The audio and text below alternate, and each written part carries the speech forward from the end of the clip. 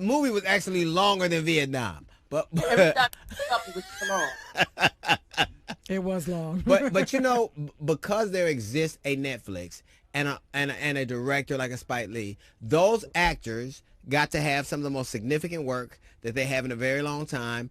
And despite, obviously I didn't believe that they were, I mean, they could have spent a little more on makeup, but they were so talented that the story still worked for me. So it's a big, it still was artistically acceptable. It was a beautiful film. I got it. And to your point, it was people that they would have said, well, why don't you do this? And we can't do this. And no one's going to relate to a story like that. Hmm. Yeah, well, the thing about us, and I always say black people are their own special effects. We are so good at what we do. That's You the cannot hilarious. That's the No, most we funny are. shit ever. Our own special effects. We do. You can are. put a flatbed truck with a palm tree behind us. We call it Vietnam, and you believe it. So that's what they do. Action. What are you excited about now? You know, I don't know. You both must be really experiencing this yourself, like the great awakening of white people. Yeah. Jews Hmm. to Right. knowledge. Right. So Yeah. I'm hoping. Actually, I don't like using that word because I'm not a hoper. I have a great expectation. Hope. Ugh. I would like to see them carry that to something that's going to change things. Because even though black people will say, "Why are we looking for them to change things?" I said because they own everything. And it really is very difficult, even if you're doing your own thing, to go around these massive systems. So I'm hearing that they're having these talks. White men are having these talks about how they're hiring, who they're hiring, how they have contributed to these systems. Also, the first reparations bill in American history has been passed by an alderwoman named Robin Rue Simmons in Evanston, Illinois. I am making a reparations documentary about Robin Rue Simmons, and we have See? been for the past 6, 7 months. And while people were talking about the 1619 project, Nicole Hannah Jones's project, here's this woman who passed after 400 years the first reparations bill. So they're just wanting to talk about it with H.R. 40 and Sheila Jackson Lee, but they're in Evanston, in the shadow of Chicago, the redlining capital of the United States. This woman who didn't even know there was a national reparations movement did it. Wow. You know what's interesting? You say so many interesting things, but entertainment, telling a story in a way, because I think the one thing about this country that I've noticed is you can't be too on the nose. You can't be so specific. You have to distract them. We're a nation that loves aspirin and orange juice. We love saccharin. We're addicted to sugar because we like sweet things. We always want to feel good about ourselves. And one of the things entertainment does, it's subversive. It has a way of having conversations that people are uncomfortable with, in ways that they can become comfortable with. And nothing does that like art. Nothing does that like art. Yep. It was like, even when you look at the first time many people had heard about, Black Wall Street and what happened in Tulsa and how destructive that was. The first time they'd ever seen it was on a TV show. The first time they'd ever known what it was on a TV show. And Yeah, that's the enduring legacy of images because Right. that's how we learn from caveman time. Somebody drew something on a wall, Right. and people were able to tell their histories, and that's what's so fascinating about the power that they've been, trying to prevent us from having. Not only to tell our stories, but to control the narrative that they, for hundreds of years, have distorted and destroyed. So you're exactly right. That I believe that image making and storytelling will change the world. and people play it cheap. They're like, oh, it's just a movie.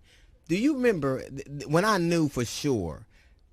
There were two stark examples that I have of how positive, how powerful image just can be. One was with the Cosby Show and how black women went to school in large numbers, and they're the most educated segment of our population because they saw a different world. They saw you on the Cosby Show. And the other is, look at how black people felt after Black Panther. Look at what I mean. They So really true. started thinking Wakanda was a real place, and it's in Georgia. We Like they did. really thought. No, we did. But it made it. It did something to them. It made them feel ways and believe things were possible they hadn't before. It's true. I get this thing, I call it the Maxine Shaw effect. Because when I was doing that show, look, I was just an actress on a show, doing a show, sort of filling a contract and hoping that people liked it, keep my job. But then over the years, over 30 years, you start to get the young people who are younger than me and some who are right in the pocket of my age coming up to me saying that they watched Max and Sean and made them go into law Right. careers, C-suites and all these things. And these people are not just anybody, DL. They're Stacey Abrams, Marilyn Mosby, Mayor de Blasio, his wife. You've Right. got judges, those five that were, I think they were elected in 2018 in Texas. Right. They run me down and say, your portrayal of that character made me think that not only could I do it, but I did it. I Yep. went Right. and now I just graduated high school. You're looking at, you always talk about I'm a high school graduate and that's it. And I appreciate my, degree. And I'm like, hey, I wish my mother probably wishes I went to college. But for people who saw my lawyer, my best version of my lawyer, which was just me doing my father, who was a preacher, and mixed in with a few colorful characters like Red Fox and and the Jeffersons, and, I they looked at that and said, that's and not only that, the hair mattered too. Right. And I got that from Whoopi Goldberg. Yeah. I wasn't like first with any of those things, but it was enough to push that image over for them to feel like they were invited into a space that they could complete. And frankly, I'm amazed because I wouldn't have thought that. But you know what, too, though? It's not just that. It was because I felt the exact same way. But what that character did for me was it made me know that it was okay to be in that space authentically as myself, like with the way that I spoke and the tone of my voice. And, I got that raspy, don't say anything, kind of deep. And I was very self-conscious about that. But when I listened to Maxine No, Larry speak, Graham from the Manhattans. No, you don't have that. it made me feel comfortable in my skin. I was like, see, I knew I could be smart, I could be sassy, and I could be right in my own authentic skin. And so I loved it. So I know, I get it. Well, you said it much better than I ever could, Jasmine. And you're totally right. I mean, image matters. And if we think about the images that have endured over not only centuries since human beings started, when you think about the Jesus story, somebody had to write that down. Right. A writer, Right. not not the people who were there. A writer, and they put it down so then people could read it and be affected by it. And so we're carrying in our hearts, whether you're a Muslim, a Jewish person, or whatever. And you know what else they did? They cast a white dude as Jesus. They really did. They did. They cast a white dude as Jesus to affect an idea. You and Jasmine share something in common, and I'm not that you both were adopted, right? So what society would have you believe is that people who kind of start out, particularly black people, who have these strikes against them it's very rare for them to kind of ascend and to learn, to learn. And not only that, to be a teacher, because the greatest teachers you'll ever meet were they harnessed the ability to listen and to learn themselves. Yeah. That's why you guys are both so demonstrative, because you started it from a place where you're not supposed to win. Yes. And I'm not trying to be disrespectful, but you're automatically supposed to lose. It's true. When I was telling Jasmine that both my parents were orphans and that I vibed, and it's because I understand their great sadness. I could feel it. It came through their pores. The oddity that they were, but also that they were their best hope for going. They couldn't think about whether somebody could come help them. I lived the first 11 years of my life in a hotel called Starlight off of Route 66. We were all in the same room, 6 brothers and sisters. My father had his first heart attack at 35. They told him that he wouldn't live beyond 17. So the fact that he lived to 52 was a miracle. But by that time, when he passed away, I thought, well, I need to keep helping my mother, with, she had 2 more children that I'm number 4. And so I just kept acting. I had gotten discovered in Philadelphia. He was an itinerant preacher. He was Church of God in Christ, AME. The German Lutherans found him. They sent him to the Lutheran Theological Seminary, and then suddenly I was in a big city. Suddenly the geography I was trapped in was taken away, and in a big city I had more opportunity. But I still had to go to the audition for this performing arts school that I was in. In the 5th week, a movie came to town, and they needed black girls, and they cast me. And I can tell you right now, DL, I did not know that I'd be the person they cast, because all these girls were so beautiful and they were demonstrably different from me. I was quiet.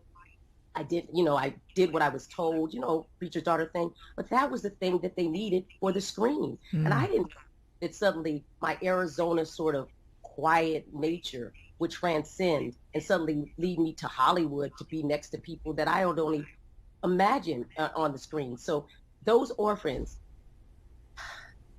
I love my mother so much. That's you know it's funny. She gave me everything. Yeah. And that orphan story is my story. You all have managed to do something that's very hard to do. You kept your signal fire bright. If you ever trapped somewhere, one of the things you need to do is keep your fire bright so you can be seen. And you all have both managed to do it in a world that's very dark. And that's why you like you are, and that's why you can tell stories from that perspective. Even though she sounds like Larry Graham, that's why people can hear her. You know what? And you have to understand. Don't be disrespectful. This time is the reason why people are relating to you all more. And you have to be very careful and very clear about what it is. And I'm speaking to both of you all. I mean, I know we're doing an interview, but you have managed to keep your fire bright in a very dark time. And that's going to matter.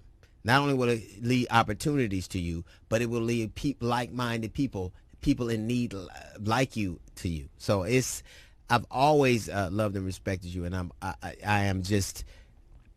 It's nice to see that light still ain't out after so many things. It really is. To me, because I really just absolutely, I just think you're the bee's knees. So well, tell it to her, damn it. How could y'all be abducted and so different? I don't. Jasmine, you talk about light, man. Let me tell you something, sister. Just love you to death, and again, the great respect goes to you. Thank you for that, and I'm going to remember that to try to let the light shine, because there are many a days where you're just so tired. Girl, ain't that the truth? Yeah. Business. It's not even about the business. This life can beat you down, but sometimes even in the act of trying to achieve, you can feel like, man, am I really making, am I really doing anything? And not that I haven't been fortunate. I don't want to be like that. But if y'all, and I have to tell you how many things that you haven't seen, how many things that I have had to endure, whether it's bankruptcy and all these things. And I'm not a person that spends money on. I do have a gold chain right here. She's like, never mind that. Wait, they bullshitting. Show them, girl. Shine. She just didn't want to get robbed after the show. That's why I know when I see people doing their thing, I'm so happy for them. Whether good, bad, or ugly, they try. That's how I feel about it. And Black people really don't get as much props between, maybe from the world, but from each other, I get the love. So DL, I received that like I got an Oscar. All right. Well, that's as close as I'm going to ever get to it. So I love you.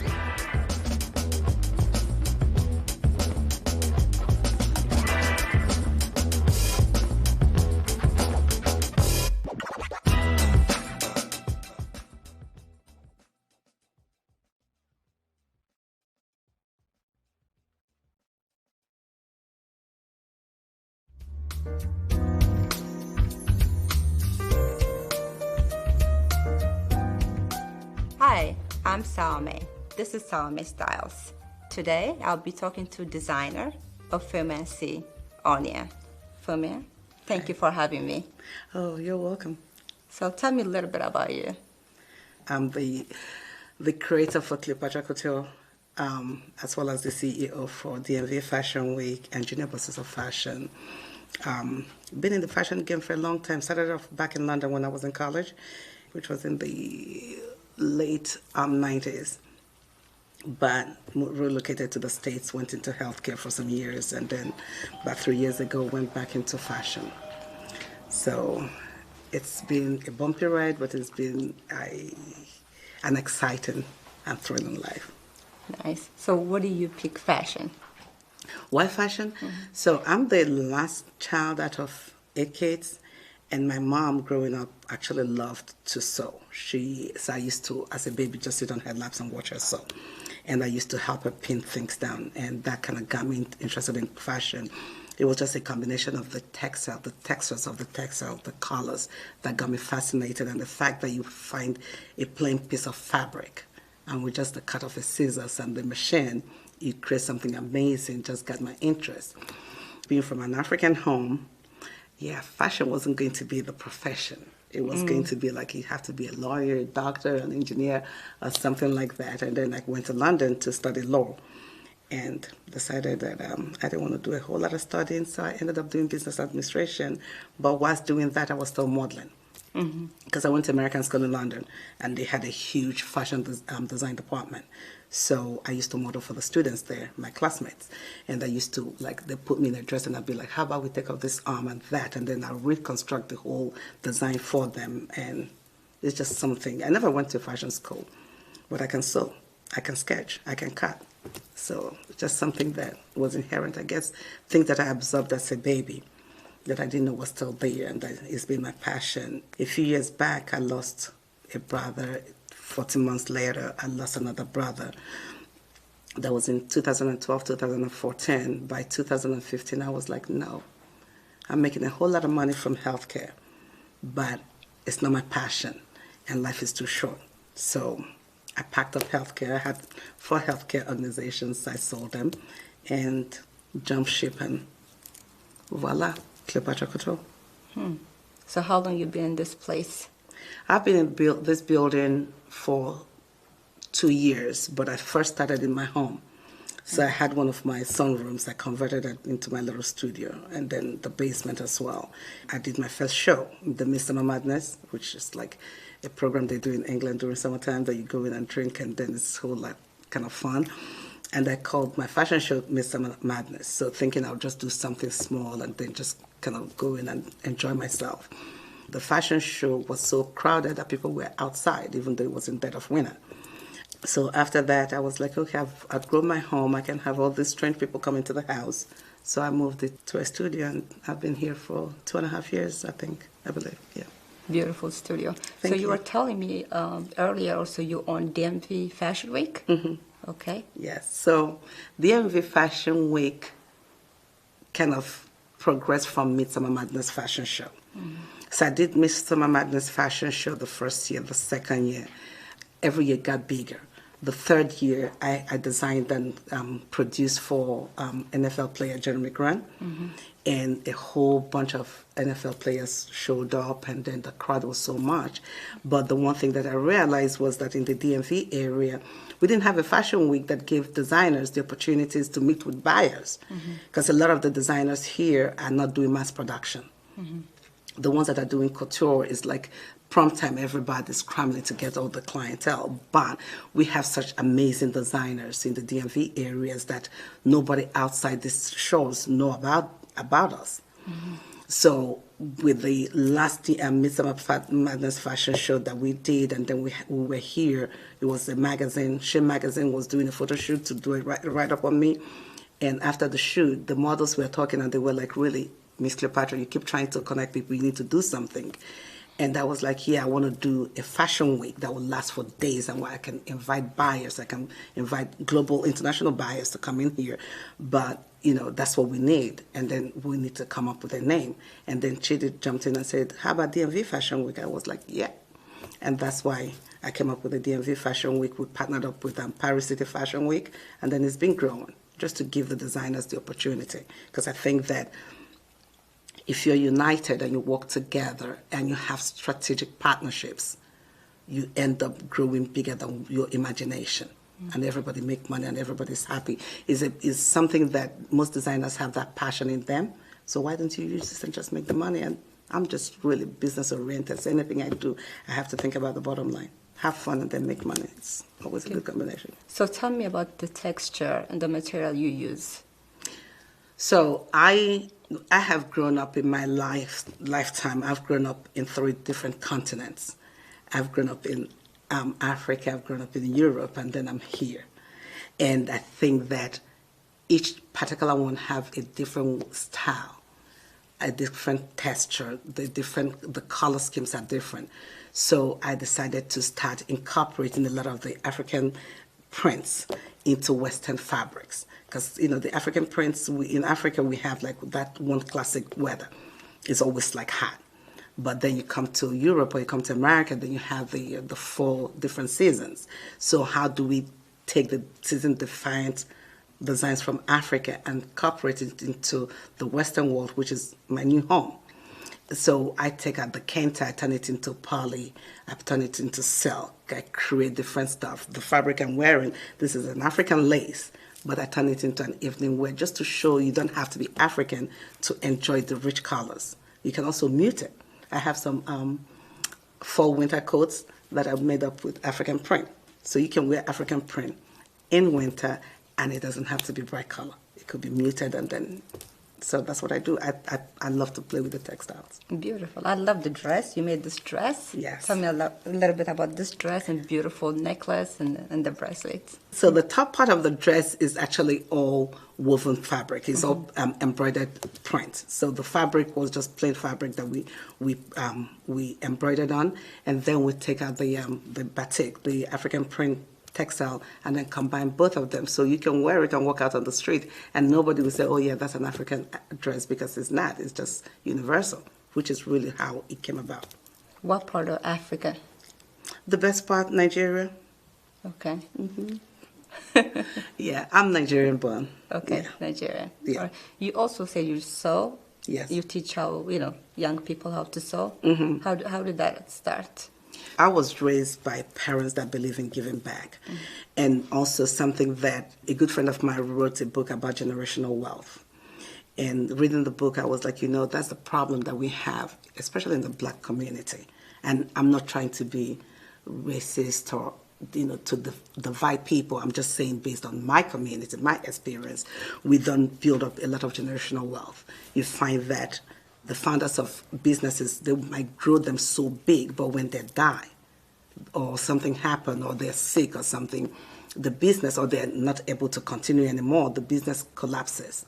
So what do you do to make sure it moves from generation to generation, like Heinz, like Walmart, Best Buy? The founders are no longer here, but their businesses are still multi-million-dollar corporations. But you have to start from young, because our parents shield us so much from what they're doing that we end up going to school and not paying attention to the business because that's business, or that's mom's business. So I started a program called Junior Bosses of Fashion, where I teach children how to become business entrepreneurs and also how to sew, how to become makeup artists, how to become fashion models, how to become stylists. Because there are different aspects of the fashion industry that any kid can be involved. But how do you do that to become your legacy in life? So the slogan for that is leaving fingerprints on the sand. Yeah. How do you describe the fashion now, this time? So like in the pandemic season or pre-pandemic, I'll describe it pre-pandemic. Yeah. The fashion evolves, right? There's some designs and some prints that I remember as a kid my mother had.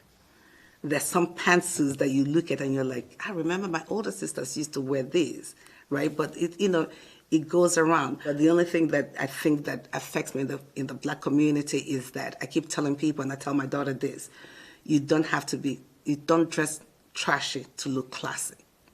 You can be classy, elegant, and sexy without the skimpiness and all that. That's one thing that's hitting our community. And then another thing that I think is that our urban wear are being dimmed down, but it's really nice, like your graphic tees, like your hoodies and stuff. Those are things that I think make the Black community so unique. The thing that we can create our own fashion instead of trying to subdue it and then incorporate other fashions because we think it's doing better. That's how I would describe the fashion in the Black community at this time. Okay. Who's your favorite designer? I like Jean-Paul Gaultier because I think that his mind is sick, and I think that my mind is sick. Like, he doesn't look at the norm. If you think about his design, he doesn't copy anybody. He doesn't follow the trend. He just creates what comes in his mind. So he inspires me. And of course, I like Louis Vuitton because of the bags and stuff. Good. Yeah. So do you think copying designer, or if someone copy your collection, do you think it's a bad thing, or are you okay with that? How do you feel about that? I've come up with a few designs that people have copied. And I look at it and I'm like, as a designer, your first instinct is like, how dare you? And then you think about it and you're like, yeah, whatever, I'll just do another one. But I don't think you copying somebody is the right way to do it. If you call yourself a designer, the design comes to you in your sleep. I can look at you and I think, oh, I would like to see you in XYZ. and then I'll sketch. I can be at a function and take out a piece of paper or take out my phone and then just sketch something in my phone because the designs come. But because people don't believe in being authentic and original, then they copy you. But I don't think that's right, and I don't think it's fair. You think it's wrong. Mm-hmm. So what do you think when other designers copies, like a major designer like Versace, Armani, Roberto Cavalli, most people copy those designers? I don't think it's right. I really don't think it's right. It's one thing if, like, because I know there's some companies that would take the design, like after the Oscars, then they do the less expensive version of that particular collection for people to wear. I don't think it's right because I think it's like almost like you're stealing somebody's mind. If God blesses me with that design in my head, why should you copy it? Just create yours. So how do you describe African fashion? Now it's growing in Europe. Okay, so it's like a two-faced thing for me. On one hand, I love it because then I'm thinking, okay, Wakanda came out and everybody's talking about African designs. It's like, oh, wow, their designs are nice. Oh, my God, it's not so bush anymore, right? But on the other hand, the one problem that I have is when some of the white designers pick up the designs, take out fabric, and don't even do justice to it. Designers and the departmental stores that won't carry it if somebody like me came to them, picks it up and puts it in the store and banks like $2,000 on it. That's the part that I don't like. Because some of the departmental stores would tell you, oh, our market is not geared for this. But then you take my face off and you put another, a white face on me, come up with a less authentic design and gives it to them, and all of a sudden it's like, wow, it's on the wrong way. That's the problem that I have. I think that, and I'm not trying to make it a race thing, but I think if you give the opportunity to one race, you should give it to the other race. That's my thing. And I love the fact that they're looking at the African art, they're looking at the music, they're looking at the fashion. But please respect us enough to offer us the same opportunity. We're all in this globe together and we're not going anywhere. How do you think we can change that? As African, woman, African designer, we see our materials, our fabrics, and our design in different places. Like you said, they're using it. How can we change that? By having our people speak up for us. By having our influential people speak up for us to say, hey, I think it's fair to do this. And also by having us do what you and I are doing now, talk about it. Like, I'm not scared to say, that's some BS. I think it's fair. Tell me my designs are not good. I will understand that. Tell me, point out things I need to correct. I'll correct it, not a problem. But if my designs and my line and my pricing is better than Miss B, then please, or rather, let me use the word Miss C, because I have somebody in mind, then please look at both of them and give it the same consideration. Don't tell me the market is not there, because we know the market is there. I have white friends that love African prints. I have African Americans that love African prints. Same thing with Spanish friends that I have. Give us the opportunity. They'll go into the stores and buy them. They'll purchase them. So I think that we need to have conversations. We need to be able to talk about it. We can't shy away from it. It's just like what happened when Naomi Campbell started at the beginning. They didn't want to use a lot of black models. And then she started talking about it. I want her and the other people to, and people like Oprah Winfrey to talk about it. Give the black designers a chance. And some of the other organizations that promote black designers, I think they need to do it that is opens up to everybody and not do nepotism. So in your part, what are you doing to change that in your community?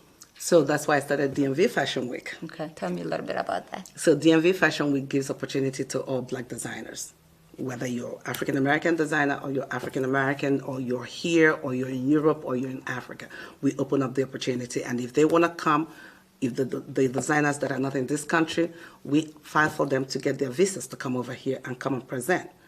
That's what I'm doing about it. We are doing the DMV Fashion Week to be able to say there are black designers that are in this area, that are in the continent of Africa, that are in Europe, that are really, really good. And everybody knows America is the hub when it comes to business. So bring them in here, open it up, and let people see their work, and then let their work speak for themselves. And how long you been doing that?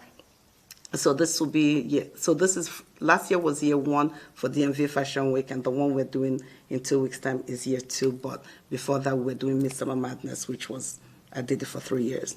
Okay. Have you done any other fashion week other than DM? I've attended as a designer. Okay. I've attended New York Fashion Week. I've done New York Fashion Week, Philly, I think, and New Jersey. I do a lot of shows with John Blassingame with New Day Associates. How was that experience for you? Excellent. Really good. Really good. To come into a place and see a whole bunch of Black designers bring out these amazing designs. It just makes you feel so proud. So what's the differences between a fashion week in New York and a fashion week here? New York is more established. They have the connections. We are trying to get established and get the connections. The good thing is that, like Macy's, we partnered up with Macy's last year, and we're supposed to partner up with them this year, but the pandemic. Then Exelon, Pepco, the electricity people, we partnered up with them. Washington Wizard is one of our partners. We were actually supposed to do the pre-launch of DMV Fashion Week at their stadium in April 15th. But because of the pandemic, it was canceled. So we're doing a lot of strategic partnership to be able to get people to notice what DMV Fashion Week is doing. How did the pandemic affect you? Of course, it affected everybody, and everybody's sitting at home. I was at home. Everybody's in their tracksuits or in their PJs sitting at home because you couldn't do anything. So nobody was buying clothing. And then Anand decided to start doing some masks for some of the frontline workers. And in doing that, we got noticed by the Coalition for Urban Housing in D.C., and then we partnered up with them, and we just delivered 1,500 yesterday to them. So that's what we've been doing. We've just been making tons of masks. Okay. Yeah. You're not making just dresses, so you also have accessories, I see, in your store, handbags? Yes, so I have my handbags, I have my shoes. My shoes are all purple bottoms to show African royalty. Okay. And then the bags, we're also doing the monogram, having the actual design imprinted in the canvas or the leather that we use. Okay. So this is actually my new baby. We also do candles. That's what you can smell. Smells really good. Thank you. Okay. Yeah. Tell me a little bit about the candle. So my candles, so far we have 4, and I've given them all traditional ethnic names. One is called the Villagers, we have the Natives, we have Sheba, and then we have the Tribe. I have 3 more lines coming out, and then I haven't given them a name, so I want to put out on the social media and tell people to give us like Afrocentric names to give the candles. But all the candles are done with all natural herbs, so there's nothing, you can put your hand in the wax and it won't burn you. So it's all eco-friendly. Yeah, this was another question I have is, you said you were from Nigeria. You went to London. What was the reason you moved to Europe? So most of my family were we were colonized by the British. So most of my family were going in and out, back and forth. And, all my life we traveled. So finally to go to school, it was my brothers were there, my sisters were there, and I had to jump ship and go with them and stay with them and also get away from my parents because they were back home. So I needed to be able to party without getting a curfew. Thanks for joining me. This has been Salome Styles. Thank you for watching.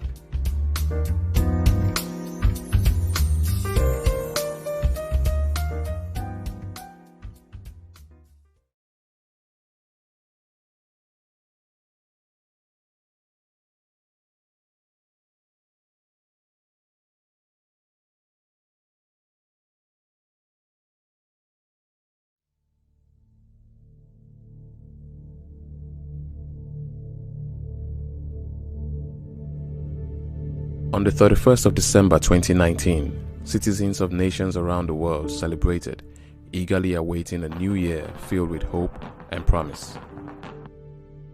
But in the city of Wuhan, China, the feeling in the air was different.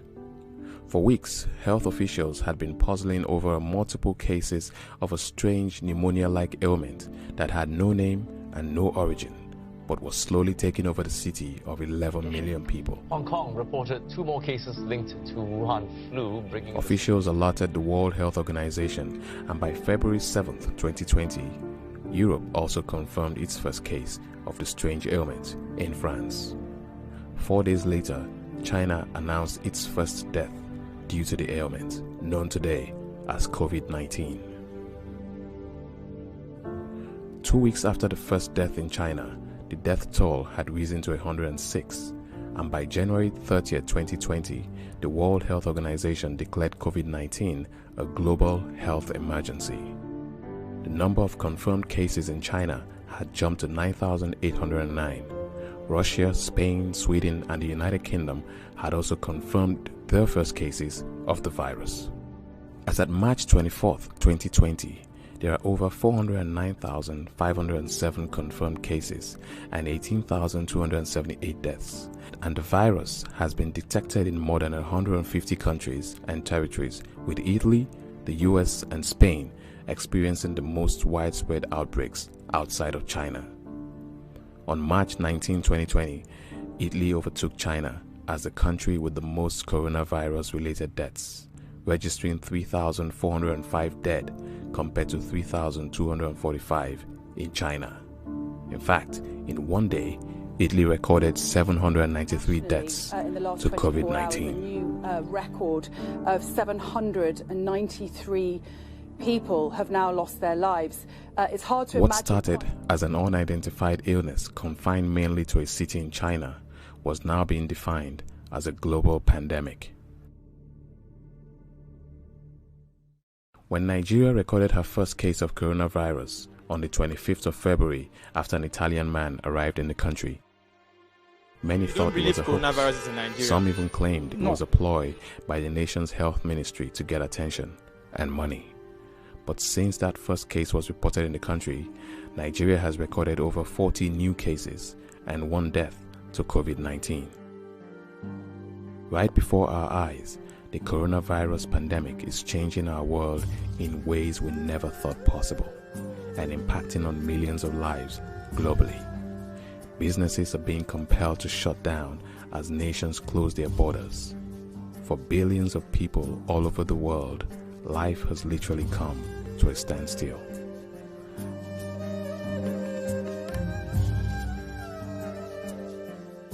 In Nigeria, new cases of COVID-19 are recorded every day. But some say the worst is still to come and we should brace ourselves for the coming storm. Definitely there will be more cases reported, and we have to brace ourselves for an evolving situation over the next few days as we work very hard. Slowly and steadily, our country is going into a lockdown. But the big question is, how prepared are we to take on this unseen, lethal enemy while adjusting our lives to the new reality of social distancing, homeschooling, virtual worship, and paranoia?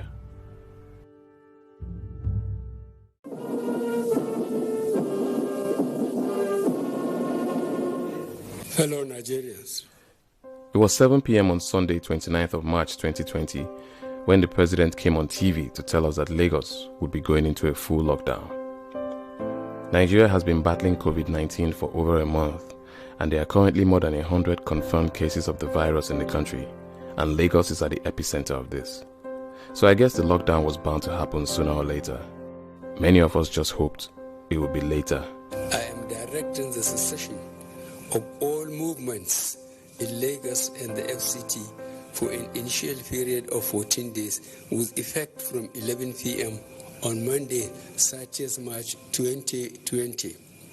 This restriction. The president's announcement meant that Lagosians had just under 24 hours to put their houses in order and dig in for 2 weeks. As early as 8 a.m. the next morning, there was already chaos in the marketplace, and for a country that is battling a virus that spreads via human contact, it was quite disturbing to see the sheer number of people pressing against each other as they hustled to stock up. But that's our reality as Lagosians. When you squeeze 20 million people into an area that is just under 1,200 square kilometers, the concept of social distancing becomes somewhat distant. But beyond the fear of catching the virus, there seemed to be a deeper fear in this marketplace, and it was the fear of tomorrow, or to be more correct, the fear of the next 2 weeks. These 2 weeks, that God hand the day, people like us now, my boy 11 children. No food, no water, nothing there. Wọ́n ní pé ká dúró nílé for 2 weeks. Ètò kí ni wọ́n ṣe fún wa? Àwọn ní nǹkan tó máa jẹ nílé, ìyàwó àtọmọ wọn ní nǹkan tó máa jẹ nílé. Kí lára ìlú fẹ́ jẹ? Inú ooru là ń sùn. Ẹ̀rẹ̀ ní pé ká jókòó sílé. Àti ẹ̀ lè ṣe 3 days nílé. À ń sùn fúnra wa, à ń wá owó fúnra wa la fi ń jẹun. So kí ni ìjọba fẹ́ sọ fún wa pé àwọn ṣe fún wa? Tán fi lè bá sọ fún wa pé ká jókòó sílé. There's nothing. Another source of great concern was the sudden hike in the price of everything in the market. Rice tó ti sọ di 20,000, 18,000 tẹ́lẹ̀, ó ti di 30,000, 28,000. Bí irú iṣu ń sìn, à ń ra iṣu ní 300 tẹ́lẹ̀, nísìnyí wọ́n ti sọ di 700. Wọ́n wá ní pé àwa tá ń tà là ń fowó lé, kò ń ṣàwa tá ń tà o. Nǹkan táwa náà ń rà làwa náà ń tà. Tá bá máa sọ̀rọ̀ wọ́n á nítorí Corolla ni kò tiẹ̀ wá yé wa rárá. Ibi tá à ń lọ nílùú Ìgbọ̀n kò yé wa. The cost of even pure water had doubled. 10 naira là ń tà tẹ́lẹ̀ ní ìsọ̀rọ̀ ti di 20 naira. Tá a bá dẹ̀ ṣe àlè jẹ, ní ìsìn èmi bí ẹnì kọ́kọ́ mi, àdàgbé àdàfà ni mò ń gbé, ọkọ mi kò ṣiṣẹ́ lọ́wọ́ ẹ̀. Báwo ni mo ṣe fẹ́ live? For millions of poor Nigerians who literally live from one day to the next, the concept of digging in for 2 weeks without work is like a death sentence. Tó bá ti ọjà tán ti ìlú Èkó pa fọ́sẹ̀ méjì, báwo lẹ ṣe fi pé ogo? Òkú máa ṣẹlẹ̀, èèyàn máa kú. Èèyàn máa ebi ní odidi ọ̀sẹ̀ méjì sà, báwo la ẹgbẹ́ ṣe sà? Ọjọ́ kan gan ìṣòro ni fọ́ọ̀tì èèyàn tó ráwà ìyá àníkóló àní bank. Tá a bá ṣiṣẹ́ tá a bá ń ṣe ń jọ̀kan lòun la fi ń bọ́rí ọ, la fi ń bọ́ àwọn ọmọ, la fi ń lì. Bá a jáde lọ́jọ́ kan, ebi gidi ló máa pa wá tọmọtọmọ.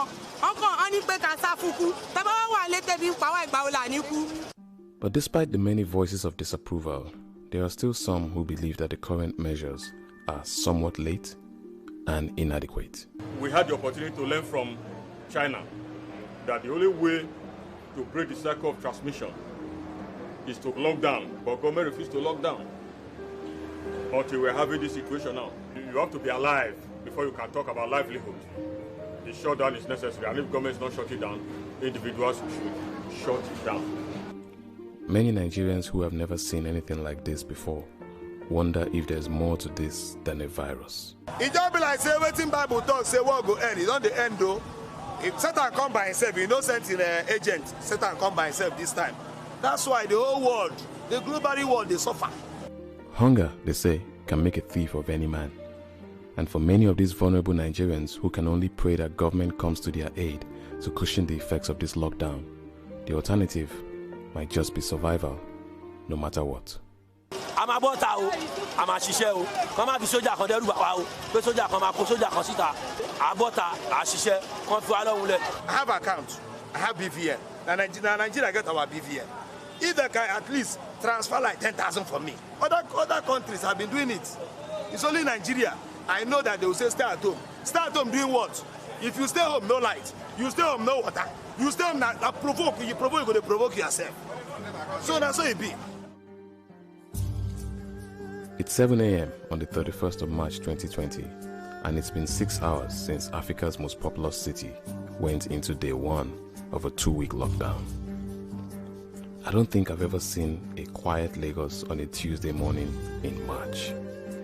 But lockdowns are happening in major cities across the world, and people are adapting to this new reality. This lockdown will be tough for many of us, but if we must flatten the curve, we will all have to bite this bitter pill so we can save our lives.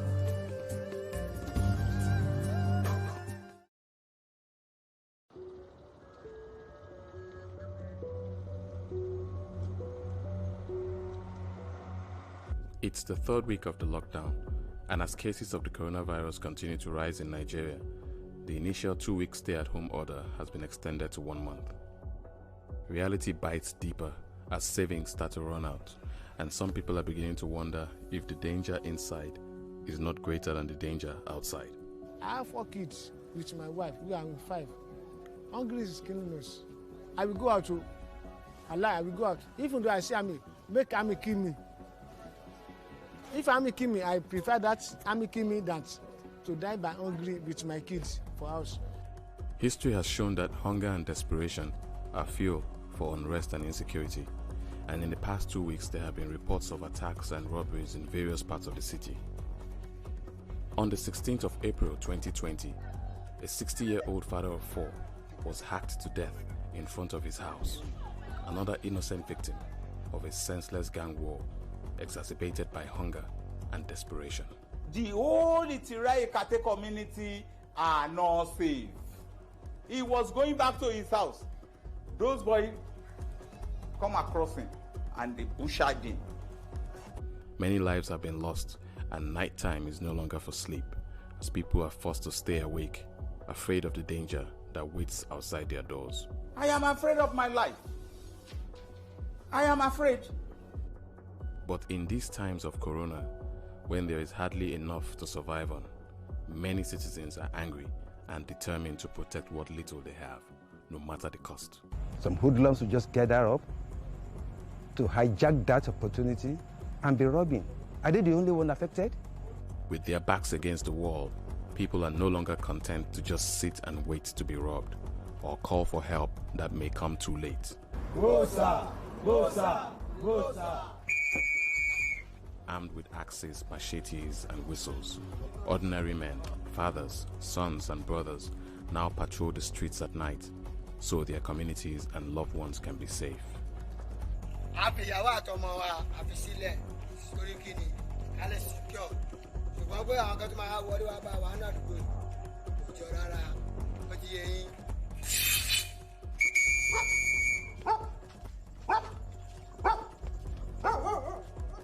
In the side streets and alleyways of the ghetto, the homeless poor find space anywhere to lay their heads for the night, sharing concrete slabs with those who have been chased out of their little rooms by the heat. As the vigilante team walks by, they keep their eyes open for anything unusual, accosting strangers and ordering anyone who does not fit in to leave the area.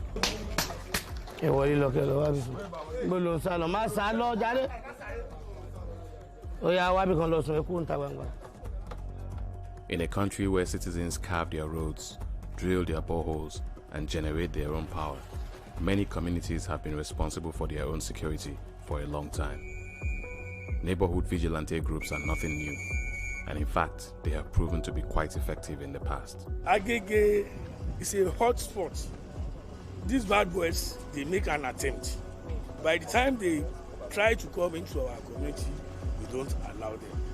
Had it been there's no vigilante, I don't think you people also can just enter here free like this.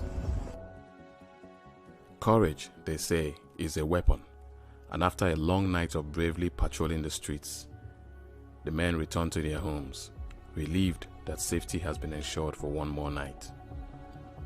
The monsters that Corona has created will be confronted again when night falls, but for now, it's dawn, and the enemy to put at bay is hunger.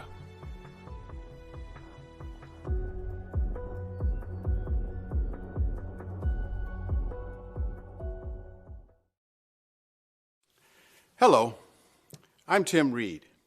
For many years, it's been my pleasure to produce a number of documentaries discovering fascinating and provocative tales, the accomplishments, tragedies, and the greatness behind some of the most unique people of color that have ever walked through life. From my archives, here is one such story.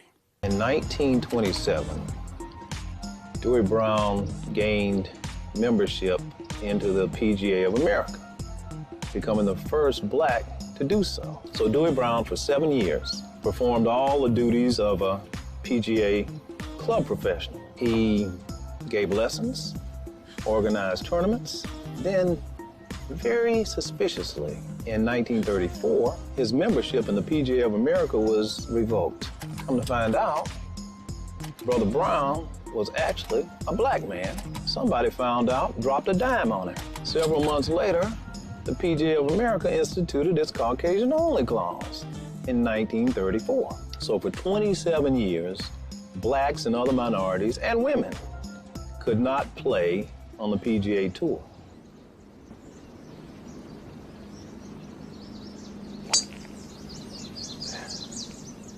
Hello, I'm Tim Reed. Since the debut of Jackie Robinson with the Brooklyn Dodgers, the African-American community has gained great acclaim in the world of mainstream sports.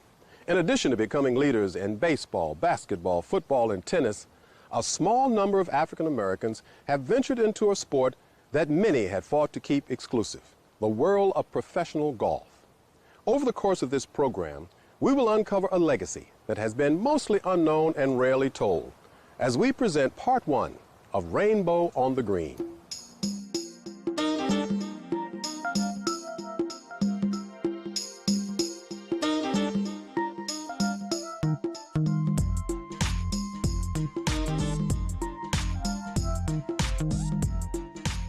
Origins of the game of golf date back nearly 1,000 years to 11th century China and 12th century Europe. The object of the game was to use the least number of hits or strokes to get the ball into designated holes across a playing field known as a golf course. Thus, the modern game of golf was born. By the end of the 19th century, golf had become a highly popular game among the upper crust of European society, especially in England and Scotland. As the popularity of golf reached the United States, international competition between Europeans and Americans led to a major historic moment at the second United States Open tournament at Shinnecock Hills Golf Course in Long Island, New York on July 18, 1896. John Shippen was a 16-year-old caddy. He and a fellow caddy, a Shinnecock Indian named Oscar Bunn, became proficient as players. So the second U.S. Open came to Shinnecock Hill Country Club, and the members wanted them to compete in the championship. They were the best players at the club. So you had these Europeans, mostly Scots, Brits, Irishmen. They raised so much hell at the thought of these minority players, these young caddies, playing in the tournament that they threatened to withdraw. The head of the United States Golf Association was a man named Theodore Havermeyer. Mr. Havermeyer told them, withdraw. The tournament is going on if only 2 players compete in it. They backed down, of course, and after the first round of the tournament, John Shippen, I think he shot a first round 81 and shared the first round lead with one of their top players. Of course, the second round, he finished tied for 4th or 5th in the event overall.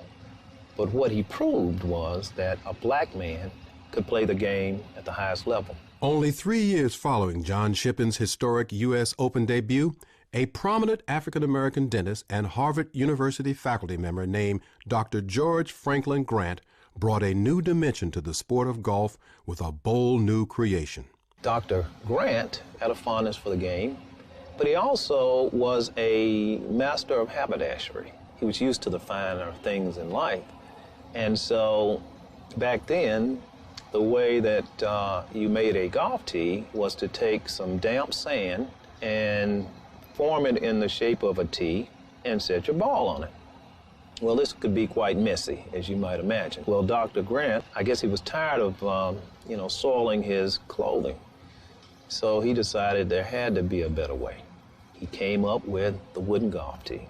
He did patent it in 1899, but he didn't exploit it. But what he proved was that blacks and other minorities had the wherewithal to find a better way. And we have done that throughout history in many other areas, and it was the same in golf. When Rainbow on the Green continues, African Americans solidify their place in golf by creating a league of their own.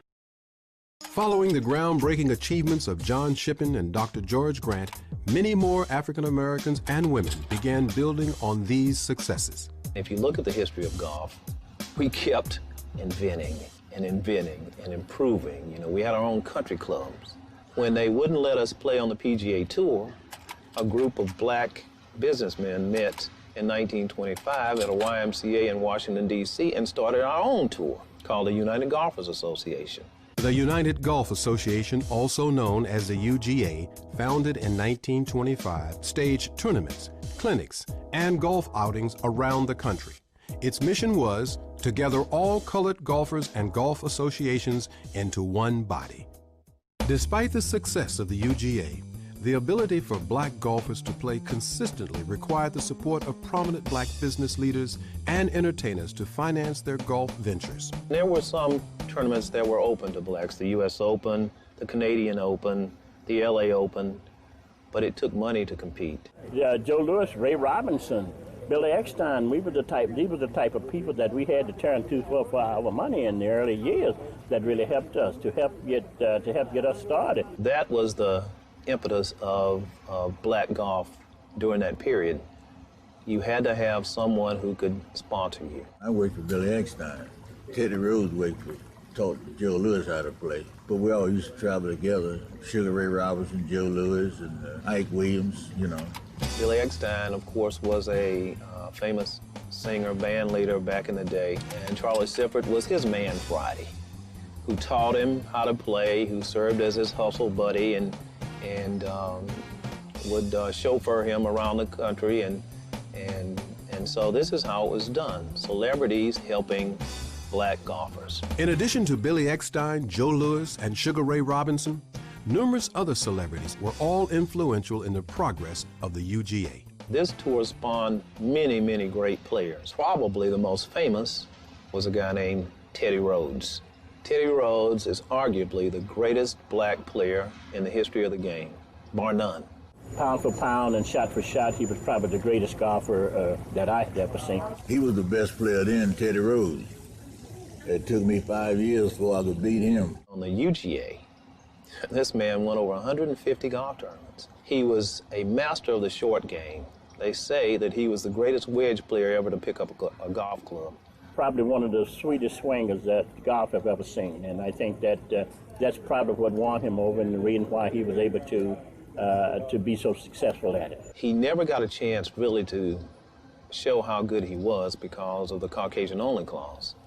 By the time Charlie Sifford broke through, Teddy Rhodes was a little too old to be considered a contender on the PGA Tour. Joe Lewis rose above the masses as one of the greatest heavyweight boxing champions and one of the most famous Americans of his time. His love for golf solidified friendships with many top black golfers, eventually leading to his support of the UGA and influence over the ultimate integration of the sport. My father was instrumental in pointing out the segregation of golf, pointing out the unfortunate consequence that black pros couldn't play on the same playing field. And I don't think that rule changed until 1960 or 62. The fact of the matter is my father sponsored a lot of golf tournaments. In 1952, my father was invited to play in the San Diego Open. He was invited by the sponsors, which were the Chevrolet dealers. And they didn't realize that there was a non-Caucasian rule in the PGA bylaws that said if you weren't white, you couldn't be a member of the PGA. If you weren't a member of the PGA, you couldn't play in a PGA tournament. But they wanted the heavyweight champion of the world, Joe Lewis, who dominated for 12 years, to play in the 1952 San Diego Open. When they learned that there was this non-Caucasian rule and they had to disinvite my father said, well, they're going to have to tell me to my face. So he got on the plane and went on to San Diego and said, here I am. And so as it turns out, they asked him to qualify, and some black pros tried to qualify as well. And he was the first black to play in a PGA Tour event in the 1952 San Diego as an amateur under a sponsor's exemption. Lewis was allowed to play, but that didn't break down the barriers. That only nudged the door open about a crack. While Joe Lewis and others continued to struggle for racial equality in golf, a group of 13 women, led by Marilyn Smith and star golfers Patty Berg and Babe Saharias, formed the Ladies Professional Golf Association, or LPGA, in 1950, opening the doors for women to stake their rightful place in the game. When we return, a former caddy from poor beginnings in North Carolina breaks golf's color barrier. Up until 1961, they had a Caucasian clause in the Constitution of the PGA that said if you were not a Caucasian, you could not be a member of the PGA Tour. We fought that very heartily and carried it to the courts of California, where it was stricken out of, and we were able to become members after that. Charlie was the first to become a member, then Ray Botts, and then Pete Brown and myself. So I was very fortunate to come along at a time when it was a lot easier than it had been for Charlie, you know. Charlie Sifford says, don't give up hope. Watch what I do with this shot. Get in there! Despite dealing with racial slurs, death threats, and hate mail, Charlie Sifford never backed down. And in March 1960, his perseverance was rewarded by becoming the first African American to receive a tour card to play on the PGA Tour. Charlie Sifford. Charlie's been a good player a long time, a hard worker. Deserves a lot of credit. Okay, Charlie. Good shot, Charlie.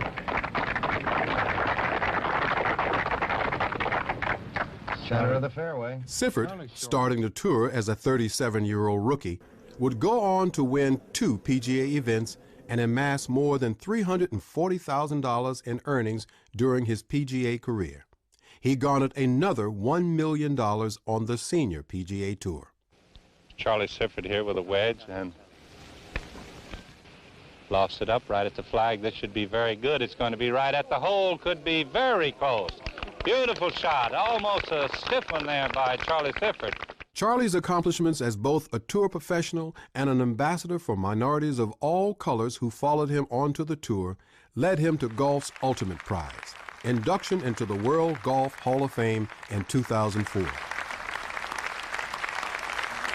The World Golf Hall of Fame, as you probably heard called a number of times, is golf's highest honor. To have someone who literally blazed the way in golf, you only have one of those. Charlie, had he played in his 20s, he might have won 40, 50 tournaments.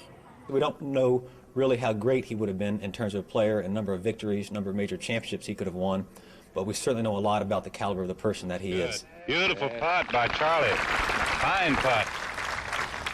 You're going to have to forgive me because this is touching. A little old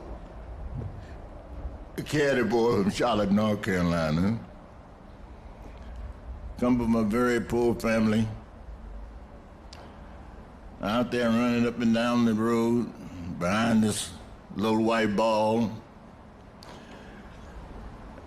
and getting inducted into the greatest hall, the World Hall of Fame. How about it? I started out in this game, I wanted to do 5 things. I wanted to win a golf tournament. I wanted to play in the National Open. I wanted to play in the U.S. Open. I wanted to play in the Masters. And I wanted to get in the Hall of Fame. Well, I got 4 out of 5, so that little old golf I played was all right, wasn't it? Coming up on Rainbow on the Green, with the color barrier broken, golfers of all colors joined the PGA Tour.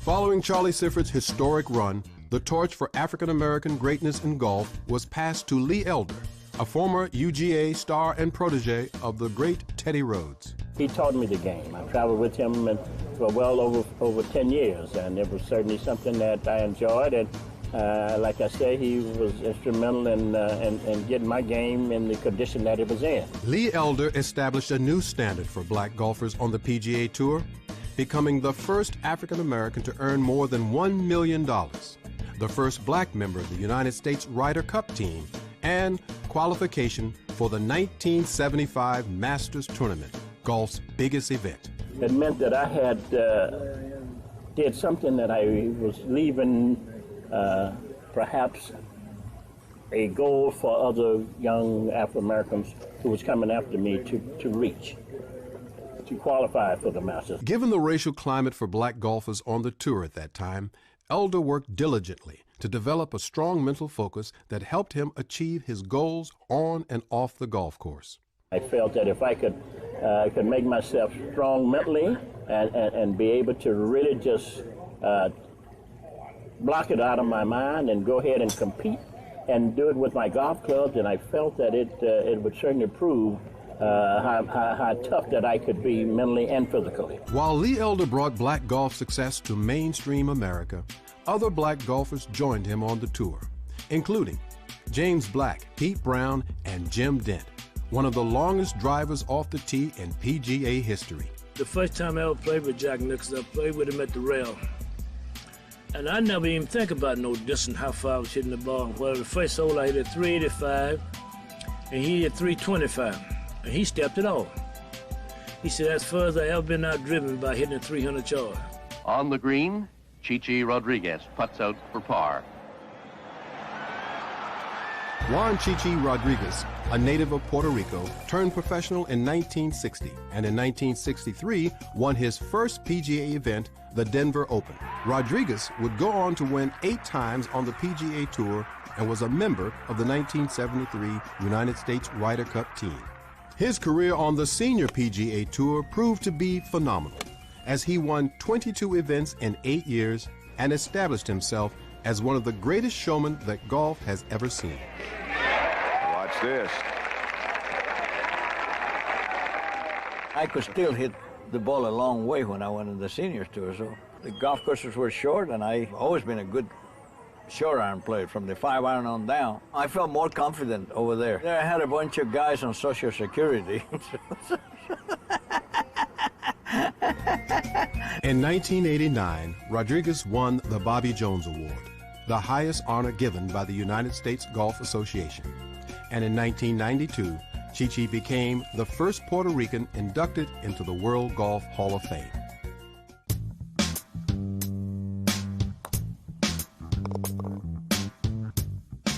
In this episode of Rainbow on the Green, you witnessed the transformation of golf from its segregated roots into a true multicultural sport, showcasing the very best regardless of color.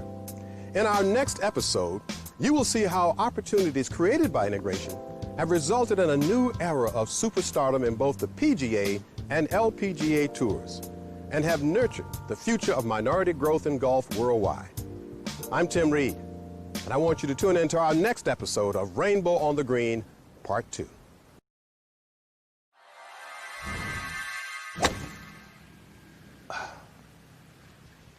Hello, I'm Tim Reed. In Part 1 of Rainbow on the Green, we explored the groundbreaking accomplishment of early African-American golfing pioneers like John Shippen, Charlie Sifford, and the United Golf Association. This legacy of achievement was only the beginning. Over the next half hour, we will explore the journey of women and other minority golfers and investigate what the future holds for them as they emerge as global superstars in the world of golf in Part 2 of Rainbow on the Green.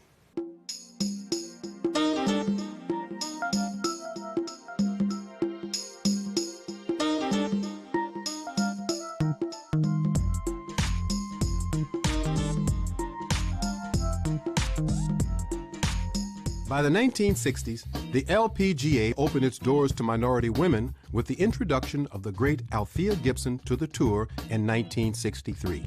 Gibson, already considered one of America's greatest athletes, had broken the color barrier for women in tennis in 1950. She played in 171 LPGA events from 1963 to 1977. Renee Powell joined Gibson on the LPGA Tour in 1967 after a successful run winning UGA national titles from 1959 to 1961. Powell now manages Clearview Golf Club in East Canton, Ohio, the first golf course in America designed, built, owned, and operated by an African American, her father, William Powell. Following the paths forged by Althea Gibson and Renee Powell were Japanese golf sensations Hisako Higuchi, winner of 69 titles on the LPGA Japan Tour, and Ayako Okamoto.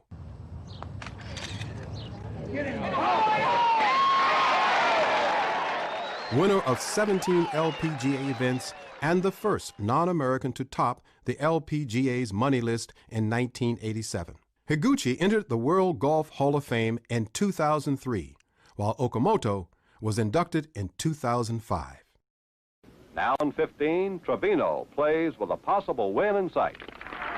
The birdie puts Lee Trevino at 12 under. The acceptance of Mexican Americans as great golfers came with the career of Lee Trevino, the first Mexican golf superstar. You're 150 to the pin. Little 8-iron down. 155. Oh, oops. Now hit the 8. Hit the 8. No, you're supposed to jump. He's going to caddy for me this week. I'll tell you one thing, if I caddied for you, you'd have done won the Grand Slam a long time ago.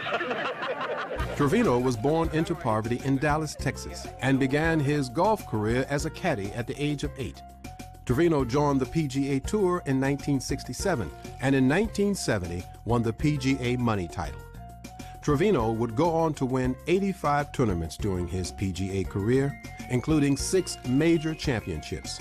Trevino, also known as Supermex, was voted the 14th best golfer in history by Golf Digest magazine in 2000. When Rainbow on the Green returns, the late 70s sees the emergence of golf's first Latina superstar and one of the most successful black golfers ever.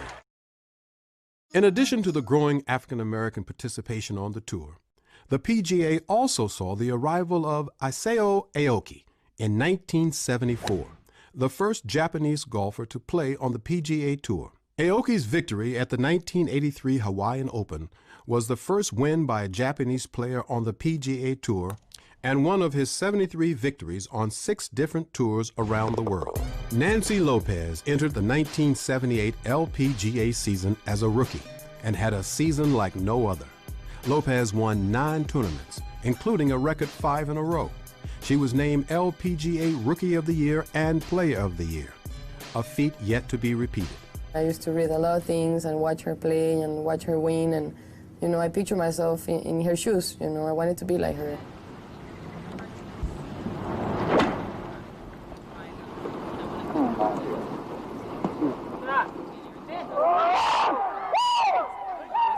Lopez won 48 LPGA tournaments and was inducted into the World Golf Hall of Fame in 1987 at the age of 30. Calvin then with his tricky little 8-footer coming up the hill. Might break a little from his left.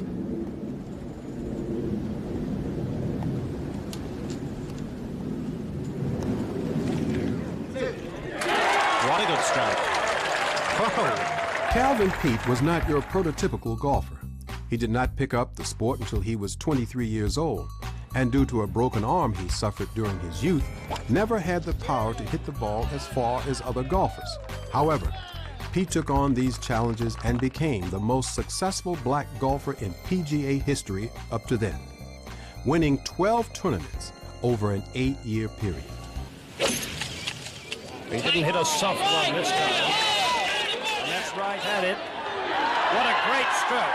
In addition to his tour success, Peete played on 2 United States Ryder Cup teams and led the tour in driving accuracy for 10 consecutive years, an achievement that may never be matched. Pete's outstanding career was only a prelude to another legendary career. Tiger is the most complete golfer that I have ever seen in my life. The man does not have a weakness. Eldrick Tiger Woods has become the symbol of world golf and one of the most dominant and influential athletes in history, a child prodigy who began playing golf at the age of 2. Tiger won his first tournament, the Junior World Golf Championship, at the age of 8 and won the U.S. Junior Amateur Championship 3 times. He won 3 consecutive U.S. Amateur Championships, firmly placing his amateur career as the greatest in golf history. Tiger's professional career, which began in 1996, has been nothing short of phenomenal. To date, at the age of 31, Woods has won 61 PGA Tour events, 5th all time, and 13 major championships, second most of any player of all time. Do you think that Papi Ortiz is the athlete that Tiger is? There's no way. Roger Federer, to win a tournament, has to beat 6 people. Muhammad Ali beat 1 guy, world champion. Tiger Woods has to beat 153. That is quite a difference. Tiger also has become a symbol for multiculturalism in golf, and his incredible talent and allure has drawn millions of people of all colors worldwide to watch and play golf. Tiger has done so much for the U.S. sport, the international world of golf, because a lot of people say, I want to be like Tiger. It's a big word to say, but they're looking for another Tiger Woods, but it's going to be a long time before they find a Tiger Woods because his father taught him everything he knew. Nota Begay III is a former teammate of Tiger Woods at Stanford University and a 3-time college All-American. In 1995, he became the first full-blooded Native American ever to play on the PGA Tour. One of the few golfers ever to shoot 59 in a pro tournament, Begay, a native of Navajo and Pueblo descent, has won 4 times on the PGA Tour and is a role model for Native American youth nationwide. Well, that was a good, clean hit, and it's a great line. What a shot. Oh, this is a great shot. In 1998, Se-Ri Pak joined the LPGA Tour as an unheralded rookie, and like Nancy Lopez 20 years prior, started out with a bang, winning 2 major championships that year en route to 4 victories and the LPGA Rookie of the Year award. During her 10-year career, Se-Ri has won 24 PGA tournaments and 5 major championships. Pak was inducted into the World Golf Hall of Fame in 2007 at the age of 30. Se-Ri Pak's success has led to a Korean revolution in golf.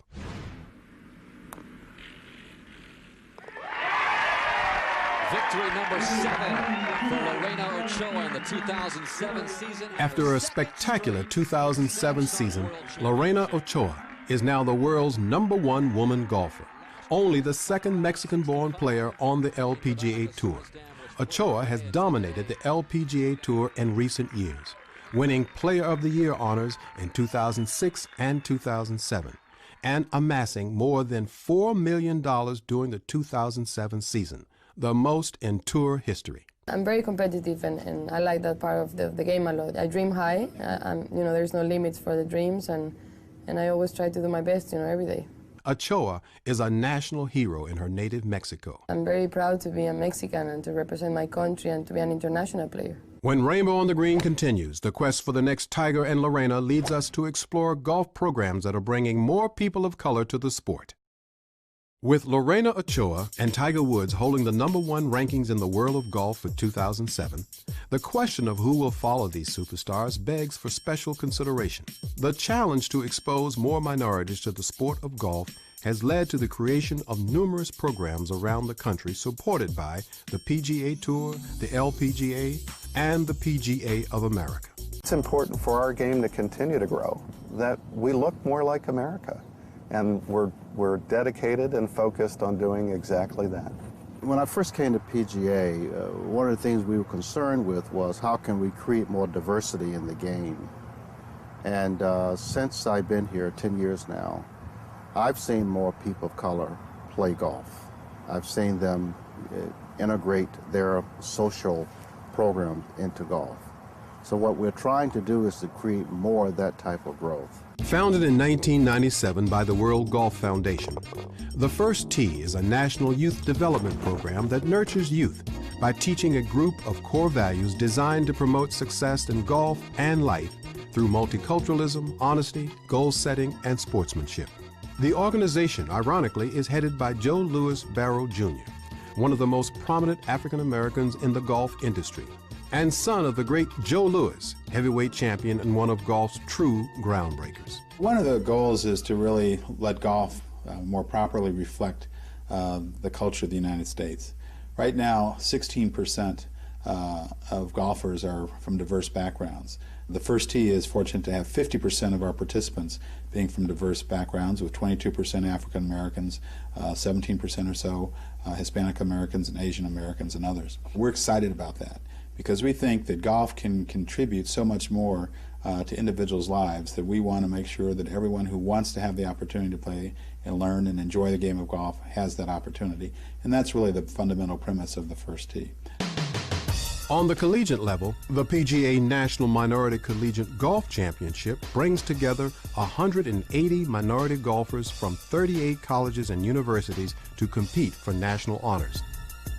Off the course, golf has expanded from minority exclusion to minority ownership, with more people of color owning golf courses and golf-related businesses in the United States than ever before. One of my jobs is to figure out how to make those connecting points between minority-owned companies and the industry to start creating more sharing of that wealth among the ethnic groups. The Oneida Indian Nation opened the Turning Stone Resort and Casino in 1993 near Syracuse, New York, and later launched the Atunyote Golf Course, one of the finest golf courses on the East Coast. In 2007, The Oneida Nation hosted the PGA Turning Stone Resort Championships, the first PGA Tour event ever held on Native American soil. We're like unknown in the world. We're almost unknown in America. The stories about American Indian people have not been told.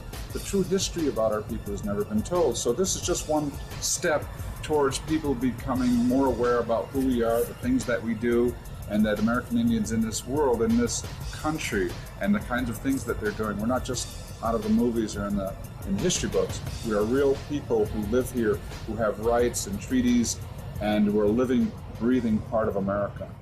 Bull Creek Golf Course, located in Lewisburg, North Carolina, is an 18-hole course built on farmland owned by the Massenburg family for more than 80 years. The course has become a target destination for golfers around the country. Following a stellar Hall of Fame golf career, Chichi Rodriguez moved back to his homeland of Puerto Rico to build what he would call a legacy to my country. The golf course he built, El Legado, or The Legacy, is truly a testament to Chichi's incredible vision and love for his people. Boasting 4 top-caliber courses, the Innisbrook Resort remains one of America's premier properties. In early 2007, Sheila Johnson, a noted philanthropist and entrepreneur, and one of the most powerful women in American sports, purchased the resort and immediately began remodeling a property that was already considered one of the nation's best.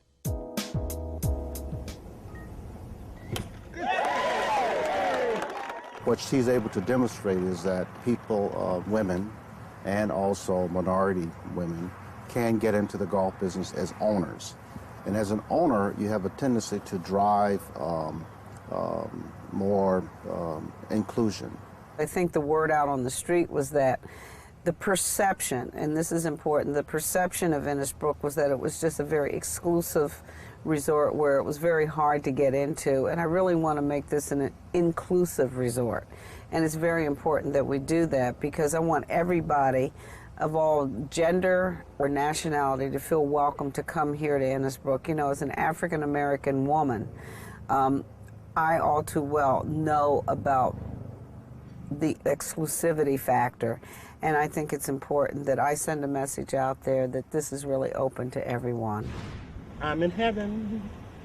I'm in heaven. Outside the United States, another significant moment in golf history took place in October 2007, when the PGA of America held its first PGA Grand Slam of Golf event on the island of Bermuda.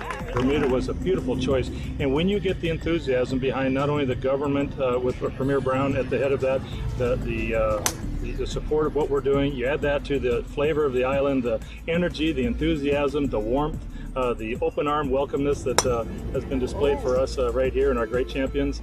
It was an easy decision to make, and we are so proud to be right here in Bermuda at this great golf course, Mid-Ocean Golf Club. So we're excited. This is just a day for the history books. For me personally and for Bermuda, we worked on this for a long time. And now that it's here, it's showtime.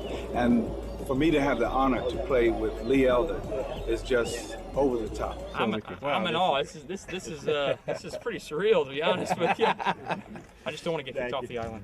The sport of golf has evolved into a popular recreation. With millions of minorities in the United States playing the sport, golf is destined for continued growth for the next decade. Just from behind the desk here, the calls I get every day, the emails, it's a tremendous response from black women. They're taking up the sport later in life. Some of them are 40, 45, but they are heavily taking up the sport. And I even heard a number where golf is the fastest growing sport among African Americans. So with that in mind, and the calls that I get every day through the office, I can see that African Americans are very interested in playing this game and being involved both professionally and entrepreneurially.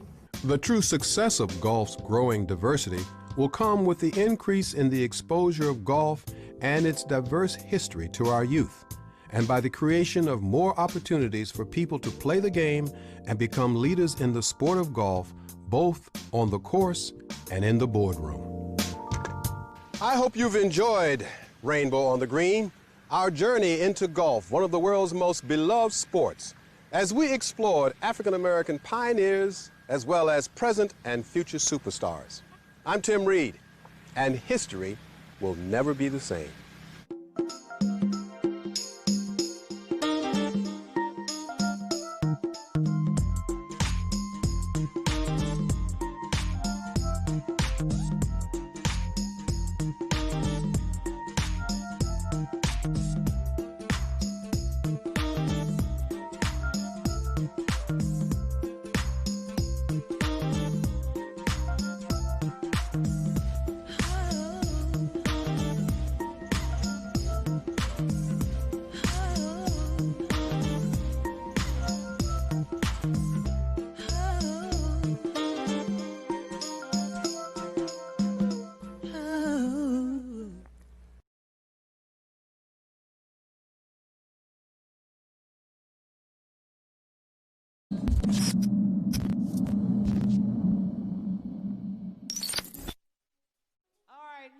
Now, I must read the disclaimer one more time.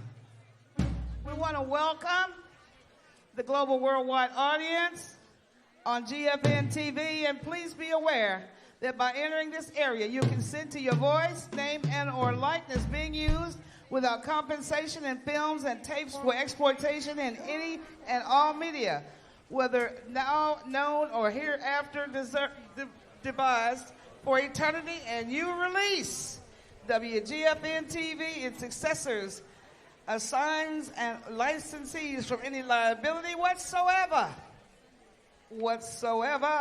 of any nature. Do not enter this area if you do not wish to be the subject of the foregoing and be seen by our global friends that love jazz all over the planet. So let's welcome them in. Give them a hand, St. Louis. Welcome all our friends in. We're streaming live on GFN-TV. Give it up, St. Louis, give it up. Yeah. All right. Yes. We don't want the global audience to know St. Louis is asleep at the festival. They say, well, they have neck bones and barbecue ribs, biscuits and cornbread. Did you say neck bones? Did you say neck bones? Girl, don't start me up now.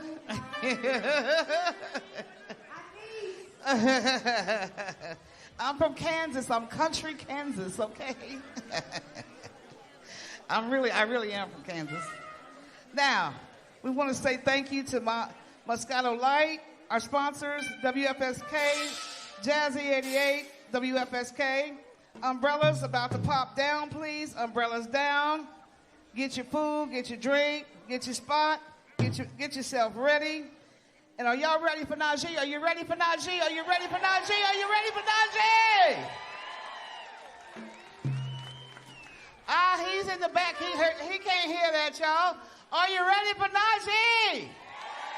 Are you ready, y'all? We got 30-some years of hits coming now out of this man. Are you ready for Najee? All right, coming to the stage, live and in color.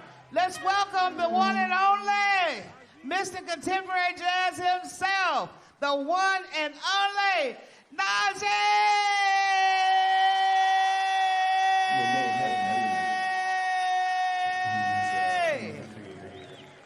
Or confident of Almighty God.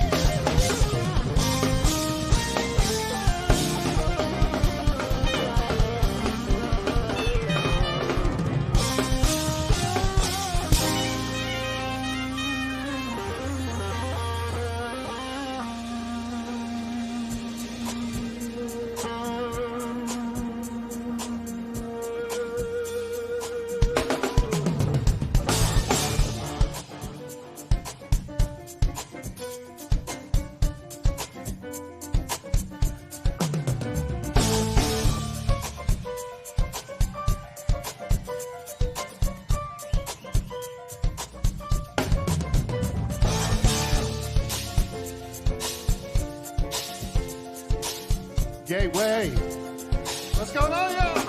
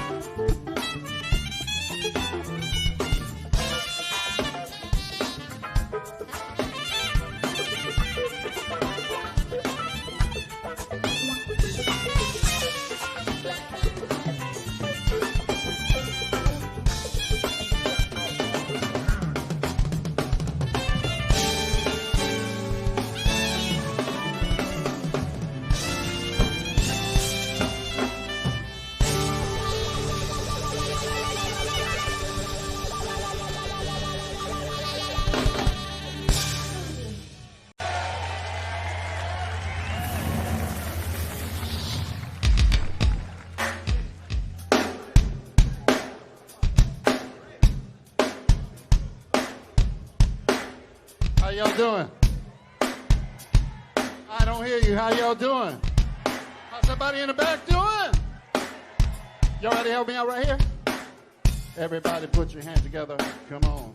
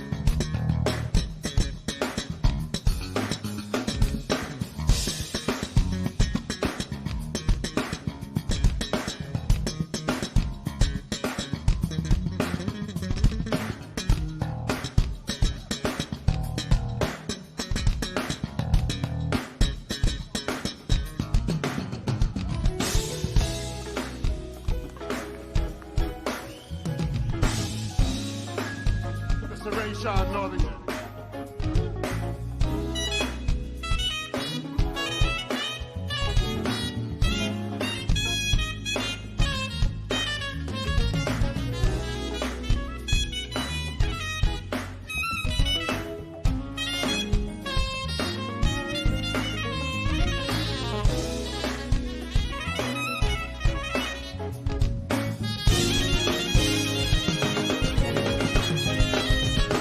You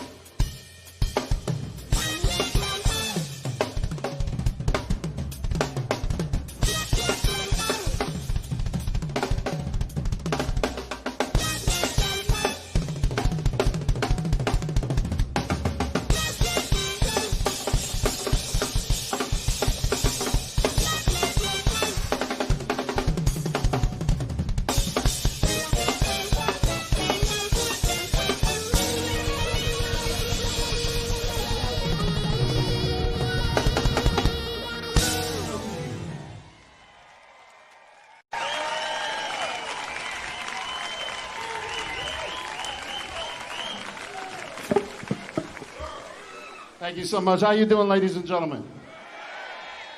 I want to thank you all for coming out and supporting live music, all right? How about a nice round of applause for all my friends? I don't get to see them often. All right, Mr. Brian Simpson, Mr. Kelly Minucci, all right? And so many others. Oh, Mr. Nick Coleon, of course, Mr. Steve Cole, all our good friends back there. Come on, let them feel you back there. They back there. Yeah. All right. Ladies and gentlemen, it's an honor to be here. It's been some time since I've been to the Missouri area. I know, right? It's been a while. I don't know why we get to Chicago, we get to Kansas City. We haven't been here in a while. It's nice to be here, though. Thank you. And then in my allotted time, I'm trying to do as many songs from my previous albums as I can, all right? All right. So with that being said, if you will promise to sing along with me on some of these things, we're going to take you back. Is that all right? Are you ready? I still don't hear you back there. What? You know, I'm from New York, man. You got to show me. Or is that here? Right? All right, here we go, y'all. Come on.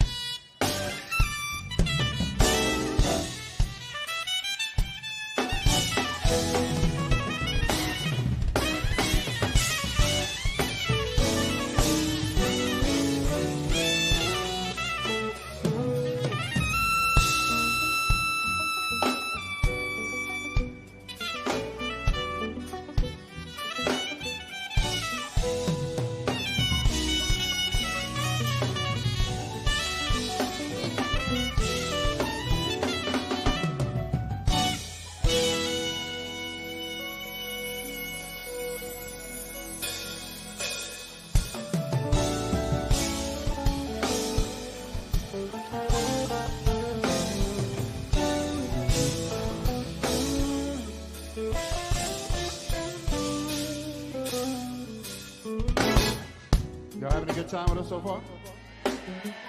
All right, we'll take it back. We're going to a song for a very special lady. She's not my ex-wife, but she got the house, I got the song. You know what's up.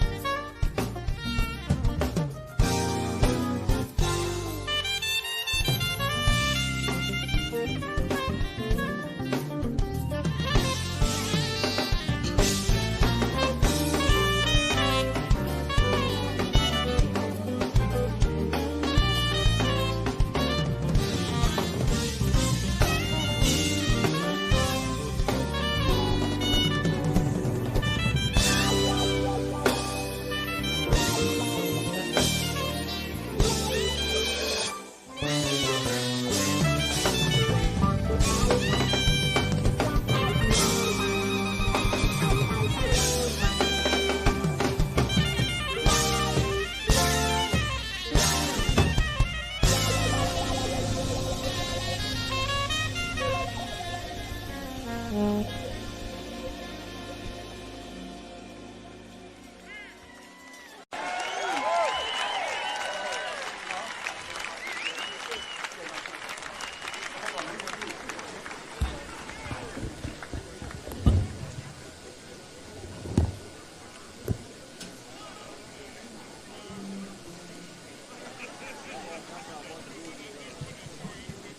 don't mind if I take a break from the soprano saxophone, do you?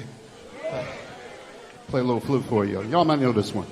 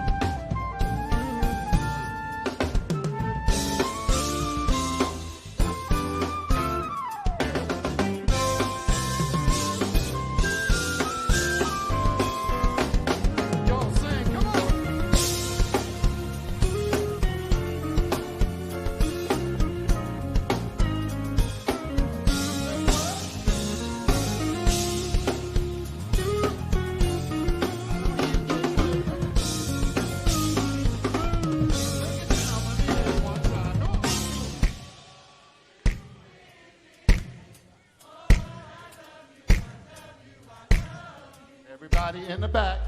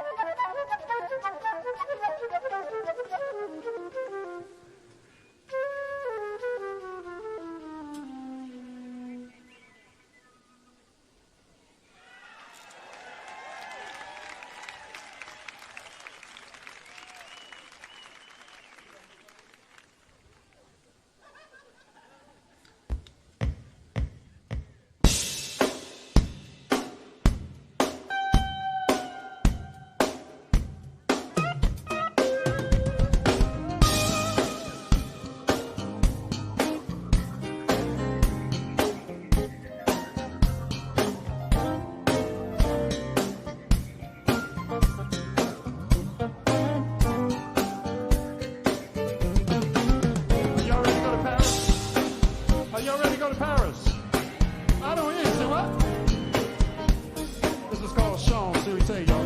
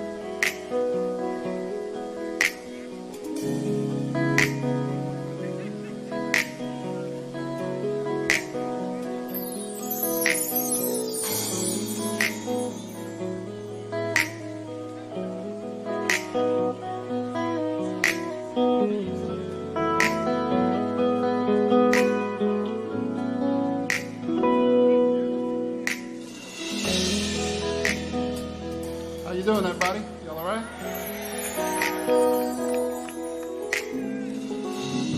I want to take a minute to recognize a couple of people in the house.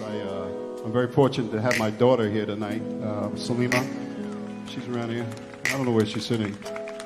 She's here with her husband. Where are you at, daughter?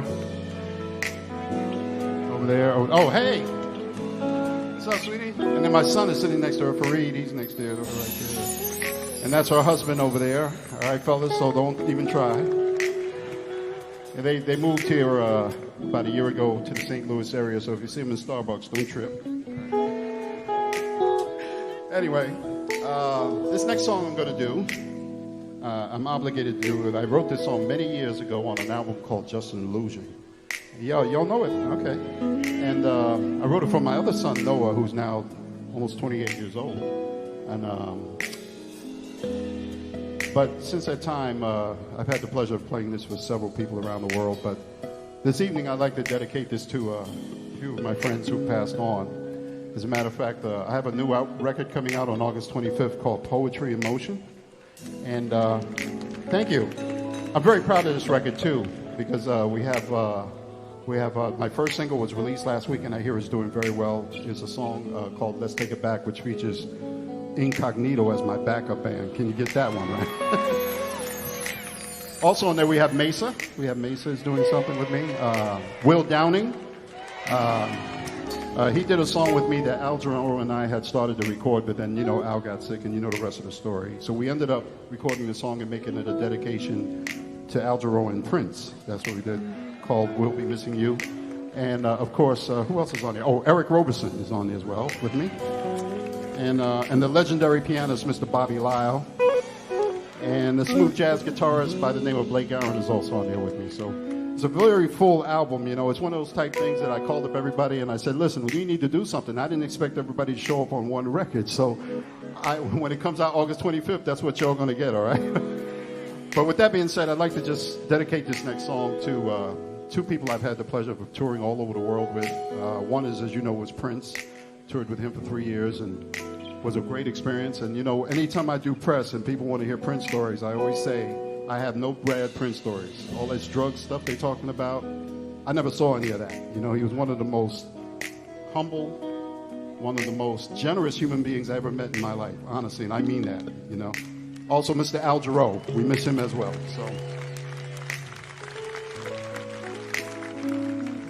So this song is called Noah's Ark.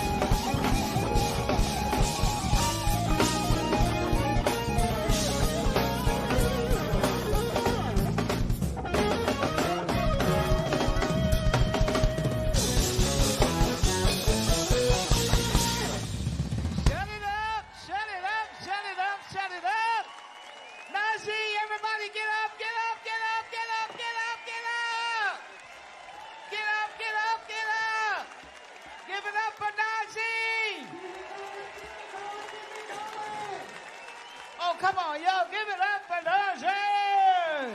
Yeah. Shut it up. He shut it down. He shut St. Louis down. Bam. Knocked y'all out real good, didn't they? Najee, the man. Give it up for the band. The band. Woo. Now, may I ask, are y'all having fun yet? Finally, thank you. Don't let me get happy out here. We have a perfect day. We have an inaugural festival. We have great entertainment. We have the world's greatest jazz fans, all right? What else could y'all ask for? Yeah. Are you happy now? All right. Coming to the stage. I want you to show your love. And I told y'all early on, there's no charge for applause, okay? It's the only thing still free in our country, for real. Please, but the band members, oh man, he's bad. Give him a hand, y'all. Now, I really want y'all to give some thunder love to my brother. Now, you see, you know I'm dangerous on the mic, don't you know? To Mr. Somerset Jazz. He had a dream. Yes, he did. She said, Sharon K., would you stop? I can't help it. He had a dream. He said, Sharon, I think about St. Louis. I'm like, huh? Last year, he said, I'm thinking about St. Louis. Okay, and I was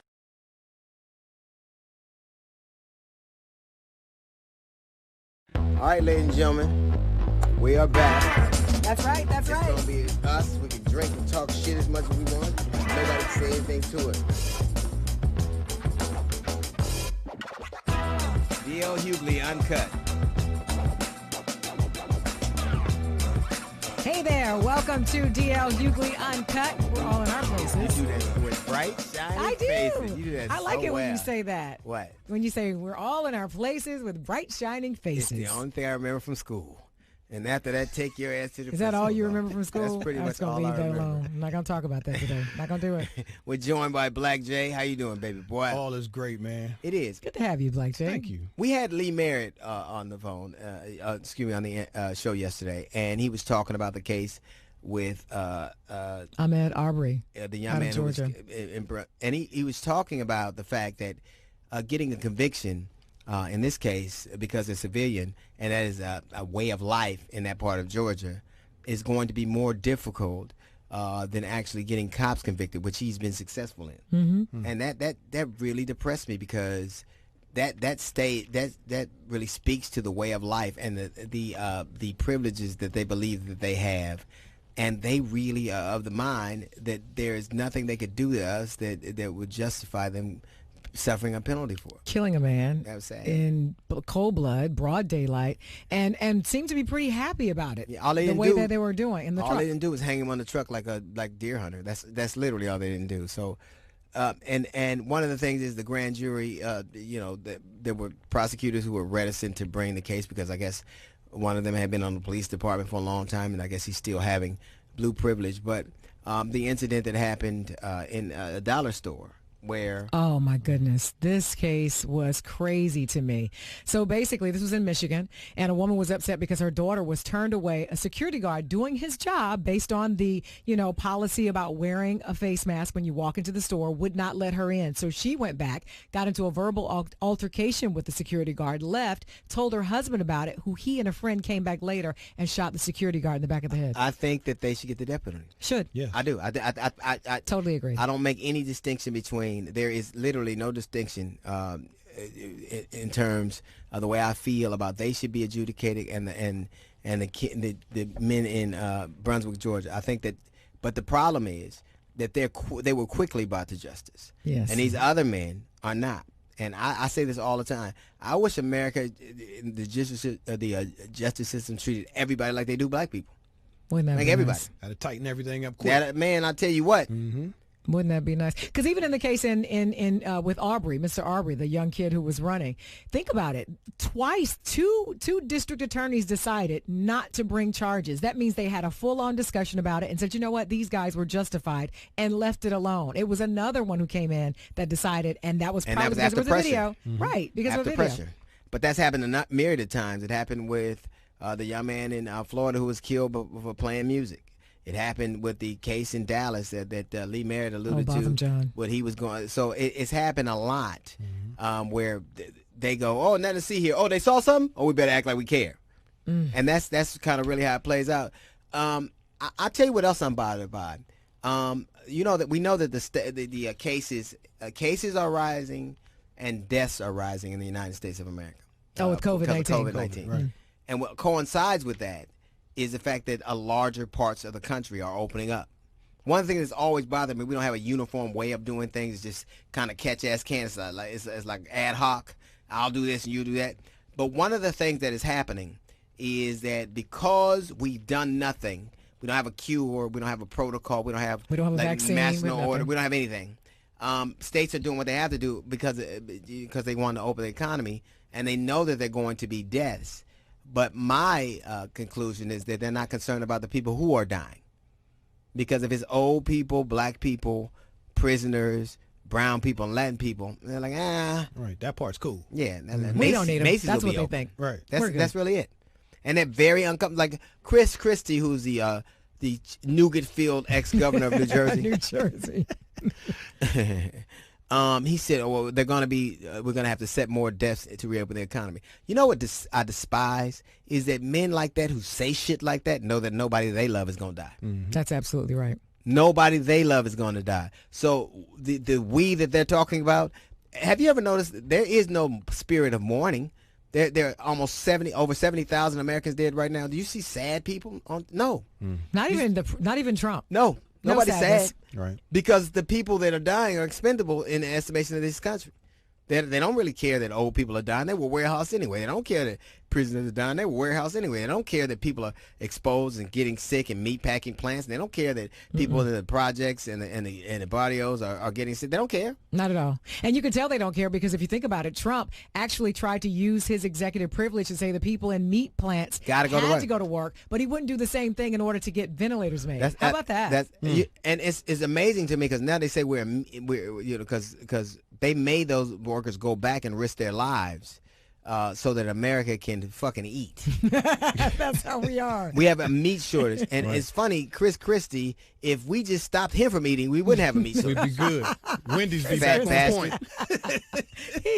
How is that fat son of a bitch even out? I know he has a pre-existing condition. But that's part of his problem. He was saying, listen, I want it, if it's up to the physicians and the epidemiologists, we will be in the house for another year, and I don't think that's reasonable. He can't even move. Be quiet. It's a simple rule. His fat ass definitely got a pre. If you can't see your feet, you should have your feet shouldn't see the street, fat ass. And we're not uncomfortable with people dying. Be quiet. You uncomfortable standing up, you fat bastard. It's like watching my 600-pound politician. Right. Oh my goodness. We got to get used to people dying. You probably do that every night when you snore yourself to sleep, you son of a bitch. The fuck.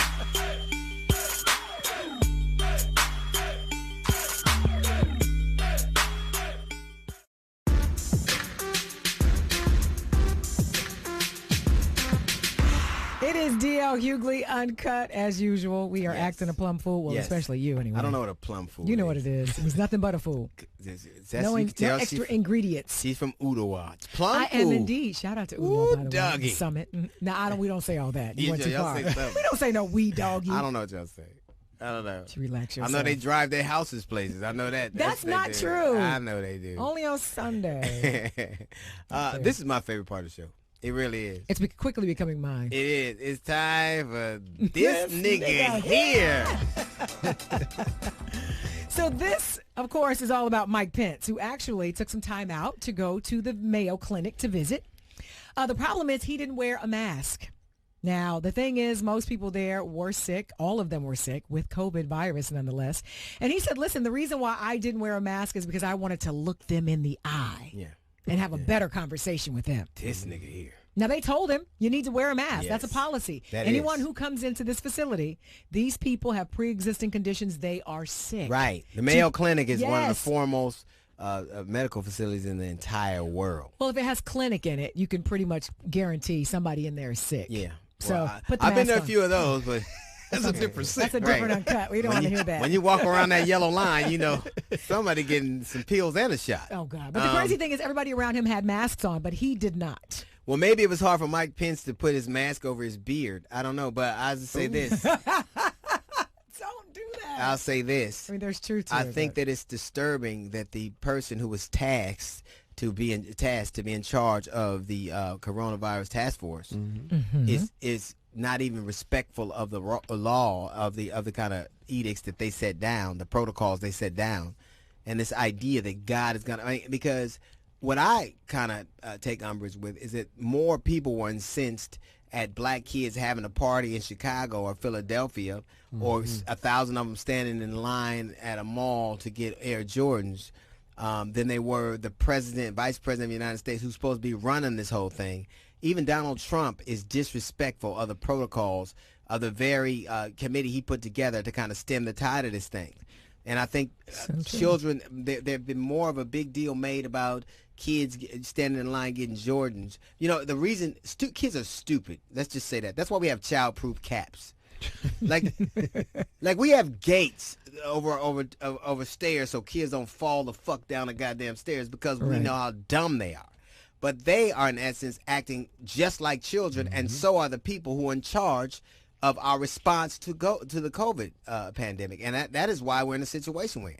Well, the other problem is, if you think about it, I've seen a number of videos of police officers in various places tackling people of color, by the way, who don't have a mask on. Right. But Mike Pence can walk into a place where everyone there, pretty much the patients, are sick without a mask on. And then stand at the podium and tell us, make sure you wear a mask and social distancing. And you're talking about policemen arresting black people with no mask on. This is the first time police has ever asked niggas to put masks on. It's true. If you're going to come to this grocery store, this bank, put a mask on. Cover your face.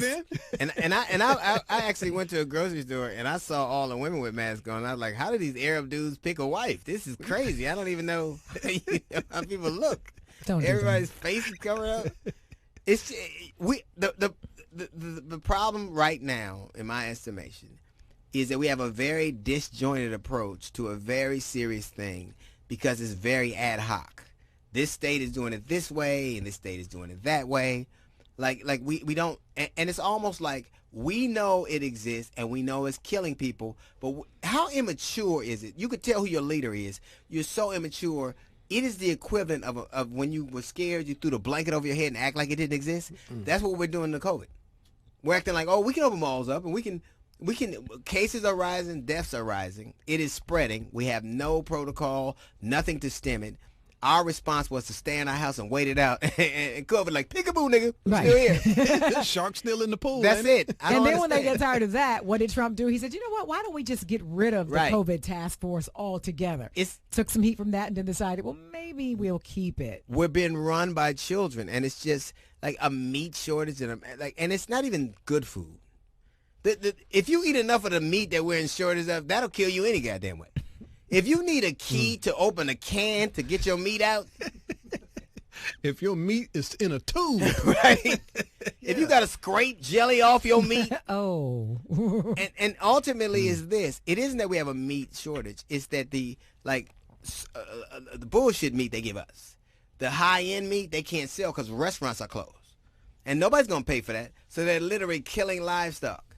And I thought these people they're aborting pigs. I thought they were against abortion. Depends on if it's pepperoni or not, bro. Life begins at bacon. Like they would. It isn't that we are short.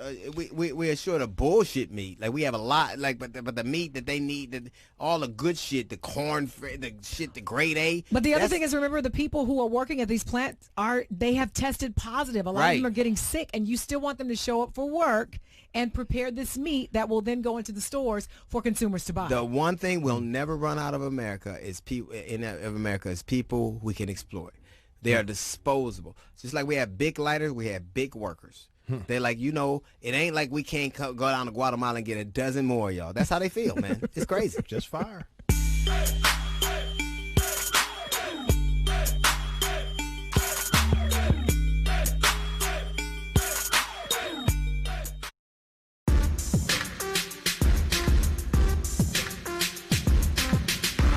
Welcome back to DL Hughley Uncut. And of course, our guest today is Dondre. Oh, well, thank you, Charlie. He has been on the hit show Queen Sugar. And of course, he's got a new book out called Male versus Man, which my son actually brought. Please welcome to the show, Dondre T. Whitfield. Oh, this nigga got a T on his name now. Yeah, he got a T in there. I didn't do that last time. I didn't know that. I got an accent on my name too. Yes, you do, Dondre. Oh man, Yeah. you must be you must be a New York Times bestseller. They only give you the T's and I's. He all hell in typewriting class. You cannot put you can't put an accent on a name tag. I know that shit. Well, you can when you're licensed. You do anything. It is male versus male. Male versus man. Mm-hmm. What's the distinction? Simple. That males look to be served while men look to be of service. And I often can you be both? Can they meld into each other once in a while? Yeah, to be honest with you, I think for probably most of my 20s and the first half of my 30s, I think I was sort of a hybrid. Right. Where, you know, you are in this space of finding out why you're looking to serve yourself, because that's what you were taught to do, particularly when you come from some of the environments that we come from. And we've got examples of what we think manhood is, you know, in the street. For some of us, think about it this way. Gangsters, that's manhood. Pimps, that's manhood. The drug dealer, that's manhood. Why? Because he can take care of himself. He can buy himself whatever he wants. He's got as many women as his heart desires. So all of those things really spoke to sexuality or maybe even masculinity, but they didn't speak to our manhood. Mm-hmm. Manhood is rooted in how we serve the women and children in our lives, not just our own. It's easy for you to serve your own wife or your own children, but what about the other women in your periphery, the other children in your periphery, in your community?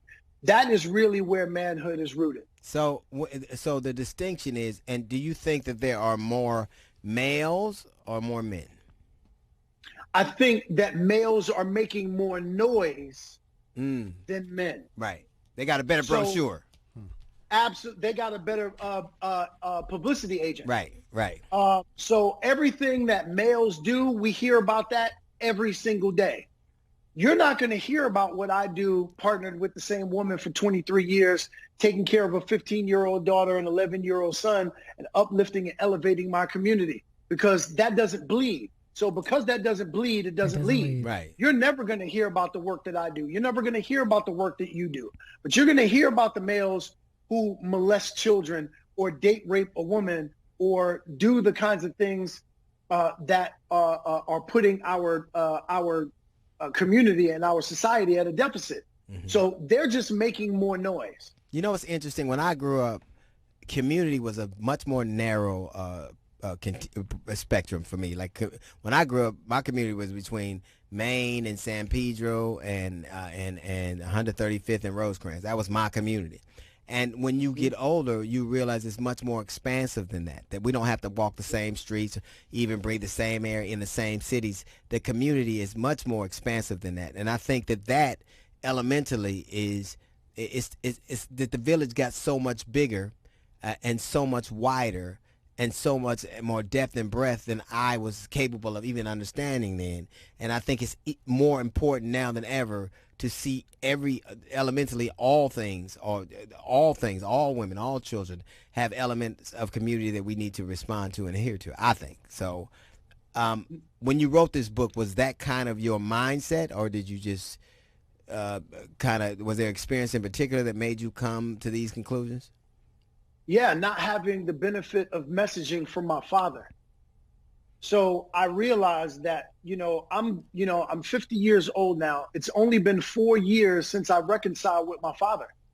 at 26 years old, after my father had spent most of my adolescence in jail, at 26 years old, I was finally advocating for the broken young male in me by threatening my father and telling him that I never wanted to see him again, and if I did, that something bad would happen. I remember having that conversation with my real father. I remember having that exact same conversation with my biological father. Totally. So I was done, and that was at 26. 20 years later, at 46, I finally reconciled with my father based on a conversation that I had with my daughter, who was asking me, "Do you know where your father is?" And basically what she was saying was, look, whatever beef that you have with your father, don't make that be a beef with my grandfather. So you're cheating me out of another grandparent. And what I also realized that I was teaching my children was I was teaching them all of these great lessons: have grace for people, be empathetic, except one person who you fuck deem that nigga there right there. Except fuck him. Exactly. And I realized that I would not be bringing great citizens into the world if I was bolstering that particular life lesson. And so I reconciled with my father because I finally realized this, DL, and maybe you had this, maybe you came to this too, with your father to an extent. I realized that my father couldn't father me because he was never fathered. So it wasn't so important for me to be a son to my father as it was for me to be, as a godly man, to be a brother to my father. Right. To give him grace and to give him the understanding. Like, honestly speaking, I think my father would have been a great man had he had great coaching. Right. I always draw this analogy for all the young brothers that I speak to on this subject in terms of male versus man. I always ask them, name me your favorite athletes. And, many of them love basketball, so you get the same names: LeBron, the Kobe's, the MJ's, the Zions, all of that. And I said, well, name me the things that they have in common. And they all talk about the same things. They had talent, they had drive, all those things. And I said, the one thing that you guys are missing that they all had was they all had coaching. All of them. Yeah. From the time that they play AAU, high school, college, and guess what? Here's the thing that we miss. When you go and you elevate, your platform is elevated. Like when you get to the NBA, you don't get less coaching, you get more coaching. Right. So you might have a shooting coach, a strength and conditioning coach, a defensive coach. You might have a mental coach. You might have a nutritionist, which is a food coach. So you're going to get more coaching, not less. So why is it that we know that you need to have great coaching to be a great basketball player, but we don't need great coaching in order to be a great man? Yes. And the thing about it is, and that's a perfect analogy, and the people who excel are people who can be coached. Like you can watch the Last Dance. Michael Jordan he was a great athlete, but he became a transcendent player when he could listen. And when he could listen and absorb information, because basically everybody, every athlete, if we're going to keep along that analogy, has the same skill set. They're they have physical strength, they have aptitude. Totally. It's the internal mechanisms that make us different. And so what you're saying is that the same thing applies to the male versus the man, that all of us kind of have the same raw tools. It's what how we choose to expound on. I think in our community that it is tough to make these kind of comparisons, because even though you're able to decipher the differences, a lot of people in our communities, a lot of men, young boys, think the loudest or the strongest or the most violent or the most is the male, is the man. Right. And the man. They do. And so I think that's just a way of wiring that's so inherent to not just our community, but I think that the world at large, where Donald Trump is considered a man to a lot of people because he's very bellicose and ignorant, and he says the first thing, he's not a thoughtful man. I think all those things are more, the more erudite you are, the more thoughtful you are, that is looked at as more feminine to a lot of people. It's a feminine to think and to be patient and to be thoughtful and to be empathetic is something that would people would kind of push back against. They'd be like, But I also think that has a lot to do with, and I'll say this from a female's perspective as well as from a single mother's perspective. I think a lot of times, one of the most difficult things for me to admit, because I didn't want to be a failure at anything, was to admit that I could not be a father to my son in the absence of his father. But it was the hardest thing for me to admit because I did not want to say that at one thing, the most important thing, I was successful in everything else, but in this area, I failed. But I had to be willing to say, for the betterment of him as a human being and as a man first, that I needed someone in his life. But it's very difficult as a single independent woman to say, could you coach my son? It's difficult. So let me speak to that. I'm so glad that you said that, and amen, amen, and amen. So based on the two things that we just talked about, what you just covered and what DL covered, was basically speaking about how we get rewired, right? So when we are created, we're created to be our authentic human self. That is to be thoughtful. That is to be empathetic. That is to be grace, to give grace. We get rewired based on the messaging that we receive. So the messaging about what manhood is the messaging that we receive, which is, I got to be a man. If I'm going to be a man, I got to be loud. I got to be gruff. I got to be rough, right? For you, in order for you to be the woman that you are, or the mother that you were trying to be, in trying to create a son and transform him into a man, was the messaging that you received, which is, you are a woman, hear you roar, you can do it all by yourself. That is categorically a lie, okay? In order for that to happen, you have to be partnered. There's a reason why it took a man and a woman to create a child. Because in order and to Boone's Farm, let's not say that. And the backseat in Boone's Farm. Let's not leave out the run to the liquor store, DeAndre. Let's not. Carry on, DeAndre. Carry on. You focus. He can't focus. It's uncut, DeAndre. It's uncut. That was the male. Right. Thank you for clarifying that. So you had to go in thinking, oh well, look, since the dawn of time, women have done this on their own. Now let's examine that for a second. Many of our brothers have abandoned their post. Period. And left our sisters. Period. Right. They've abandoned their post and they've left our sisters to do it all by themselves. That's right. And define what a man is. Yes. Now watch what leaving it to do all by yourself has left us in. Look at the gang violence that's going on in our country right now.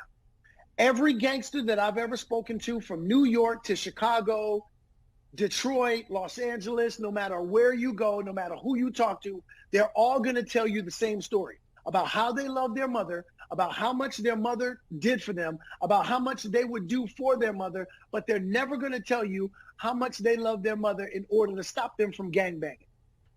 Right. That's never going to happen. Right. So what does that tell us? That tells us that a woman or your mother is not the secret sauce to your manhood. It also tells us this, that our ideas, our notions that we oftentimes live, and some of the things that broke us made us too. So there's elementally that thing. But our ideas, but to admit, it's what Jasmine alluded to admit that the way you were taught, that the things around you that you held dear, that the people that you held in high esteem, that the situations you once believed in and were rooted in were a lie.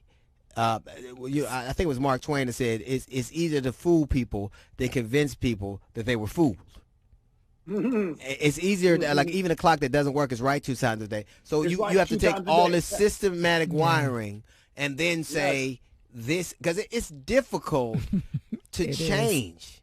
It is so difficult to change and to let go of old habits. It's so difficult. Well, first of all, it's virtually impossible to change if you don't know that there's something that needs to change. Right. So it's impossible to treat cancer if you don't know you have it, right? So if nobody ever teaches you that there is a difference between being a male and a man, most people have no idea. We have a branding issue in this country. I tell folks all the time, Male is the gender that I was chosen to be, but man is the job that I choose to do. Those are two different things.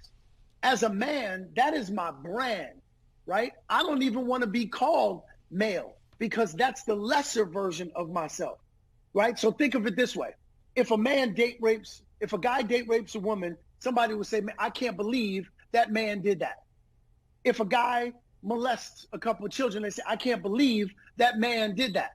Well, if they sit there and they talk about me, partnered with the same woman for 23 years, raising my 2 children, uplifting my community, they're still going to call me by the same title. Right.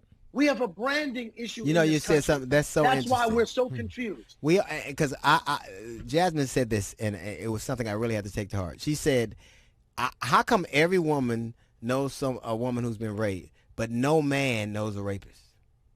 How about it? Not one. Like, I couldn't tell you one. So every woman that she knows, and I think you said something like that, knows someone who's been sexually assaulted or raped, but no man, not one man knows a rapist. Mm-hmm. And so we do have a brand issue. Male, we have a brand issue. Male versus man. Every time I talk to you, I want to talk to you more. Man, I love you. And we had this conversation, obviously off camera. Right. But we said it. We're like, we definitely need more time together, bro. Man, and that's from the man way. That's it. That's it. Way. You're damn right. You're damn right. We're gonna do man shit too.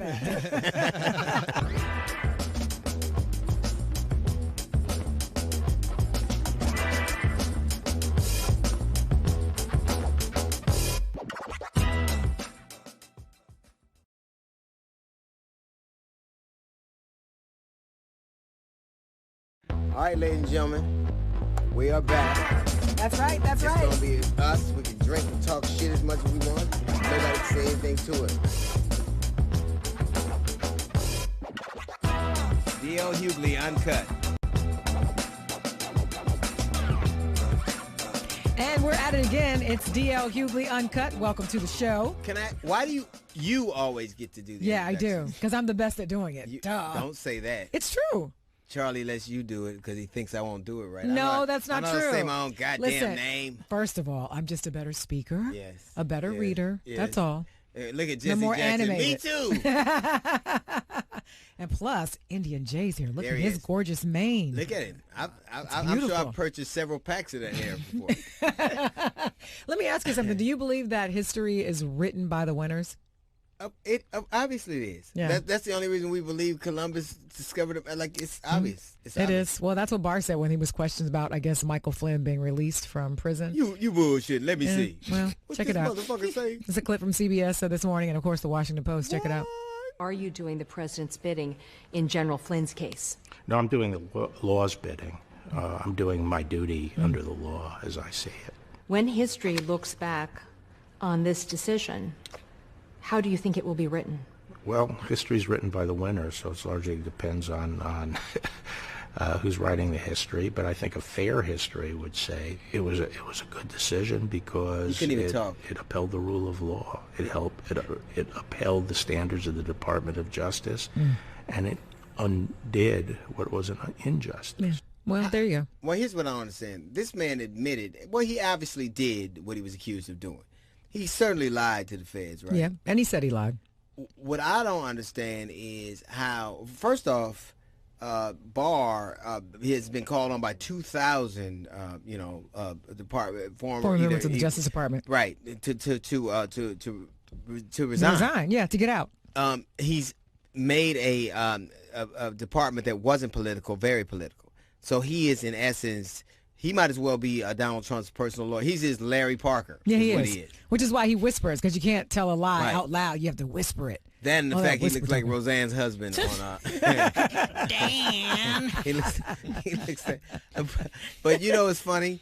Like, now they're calling this Department of Justice to investigate prosecutorial misconduct in Georgia.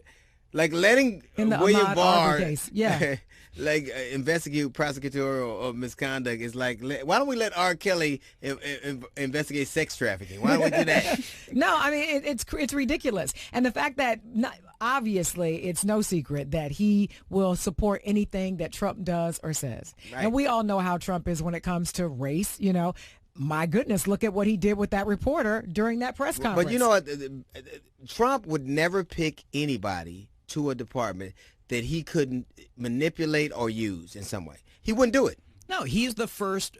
So George W. Bush, I believe, was the first president for the people who voted for him. Every other president before him tried to be a president for the United States of America. Right. And then Donald Trump took what Bush did a step further and said, I'm going to be the president for just Donald Trump. Right. So, but ultimately, there was people pretended to have these moral standards, but now all of a sudden we have he's nakedly vague. Donald Trump, the Mueller report, he squelched it. He made sure that he cherry picked, and now he abets I don't understand how you expect us to believe in justice when you subvert it all the time. When you say, I'm going to make it be what I say it is.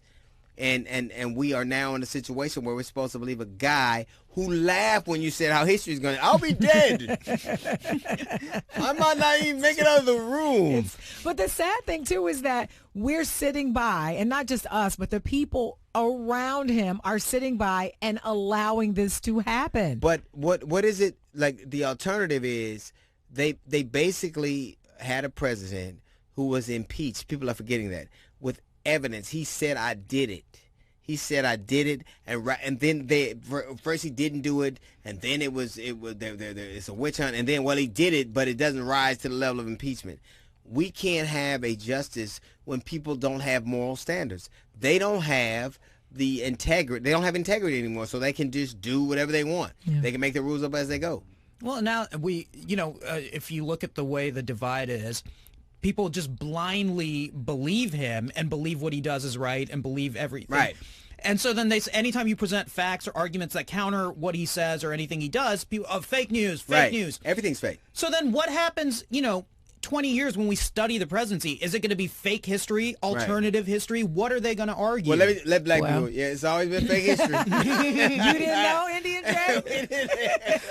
But then, the name Indian was taken from my people for a little bit in First that of fake all, history. your people? What are you talking about, Indian Jay? Your people? Look at his two Indians. Columbus was looking for my people. First of all. So your people could get that hair. Look great. You know what? We're going to go to break. Greatest. Whip his ass. I don't know what you're talking about. It's a 7-Eleven and a casino having an argument.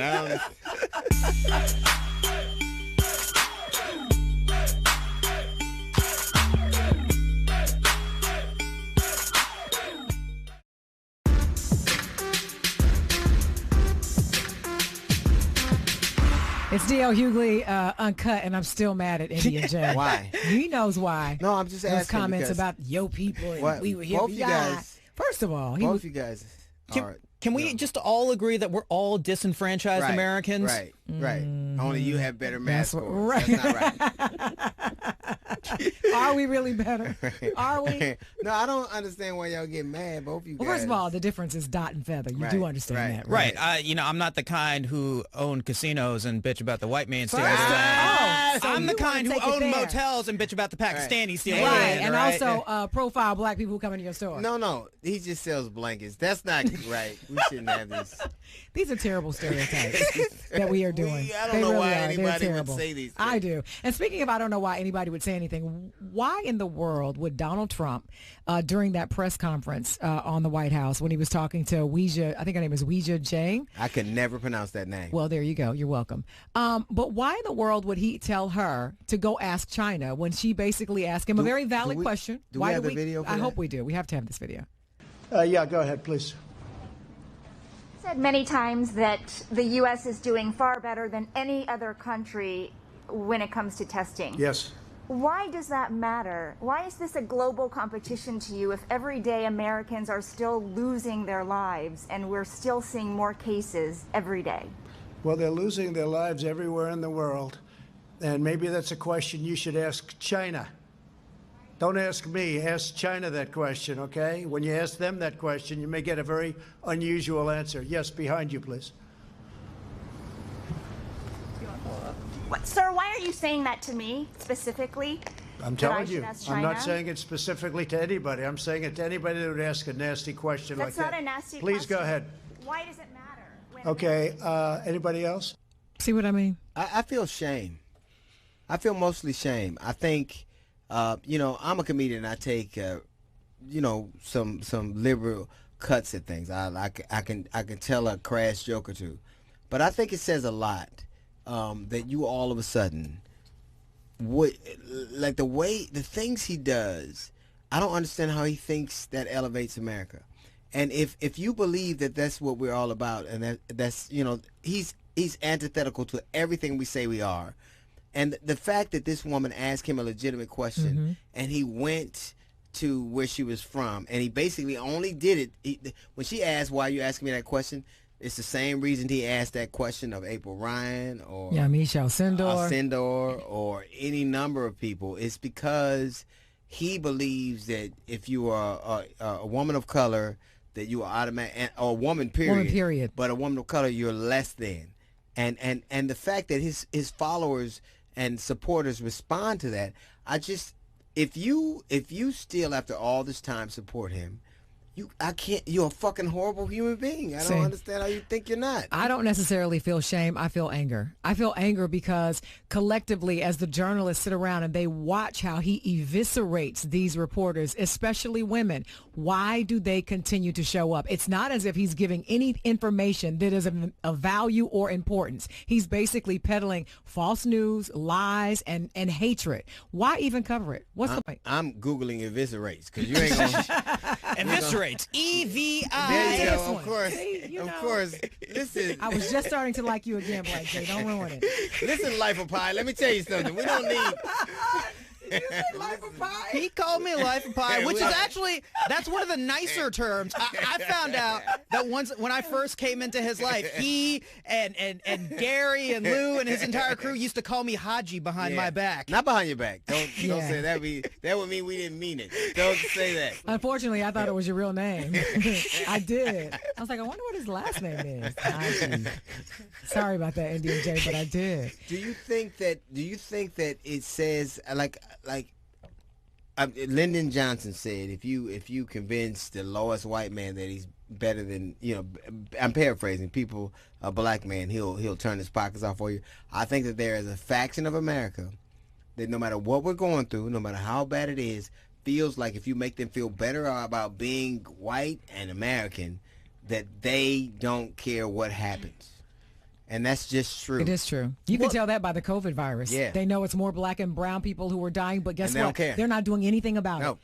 They've not launched any type of new, you know, policy or procedure to kind of infiltrate it and say they haven't done anything. Well, when the Atlantic published a great article and it said that once he found out who was dying from it, but the problem is that there are old white voters dying from it, and they're angry because they don't feel like their lives are over. Like, I know that they are consigned to the villages now, but but they feel like you.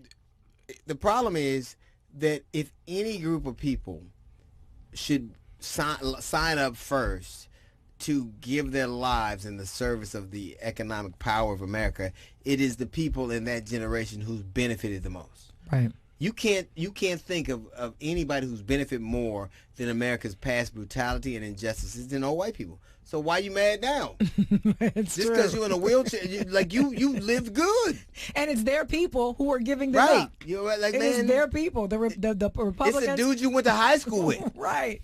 Take him first. But it's like interesting because his support around old people is dropping, and like, why am I support? Because they are. Right. Old people vote. Old people make it up. They plan their day around voting. The highest demographic than anybody else, and they feel like this is how you know how bad it is in America. Before we finish this broadcast, before this airs, there'll be almost 90,000 Americans died. It'll be almost double what died in Vietnam in 20 years, in 3 or 4 months. And we never have a national day of mourning. We don't have flags at half-mast. it is because of the type of people. It's the old, the black, and the brown, and the poor that are dying. And America's like, They don't care. Nana and Papa's bad, but they don't care. Mm-mm. They don't. Nobody's ever said I'm sorry. No.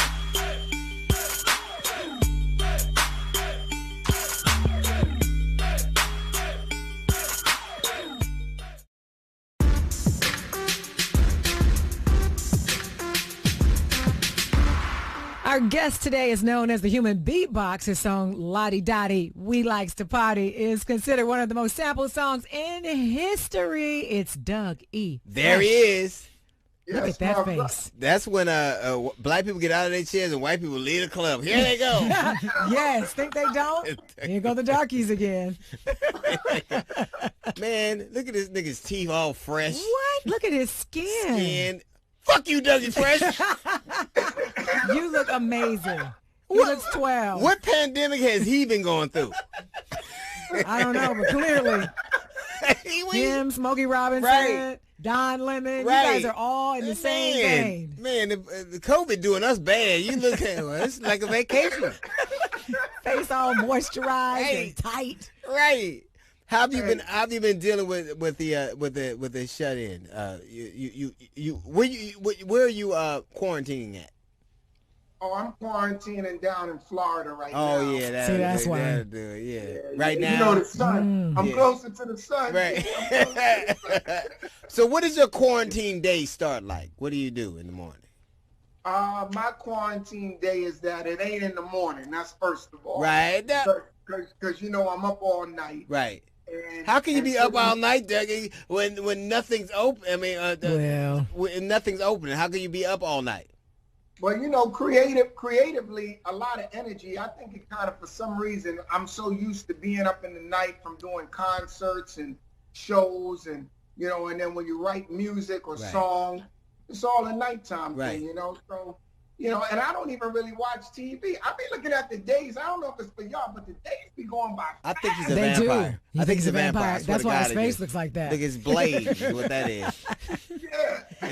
No, but he has a point. He does have a point. The days seem to go by faster and faster, and sometimes you wake up and you don't even know what day it is. Is it Tuesday, Thursday? That's not Don't true. act like it's just me. I always right. know. I always know because it always feels like. Now I don't care what day it is, but I always know the difference between night and day. Always. Everybody ain't gonna look like him. Nah, not at all. Because you stay up. Listen, you're on the road too, so you're up all night and sleep all day. But your face don't look like that. That's not being disrespectful. Hey, look, I'm trying to tell you, my day though, most of my day is based on, you know, honestly, just creatively, just working out creative things that, you know, I always wanted to do. And now you have time to.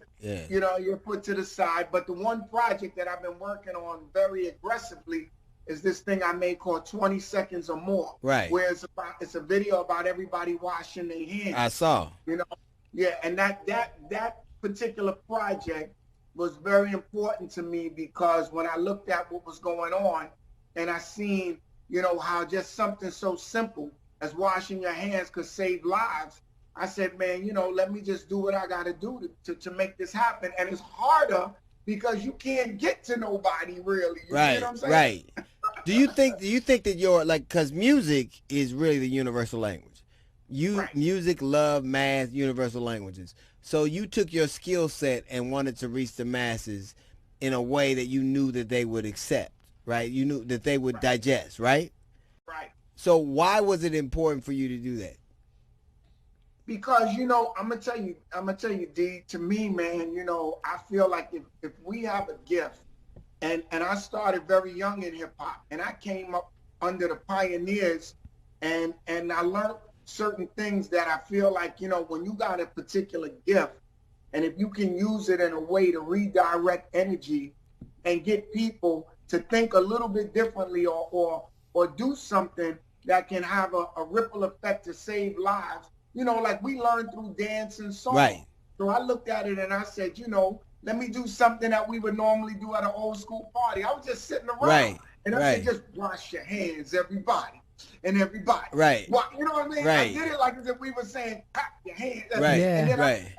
I said, if I trigger this thought in somebody's head, when they go to the bathroom, they might think about it a little bit more, which would save a life, because, you know, I know that the gift that I got is to help people understand things maybe in a certain way, make them feel better, celebrate life. I mean, we see certain things that people don't always see. Right. You know what I mean?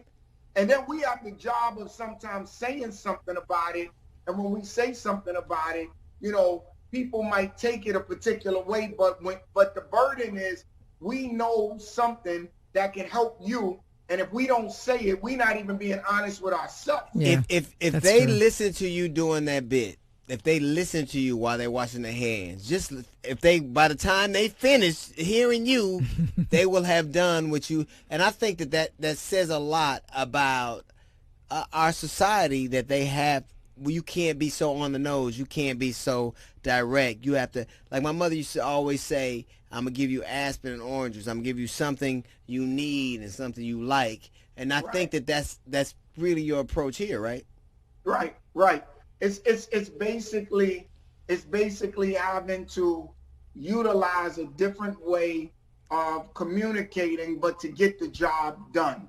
And what I found out is that in doing that, like when you look at the statistics on what hand washing can do, it reduces the ability for coronavirus to have an effect 21%. Right. But you know, I think 21% just from washing your hands. But you know what? I think the great thing that you were also able to do with the music is, I think most of us were taught from a very early age anyway, probably all of us, to wash your hands. But I think it's the 20 seconds. And what you think is 20 seconds and what actually is 20 seconds, sometimes they're not the same thing. People think it's just soap water. You do a couple of times, you're done. And that ain't going to help. Right. And you know what was interesting? When I called everybody, you know how sometimes when you get together with artists, they say, man, the bass is not right. Could you change the key? Could I get a little more music in this part? I said, we're not going to go through none of that. All I want you to do is shoot me a video of washing your hands. That's it. You know what I'm talking about. But it could get so crazy that you'll spend so much time debating over the bass, the drum, the hi-hat. That instead of that, we in the middle of a pandemic. So if we could get your energy on this, doing something, people will follow. So when I called Jamie, when I called up Charlie Mack and a lot of the other people, they were just like, yo, that's all you want?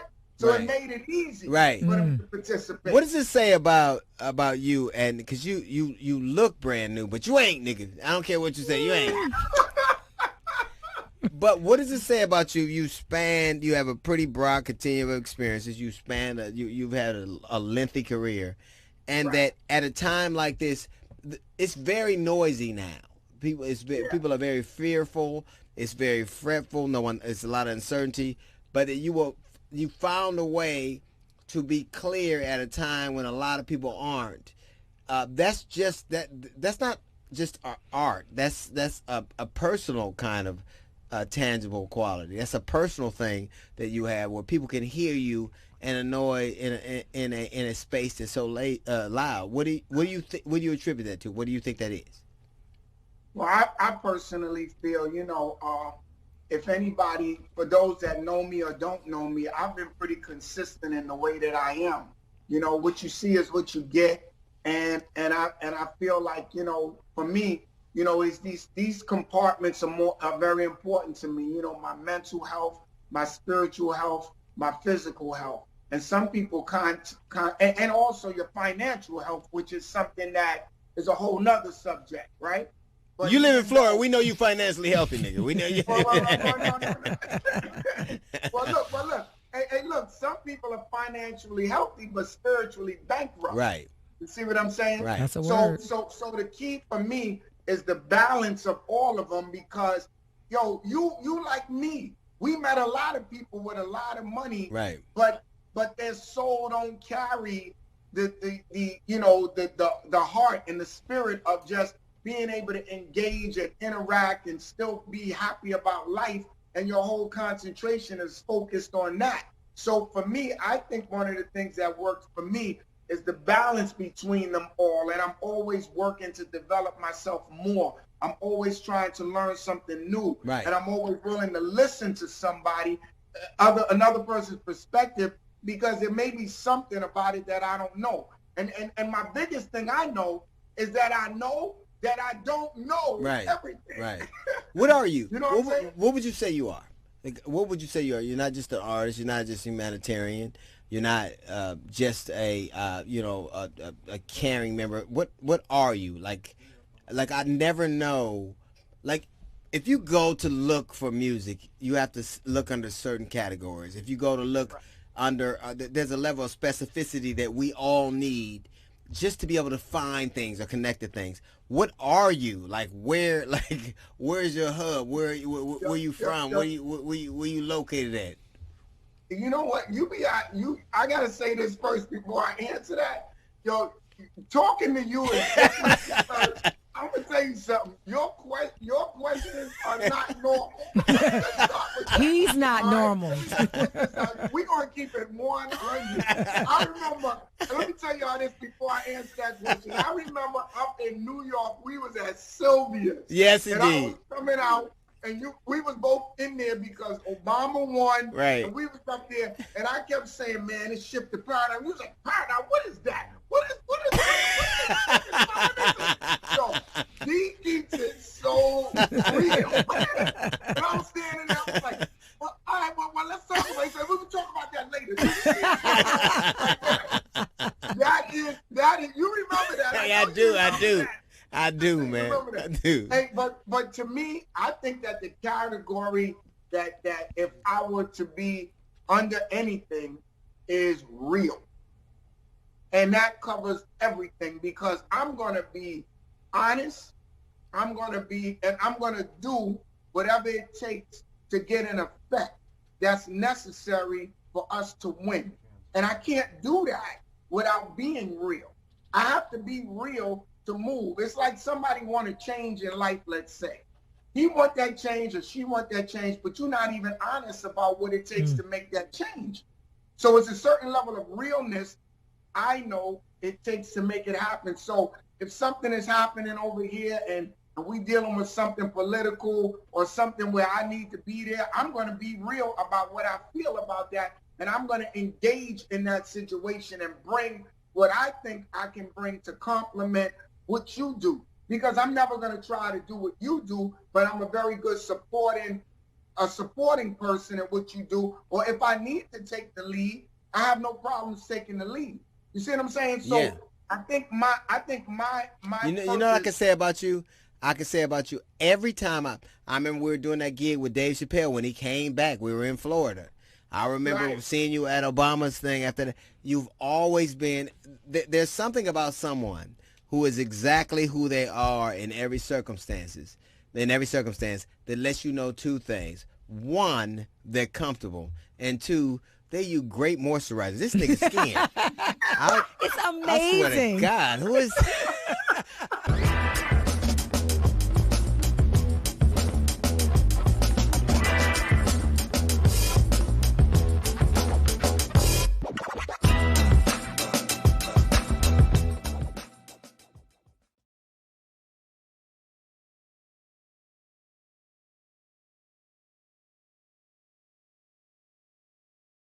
All right, ladies and gentlemen, we are back. That's right, that's right. It's going to be us. We can drink and talk shit as much as we want. Nobody can say anything to it.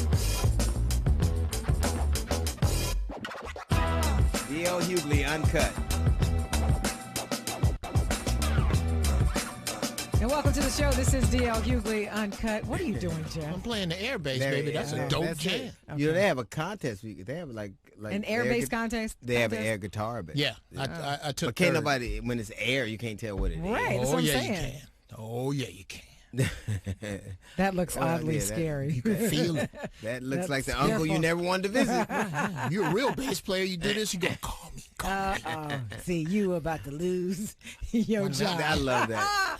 That was Janika Charles, I think her name is. I love it. You know what's great about this story is that there is such a. You gotta tell them what the story is. Okay, so There's a video that's gone viral of a young woman who is now was in cuffs outside of a club. Now, they thought she was trying to sneak back in or something, and she was like, no, I basically left my bag or whatever. And so the cop put her in cuffs, and she was like, what are you detaining me for? It's gone viral. Why am I being detained? Right. You about to lose your job. And now everyone has remixed it. But the thing is, she was homeless for a while. She was on drugs for a while, and now because of this, first of all, her family was able to find her because of the video that has gone viral. There she go. And someone set up a GoFundMe account. They've raised hundreds of thousands of dollars for her, and so now things are looking great. We got to say something. You about to get a job. Yes. You about to get a job. Your job. I love it though. It was cute.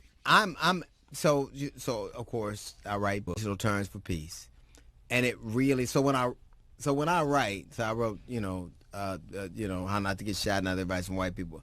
When I write, it's always from a position of what I see and the fact that the country is going to be pretty consistent.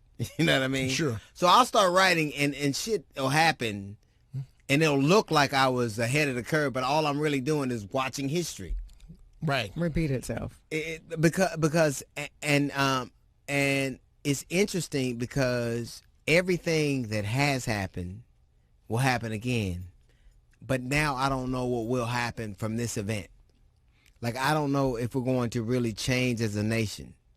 Yeah, I don't know if we're really, because America's been always pretty predictable to me. But now I'm flummoxed. I don't know that I've ever seen it quite like this. That's the though. truth. Yeah. Do you know what I mean? Like fair. The number of people who are speaking out, the number of people, white people who don't have to stand in harm's way and stand in the gap, are doing so. Yeah. And I don't think I've ever seen that before. And it's disturbing, and it'll fuck up my next book. But it's disturbing. No, really, I'm like. I think we're changing as a species. I don't think it's just. You mean the humans? I think as humans. If you follow any of it at all, we're moving into the age of Aquarius. That's why you have like this the song. open I was going to say yes, that song. exactly like the song. There is an open awareness. This is how you get millions of white people to go, you know what? This is wrong. It's not them. It is a overall consciousness that's changing. So what happens after the song, though, when the song is over? Like, you got 2,000 years worth of it. So. Right. but I think we've had times like this. I think that there were times somebody had to say we wanted to end slavery.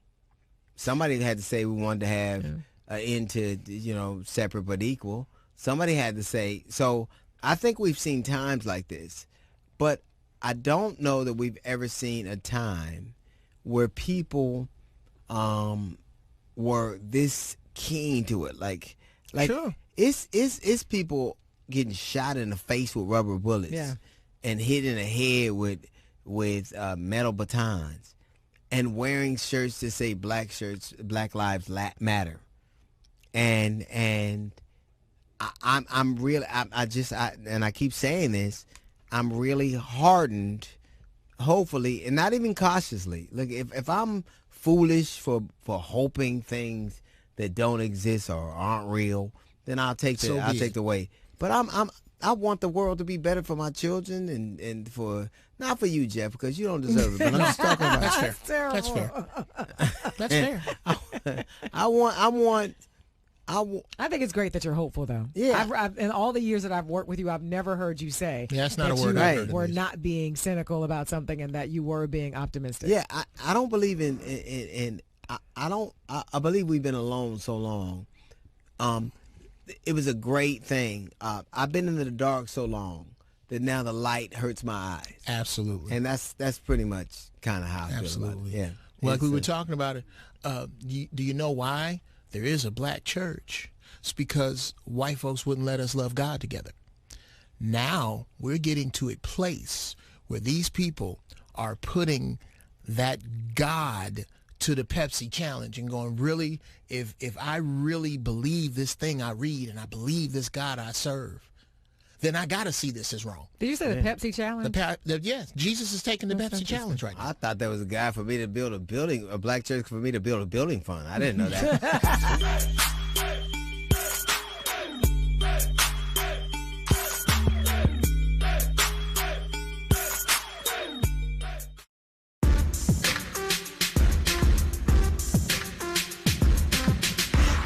DL Hughley Uncut. Our guest today is a producer, a motivational speaker, and a best-selling author. Don't say anything. Please welcome Devon Franklin. There he is right there. Yo. I know right What's away up, he wants y'all? to start, comparing how many books he has as the bestseller. No, Yeah, I can He be is. happy for another young man doing what he did. I mean, I got 3. See? That's not the point. Who's counting?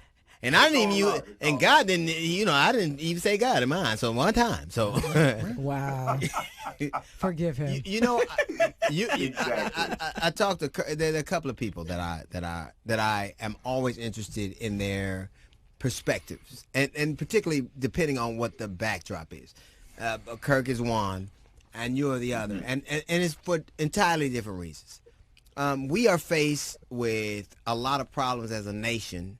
And as a community, and they like the COVID affected us disproportionately, black people disproportionately, and obviously police brutality, bias, racism affects us disproportionately, and throughout that, you see this black people who have needed faith, I think, more than any time in my existence. I think that faith is so much more important. Do you think that the faith-based community is doing what they're charged to do, what they should be doing in such tumultuous times? Well, the answer is yes and no, right? So when you say the faith community, I'm looking at the entire faith community. Sure, me too. Which is not just black folks, but me too. white, That's exactly why I asked it that way. right. So what I do see is for the first time, when we've seen all these racial issues and police brutality before, I have never seen this many white people in the church speak out and then want to figure out, okay, well, what do we do? I mean, so I do see that there's a desire for understanding and common ground on behalf of more white people in the church than I've ever seen before. So that's what I'm optimistic about. However, I think when you say, is the church doing enough? I think the answer has to be no. I was just having a conversation with a white pastor friend of mine, and I was, talking to his congregation. I said, listen, here's the reality that when you look at the Sermon on the Mount that Jesus gave, it was his first sermon. And in the text, Matthew chapter 5, he says, you are light. And he was talking to the Israelites at that time that were under Roman oppression and heavy taxation, and they didn't feel like they were the light of anything. But he said, you are the light of the world. And you don't hide that light. And so I said, as Christians, we are able to take part of that promise. And I said, but here's the issue. If white people in the church do not start speaking up for black people and other people of color around issues of injustice and police brutality, then it's impossible to use their light to point people to Jesus. Why? Because Jesus, the one that we profess to follow as a Christian, was all about justice. He was all about coming against those that were being oppressed. And so if we're supposed to be the light of the world and we're lighting people to Jesus, but we're apathetic to what's going on in the world, people who do not know Jesus will not want to know Jesus if the Jesus we serve is not concerned about issues like police brutality and discrimination and racism. So it's important to know that, yes, I think things are changing, but I think the church has to do more. I talked about this also. I said, listen, we got to stop in the church, especially as Christians, we got to stop allowing a political party to hijack the vote and the voice. At the end of the day, the only thing we should be voting for is the kingdom. And Jesus, when you look at the kingdom, is all for those who are being oppressed, being brutalized, those who can't always do for themselves. And so too often in the church, we allow a political party to hijack a vote. No, at the end of the day, when we meet God, he's not going to say, what political party did you vote for? He's going to say, did you fight against police brutality? Did you fight against injustice? Did you fight against racism? Did you help those who needed the help the most? And unless we do that, we are going to continue to lose our influence and our impact in this culture. That's exactly why. Now, I think that they are the light. I think that people who are silent about this are the light. Unfortunately, that's a helicopter light. That's a searchlight. There is, I think, a incarnation of Christianity that is about supremacy, that is about power, that is about might, that is about subjugation. And I think that they have perverted and I think been a detriment to an antithetical to what Christianity is all about. When Yes. to me, it is a simple notion. Whatever I wouldn't like done to me, I shouldn't wantonly do to someone else. And when I watch, and let's be clear, the reason that we have the people in power that we have in right now is because white Christians say we not only can, but should. There are Christians right now who believe that what is happening is God's work. And that can't be either somebody's lying to me. Somebody's lying. Either it's your interpretation of it or it's theirs. But there can't be it is a binary choice. Who's right? The people who support the brutality and money and military might, or the people who have a different view of it? Because somebody has to be right.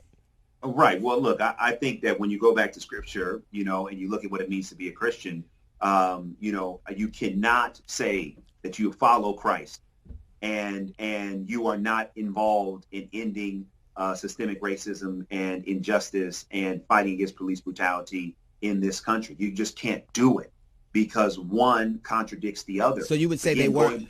Are they not Christians? Here's what I would say. It's not that they're not Christians. It's just that they have allowed what it means to be a Christian to become so narrow that they're missing what it means. See, that's what they're not Christians. Because I was going to say, I don't think they know that they're not Christians. Because they always do everything in from their own mouth in the name of God and God bless us all. Whether we're talking about kids in cages or whether we're talking about police brutality, in their mind, they really believe they're doing it in the name of Jesus. So did Pontius Pilate. He believed he was doing the right thing too. Like here's my dilemma. I saw a man tear gas people and brutalize them to take a picture holding the symbol of Christianity. And Christians said, thank you. That to me is the conundrum we find ourselves in. What was more Christian? So the symbol, what should I glean from that? What should I take from that? What does that mean? But what you should be gleaning is that Christianity is being hijacked by a certain conservative sect. And so this is why, when that photo came out, I did some interviews around that, and I was very vocal. And I said, any Christian who's really a Christian should be offended by this picture, should be upset by this picture, because this is it. If he read the one scripture that matters the most, love your neighbor as yourself. If this administration was living by that one scripture, and if he actually was following the book, then we wouldn't see half of the things that we're seeing in the country today. But we only see those. We only see those, Devon. We only see those because his core supporters are evangelical Christians, and they agree and say it should be so. It could not. If support among here's the absolute truth. If support among evangelicals Christians waned, he's reined in. Yes. Okay. But here's what's happening. And I believe that we are seeing a waning. That Bible moment, the tear gassing, his response to, George Floyd and so many things that he's been saying and doing, I have seen and the people that I know in these circles, that support is waning because it becomes really hard to say, yes, I believe in Jesus and I want people to give their life to him and I support this man. The two become really hard to do.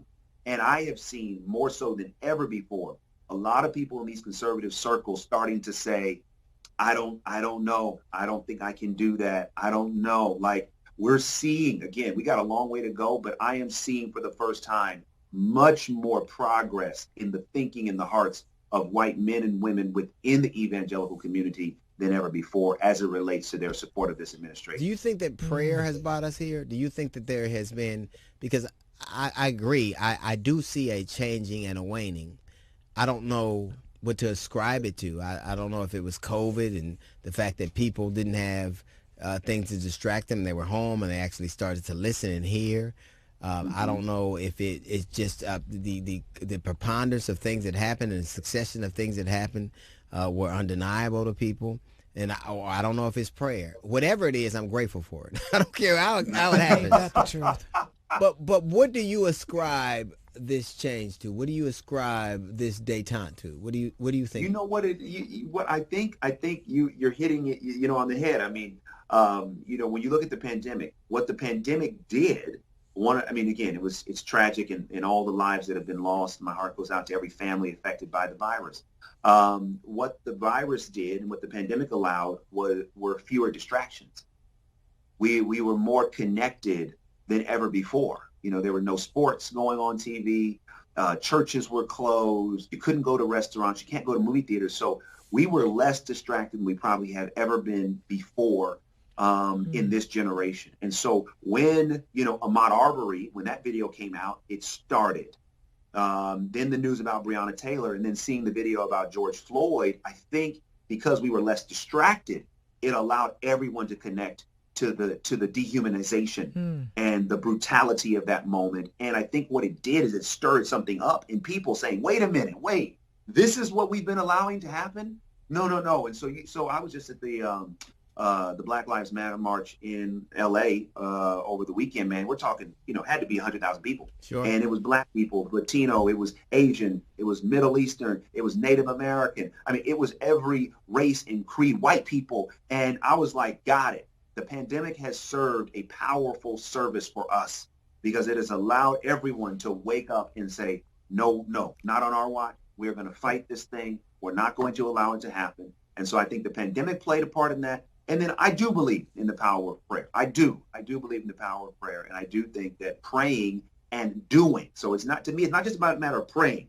You got to pray and prepare. You got to pray and do. You got to pray and protest. So I do think that spiritually there's, God is at work. And then we as the people got to continuously take action until change really happens. Yeah, because we still have a lot of those people in power who don't believe that.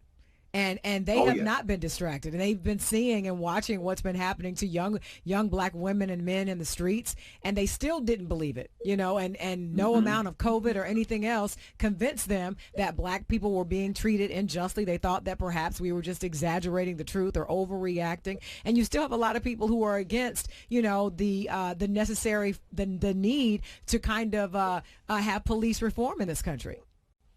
Yeah, but that's a process, right? I think we just got to continue to be loud and continue to be vocal and continue to mobilize, continue to organize. I mean, listen, when NASCAR comes out and says, we're no longer allowed Confederate flags, that's huge. We got to pause and say, wow. When football players are as big as y'all on Sunday, let me tell you something.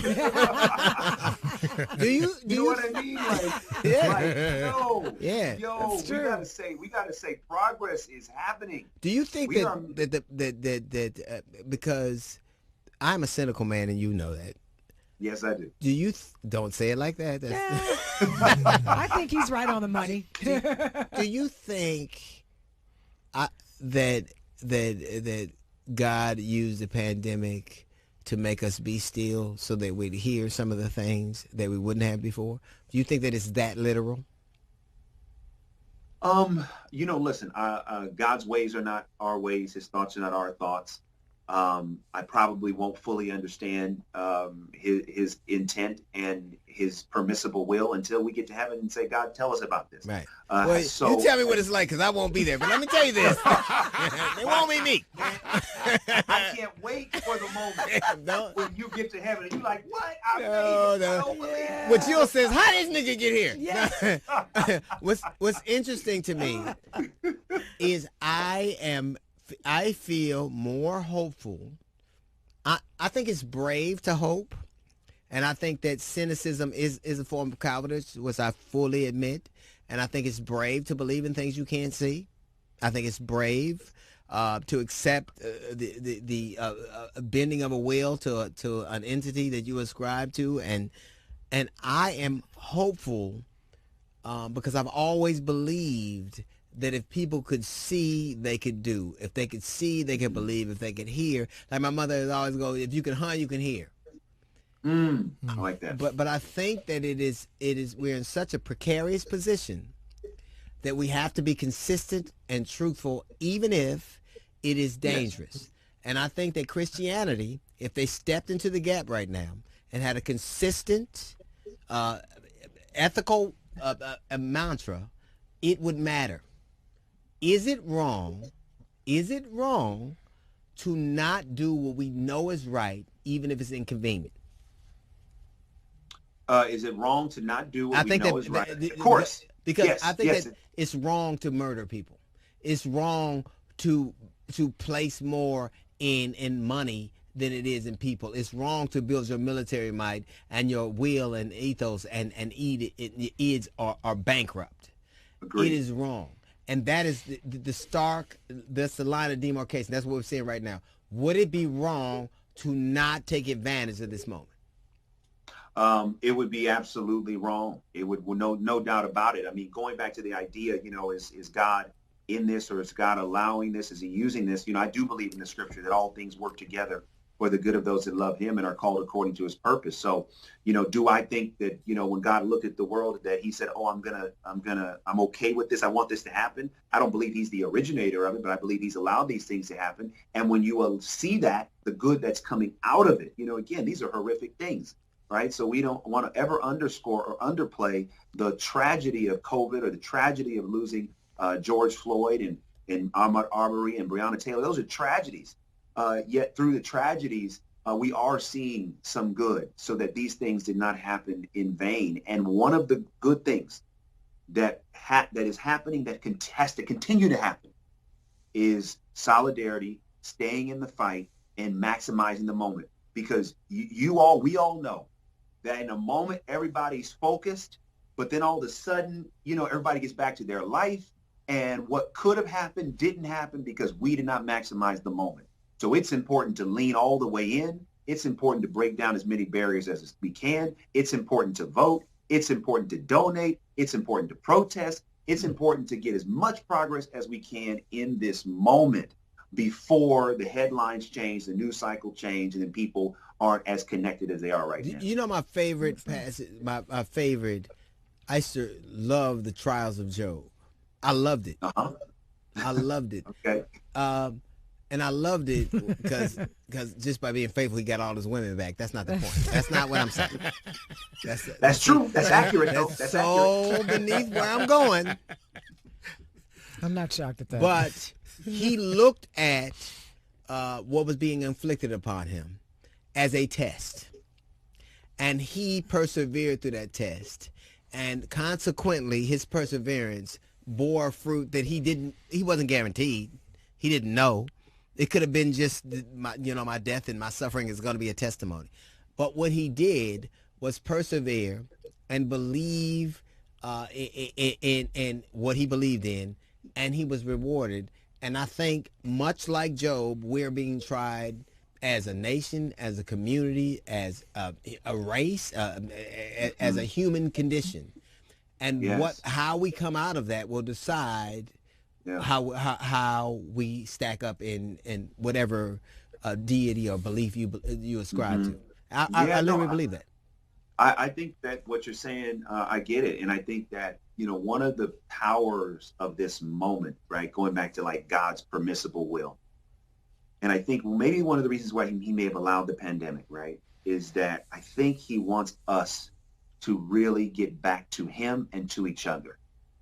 We got to get back to what really matters. Think about how many things we. But when was that? Let me point, because it's interesting when I hear. When was that time that we need to get back to? When did it happen? Because I missed it. Well, here's the reality, right? We're talking about when you look at scripture, right? When you look at the world we've lived in. Sure. I don't know that until this pandemic that we really got to a place where collectively. So we need to get to, because not back to, because going back is not going to be optimal for us. Well, here's how I look at going back. Okay. Right. I look at the origin of a relationship is the time when when we were with God, when we committed our life to Christ, when we started the relationship, it was because there was a need. And that relationship was good. That relationship was connected. And then we started doing life. And then we got busy, and then we got plans. And so the relationship kind of got fractured. So, I mean, on a personal standpoint, if we believe in God, if we are Christian, we got to get back to the reason why we believe in him, why we started this relationship and made this commitment to begin with. And I believe the pandemic has allowed clarity on that. And you're right. For those who may have never had the relationship, this is the beginning of a connection that they may have never thought they needed. I had it before. I had it. I used to believe. I used to want to be a preacher. I used to believe. What? Yeah. I know. Difficult when to I was believe. a kid. That's all I wanted to do. So I then used what to. happened? What happened? America happened. America happened. Christianity happened.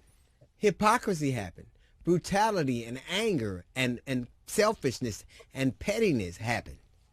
I am a product of all I've seen, and I didn't come through it. I just didn't respond to it the way you did.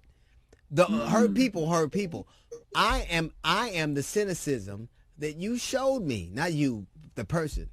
What I am is quintessentially, undeniably, unapologetically American. That's what I am. I'm a black man in America. That's what happened to me. I'm a black man who watched Christians and people who were supposed to love God do the things they did. I am you. I'm a reflection of you. I'm what happens when you don't respond the way you do. I'm the anti-you. Well, but you know what I find though, and I hear what you're saying, but I also find. Let me take this drink while I do that. Take the drink. He's a bizarro DL. You the bizarro DL?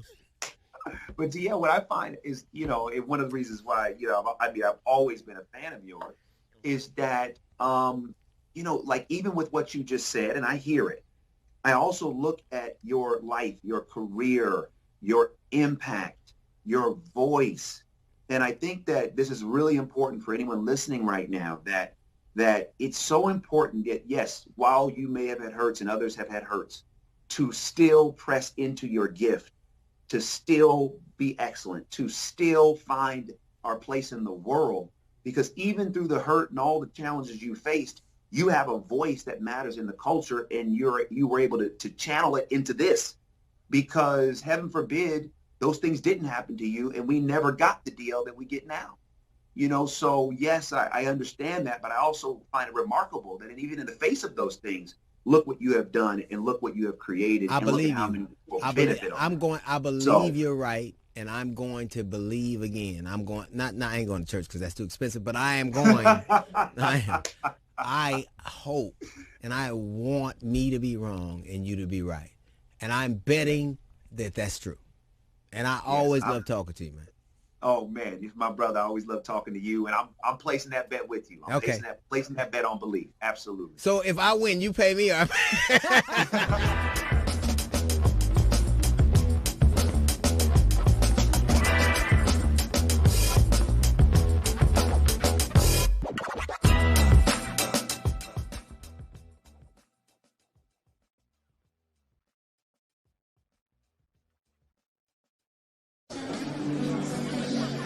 Okay, all right. I just went back and did a queen check, and the queen is here. Yes. I did a queen check. I said, is the queen here? And there is a queen on the stage. And I will tell you, she is the #1 diva of all divas in our music, okay? Now, your kids won't know Mesa, but the grown folks will, and that's all that matters. Coming to the stage, one of the most beautiful voices that you've ever heard and sweetest spirits that you've ever heard. If you have music like from Incognito, and you heard that beautiful voice on there, that's our Queen Mesa. Please, ladies and gentlemen, put your Gateway Jazz hands together for the Queen of contemporary jazz music, the vocalist, the Queen, Mesa!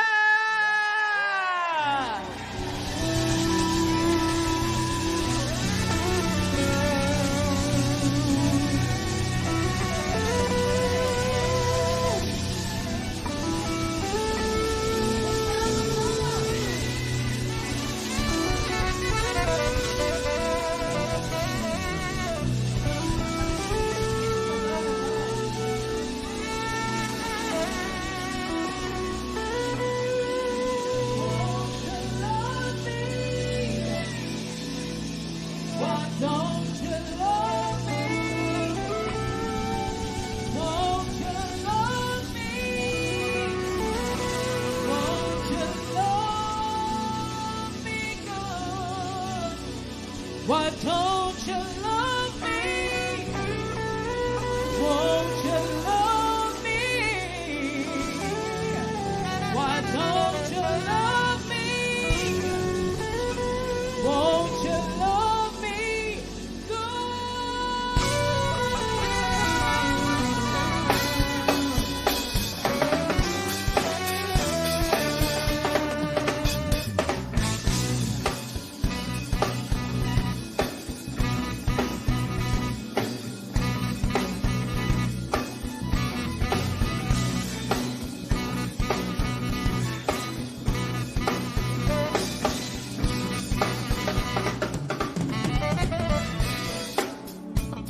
Have you ever been through some rough and stormy weather?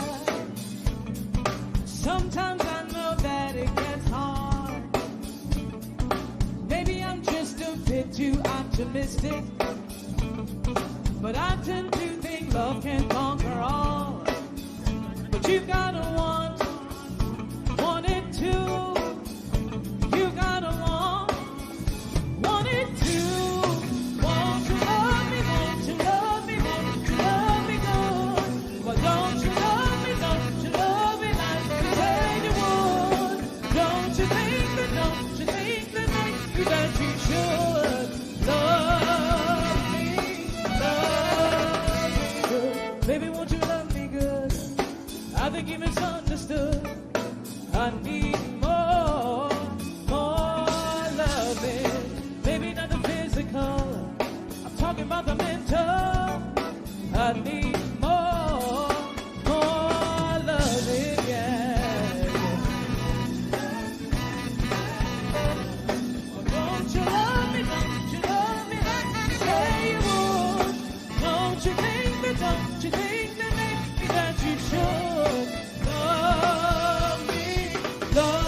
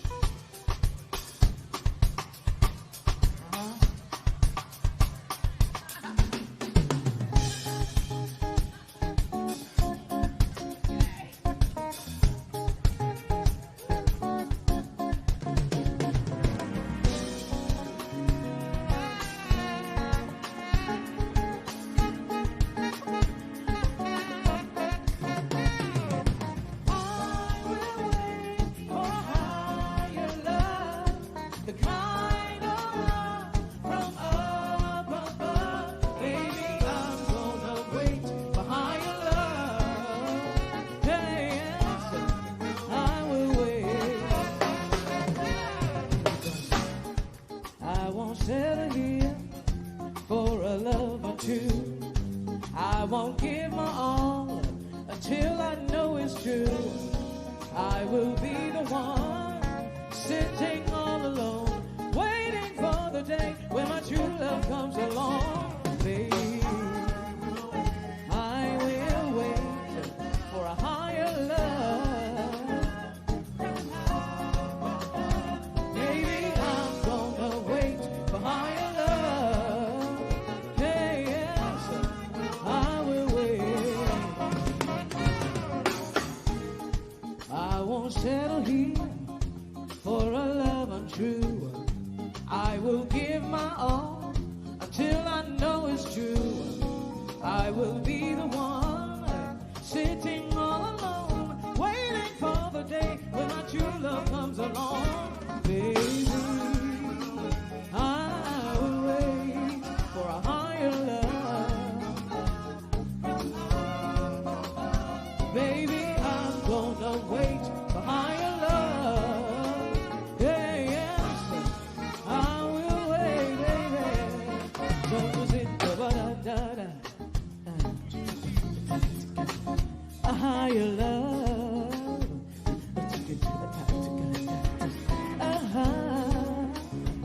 Oh, baby, yeah, yes, I will wait, baby.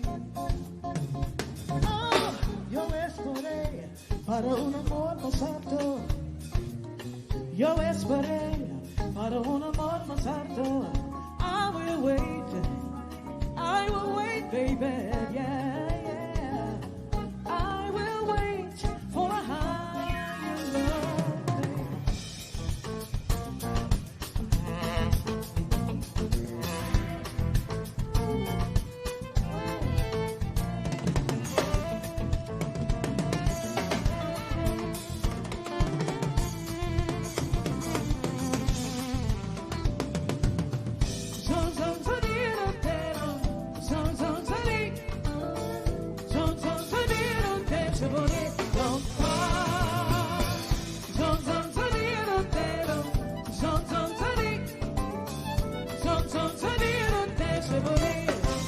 Am I wrong for loving you so long? A love is strong, should never be mistreated. Don't know when it will come your way again. Am I wrong? Don't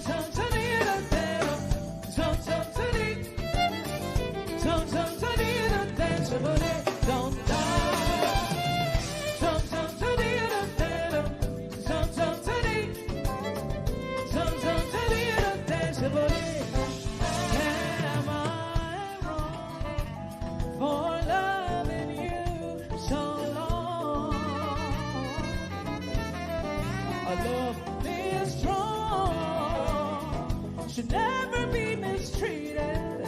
You don't know when it will come your way again. Am I wrong, baby, for loving you, honey? Am I wrong for needing you, honey?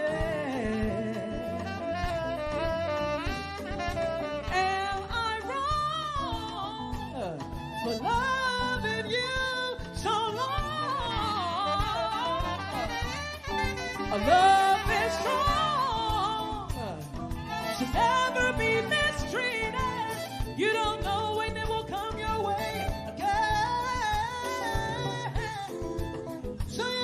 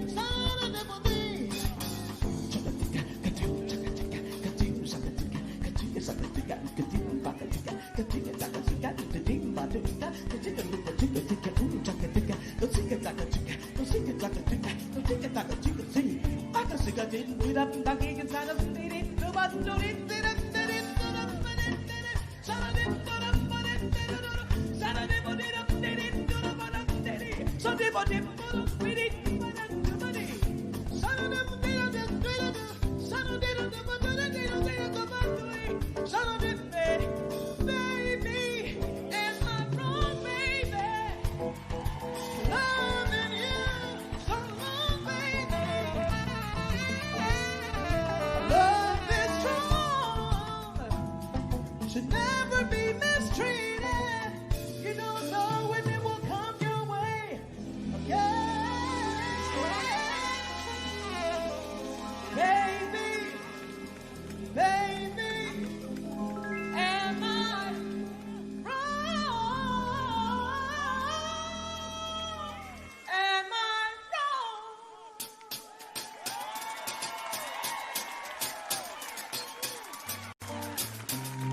The song we're gonna do for you now is a song that was written. How you doing, St. Louis? Oh, so glad to be here at the Gateway Jazz Festival. Let me tell you, we had a good time today. We got off the plane and went right to Sweetie Pies. Oh yeah. We got there at 11:15 and waited in line. First people in the line today. So proud of ourselves. This song we're gonna do for you now is a song that I wrote about a man that I wanted that I couldn't have. A friend of mine introduced us, an ex-friend of mine, I should say. And I talked to the man on the phone for about 6 weeks. And I was starting to feel this man, you know, I was starting to get excited. And we decided to meet. And I got catfished, y'all. Oh yeah. I found out in the nick of time, before I gave him all of this, I found out he was married. And homie don't play that. I'll share everything I got, my house, my car, my money, cheeseburgers sometimes, I feel like it. But I don't share men at all. And it's a little, you know, I've been a little by myself for a long time. It's okay. I've found the perks of being alone. I can watch The Walking Dead all day. Nobody got to tell me nothing, ask me to cook no dinner, nothing like that. I can hang out at Walmart as long as I want to. Nobody be calling my phone, asking me where I am. So it's some good stuff to that.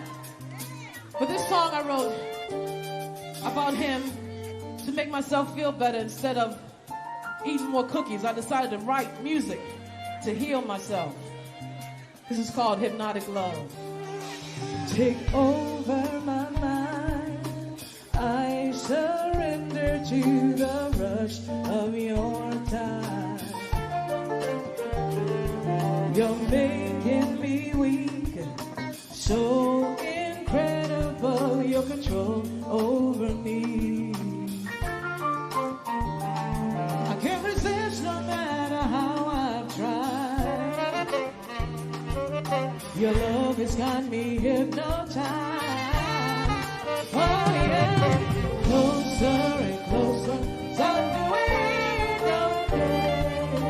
over and over, subduing, I ain't going nowhere.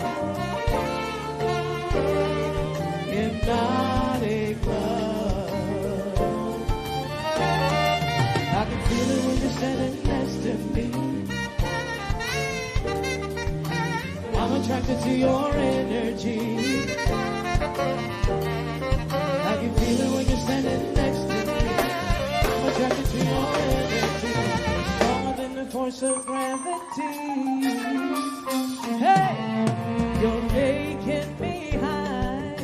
Cast a spell on me when I looked into your eyes. I'm wanting you more and more. Baby, you make my heart soar. Make my heart soar. Oh, baby, closer and closer. Hey, oh,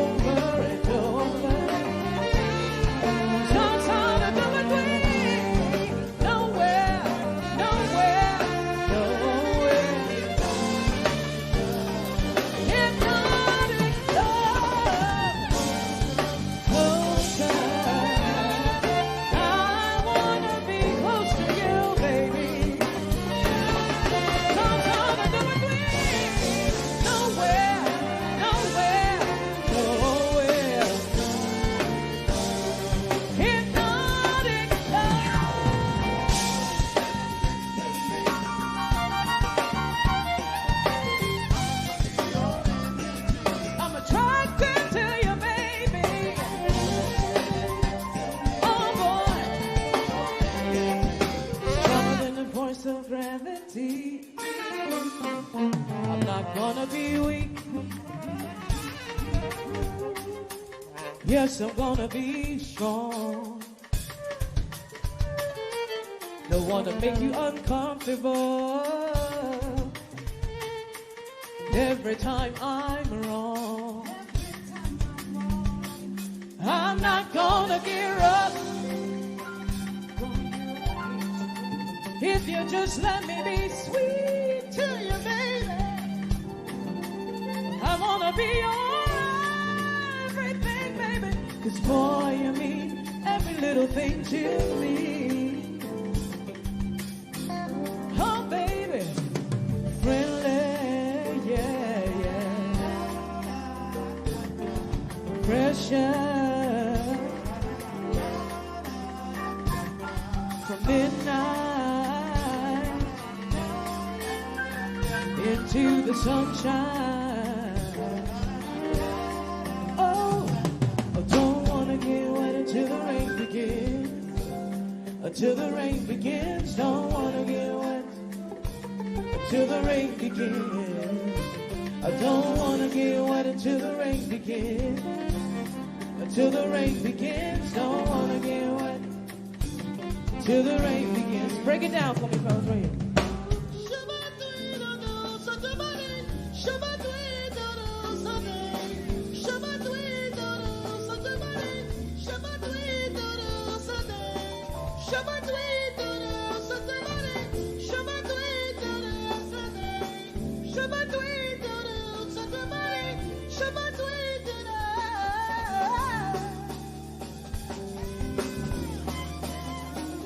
I just want it to be easy, baby. I don't want to fuss or fight with you, baby. I just want to love you. I just want to love you. I just want to love you, baby. I don't want to fuss. I don't want to fight, baby. Friendly pressure, baby. Friendly pressure, baby. Oh,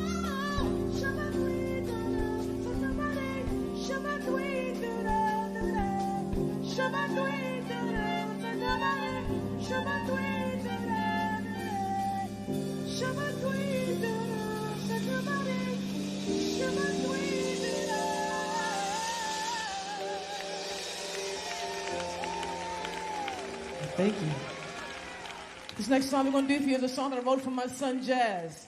In 1999, I was on tour with Incognito. We were in Osaka, Japan.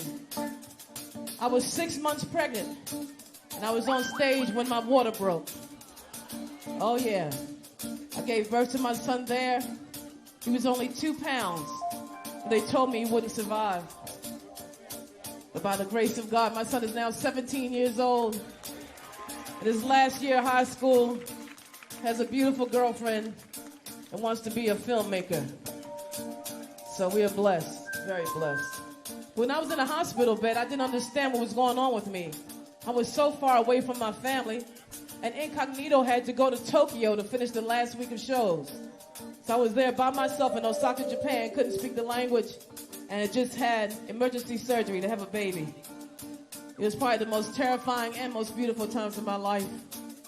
When I was in the hospital bed, across my mind kept coming these words like ticker tape over and over and over again. I think I was losing my mind, but I got it back somehow.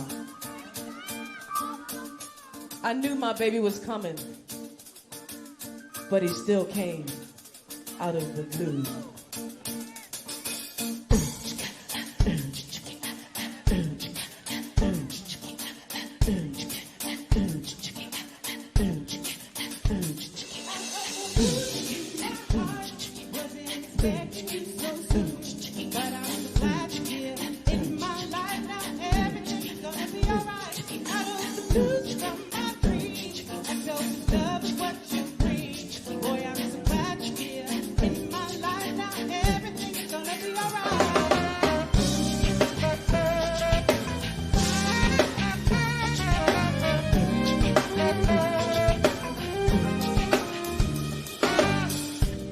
before you came along, my heart was singing love songs each and every passing day. I would pray that you would come my way.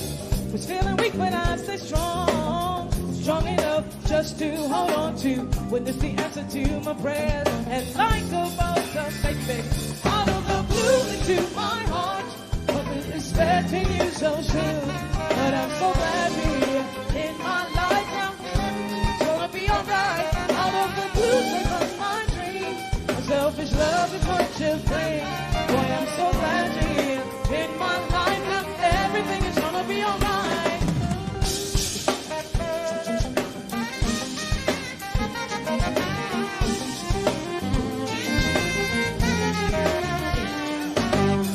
Baby, now you're here with me.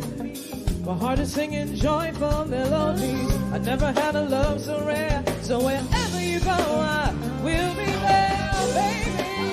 Oh yeah, baby. Boy, I'm so glad you're here. Now everything is gonna be alright. Straight from my dreams is what you bring. So glad, baby. Do I do? Hey, come to you, baby. Yeah, baby. Come to you, yeah.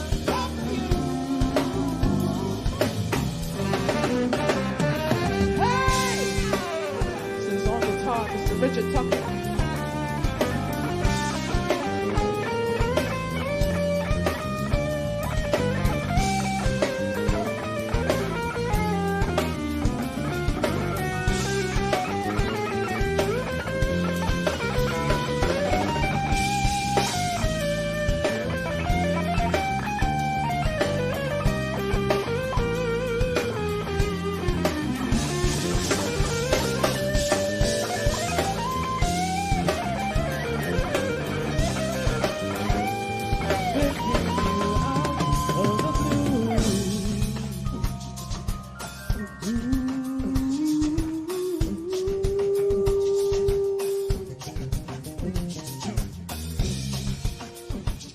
Out of confusion, pain, and despair, the universe has finally answered my prayers and sent me an angel from above, yeah, baby, full of joy, happiness, and love. I'm so beautiful. I love you. I love you. Mommy loves you.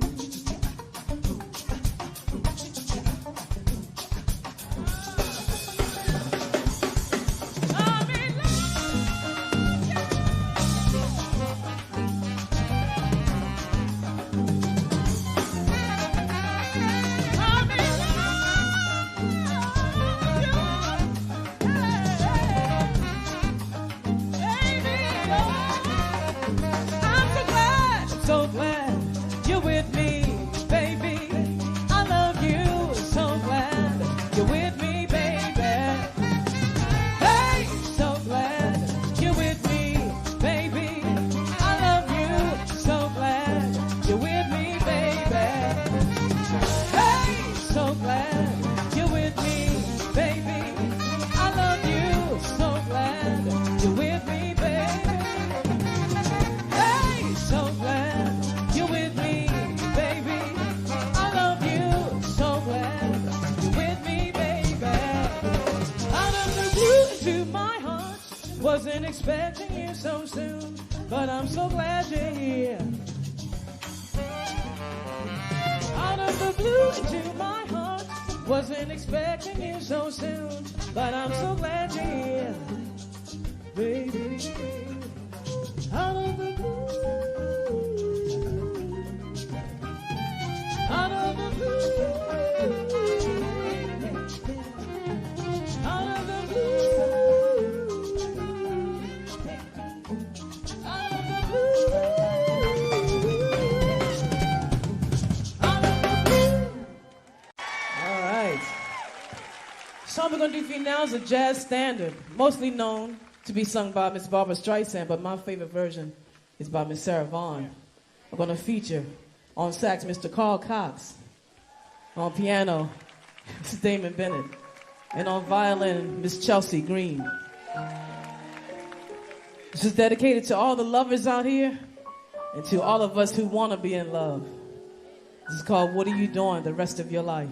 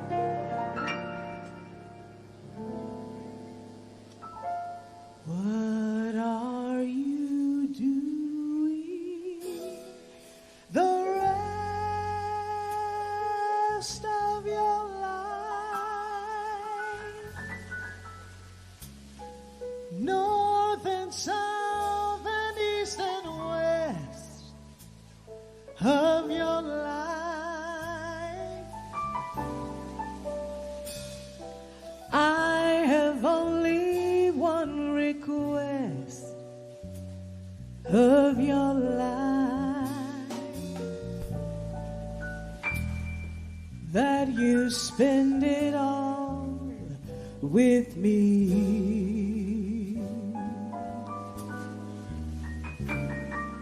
All the seasons and the times of your days,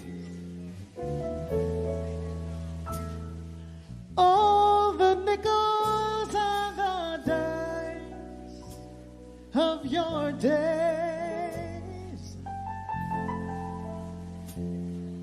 Let the reasons and the rhymes of your days all begin and end with me.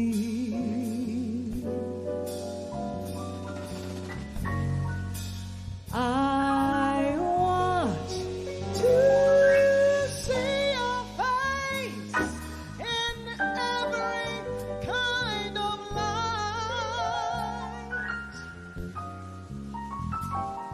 in fields of good and forests of the night, and when you stand before the candles on the cake, oh, let me be the one to hear the silent wish you make.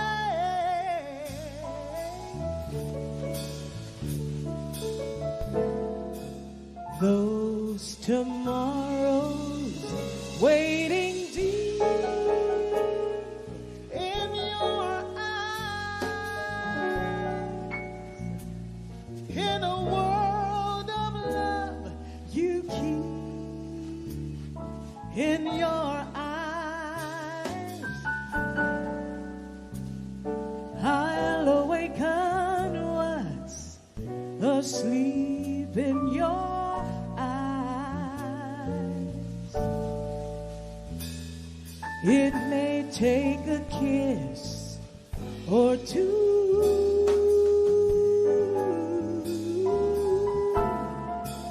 and through all of my life, summer, winter, spring and fall of my life,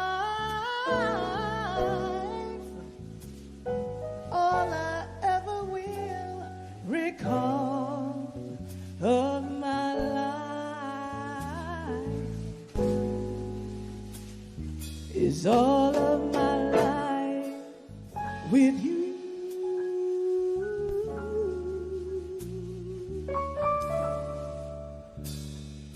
Is all of my life with you.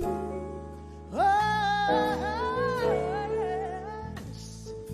All of my life with you. Sa-da-dee-da, sa-da-da. All of my life with you.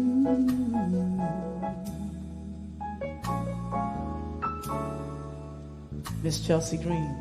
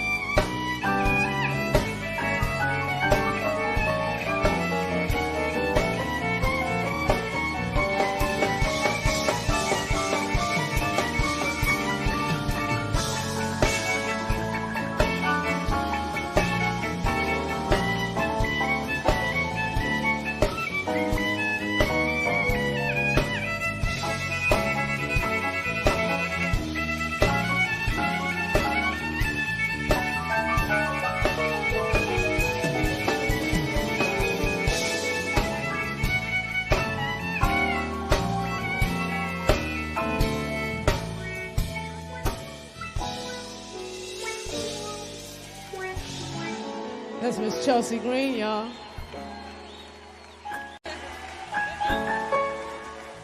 Oh, yeah. And now we're going to feature Mr. Carl Cox on saxophone.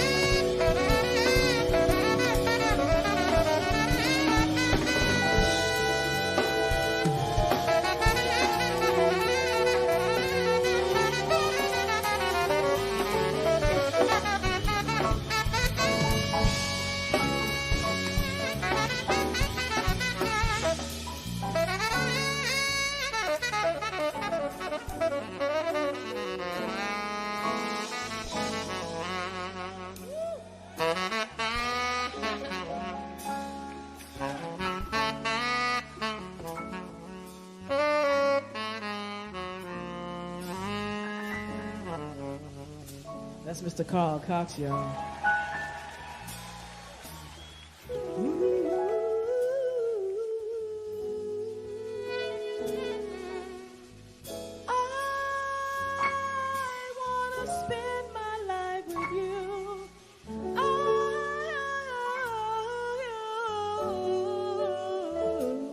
Wanna spend my life with you.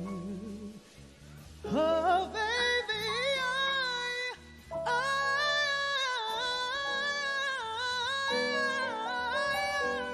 I wanna spend every day, every night, every night, every day, every day and night and night and day and day and night with you, baby. I want to spend all my life.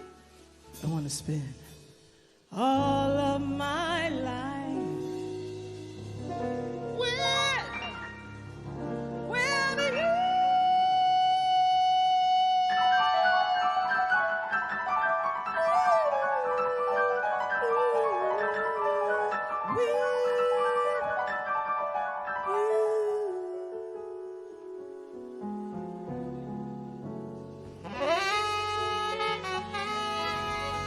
Thank you, thank you. Y'all, we're running out of time. I gotta skip a few things. One thing I want to do for you now is we're gonna jump into the new album. I have a new album out called Love is a Battlefield. I covered Pat Benatar's song from the MTV world of the 80s. And so I wanted to do this real fast for you. Or I could skip. I don't know what to do. Should I do that song? All right. We're going to do Love is a Battlefield.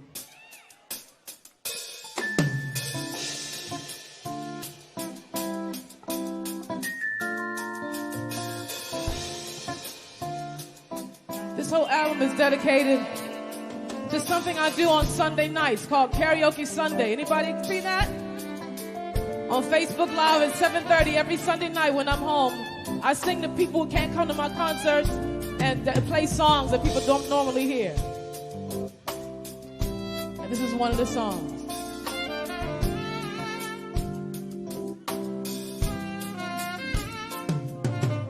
Begging me to go, making me stay. Why do you hurt me so bad? It would help me to know, do I stand in your way? Or am I the best thing you've had? Believe me, I can't tell you why, but I'm trapped by your love and I'm chained to your side. We are young, heartache to heartache we stand. No promises, no demands. Love is a battlefield.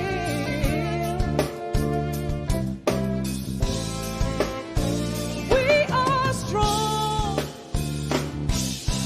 No one can tell us we're wrong. Searching our hearts for so long. Both of us knowing love is a battlefield.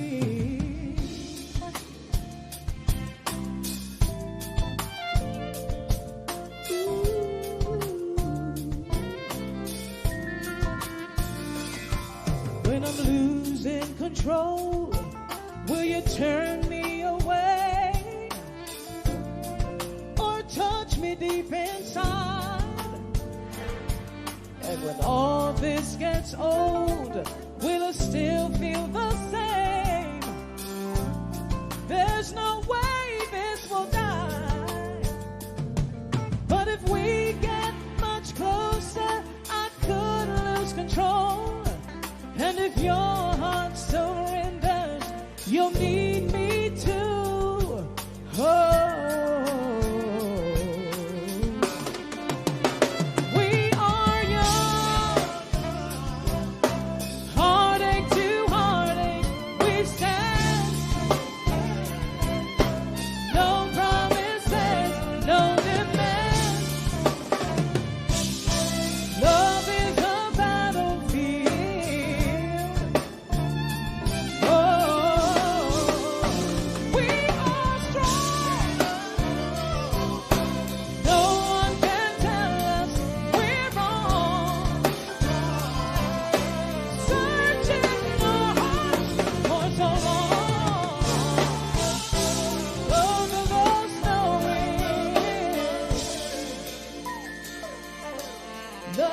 is a battlefield.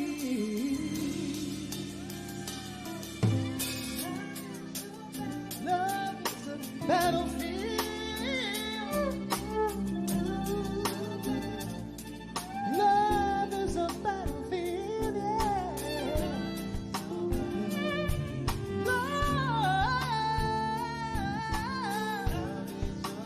Love is a battlefield.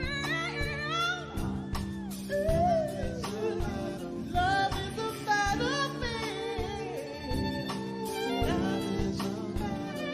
Don't you want love to win? Don't we want love to win? Love is a battlefield. Love is a battlefield. Thank you. Thank you. This is the title track from my third covers album. I did two more. One a long time ago called Sweet Classic Soul, and another one called Feel the Fire. And my boss today, Marvin, wants to hear Playing Your Game, so we're going to play a little bit of that. Playing Your Game, baby.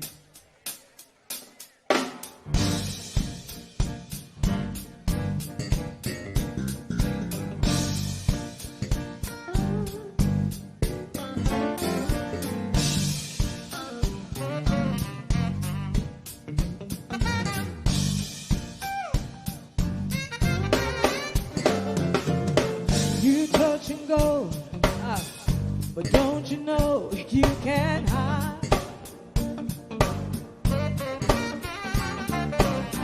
When you give it up, it's only enough to get me high.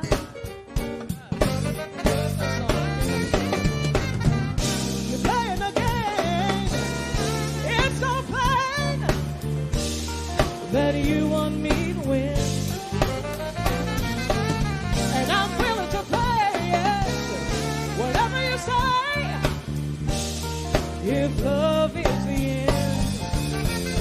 Playing your game, baby, your game, baby, just you and me. Playing your game, baby, yeah, your game, baby, nobody but you and me, yeah.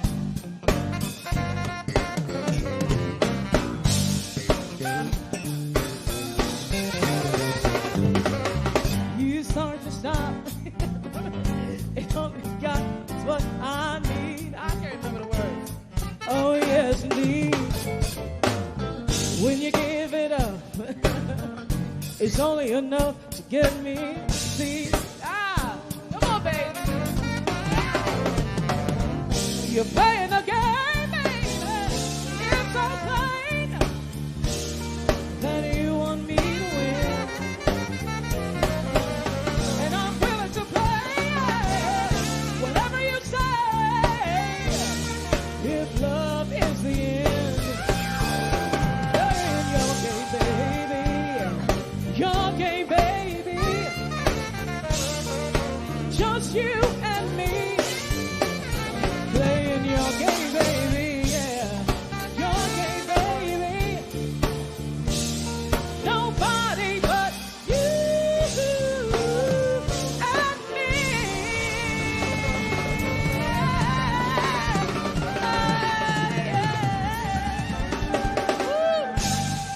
All right, y'all, we gotta fly through this now. Y'all ready to have a dance party? Y'all remember that song last night, The DJ Saved My Life? Well, I wrote my own. Want to hear it? Here it go.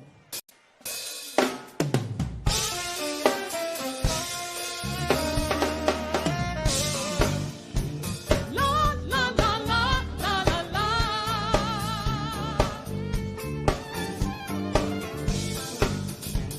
La, la, la, la, la, la, la.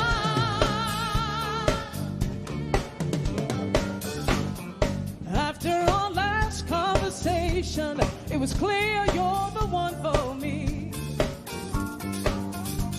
I'm feeling all the things that you said, boy. You're full of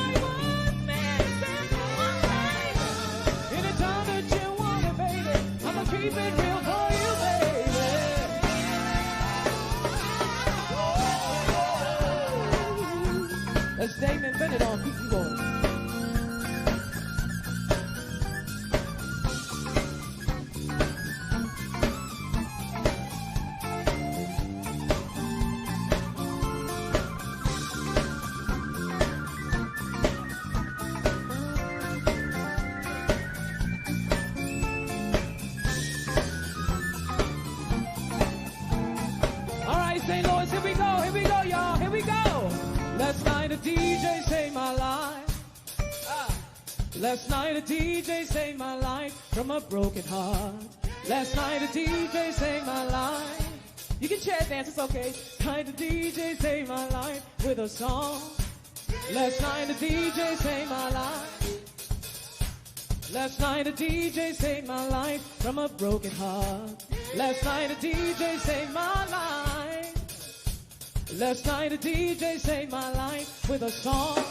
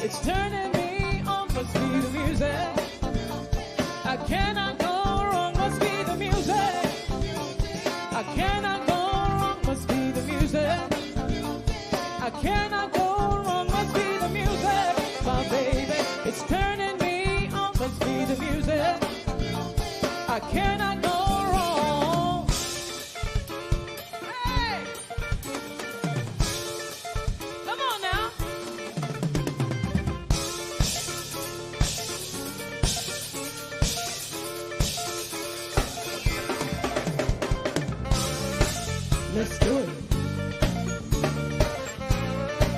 Let's do it. Let's do it. Let's do it.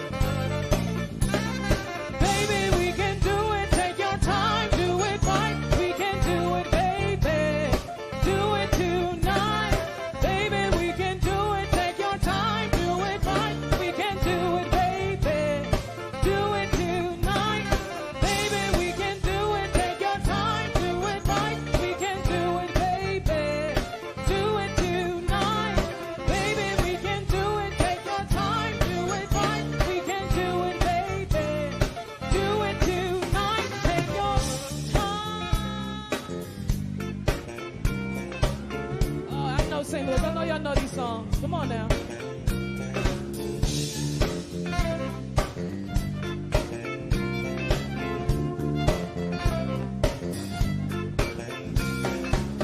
Just a touch of love, a little bit. Just a touch of love. Just a touch of love, a little bit. Just a touch of love. Gives me peace of mind.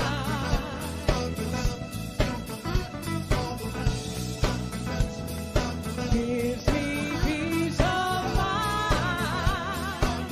Uh-oh, uh-oh. Hey. Okay, come on now. Hey.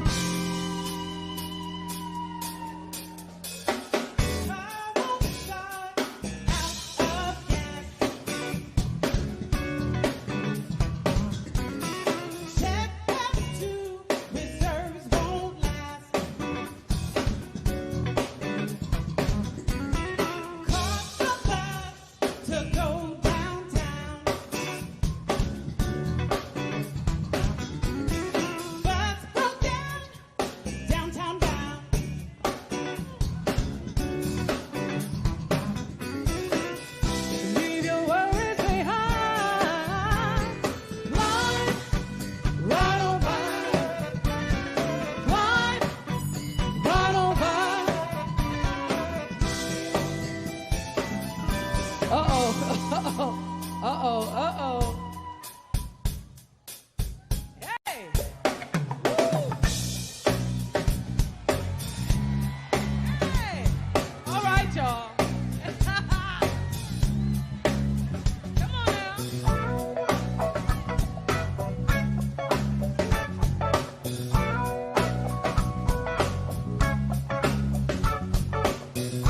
Heartbeat, you make me feel so weak.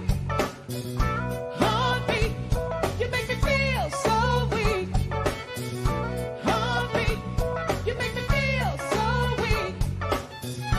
Heartbeat, you make me feel so weak. Uh-oh. Come on, y'all.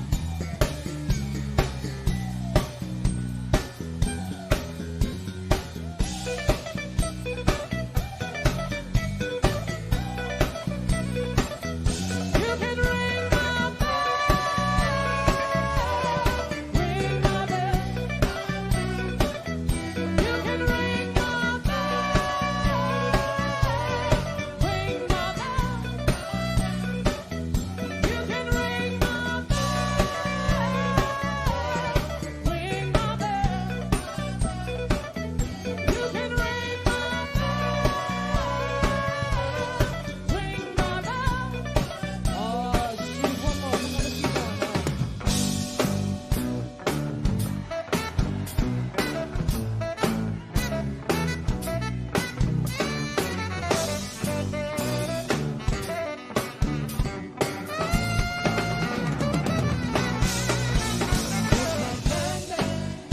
I can feel it when you walk, even when you talk, it takes over me. I wanna know, do you feel it too?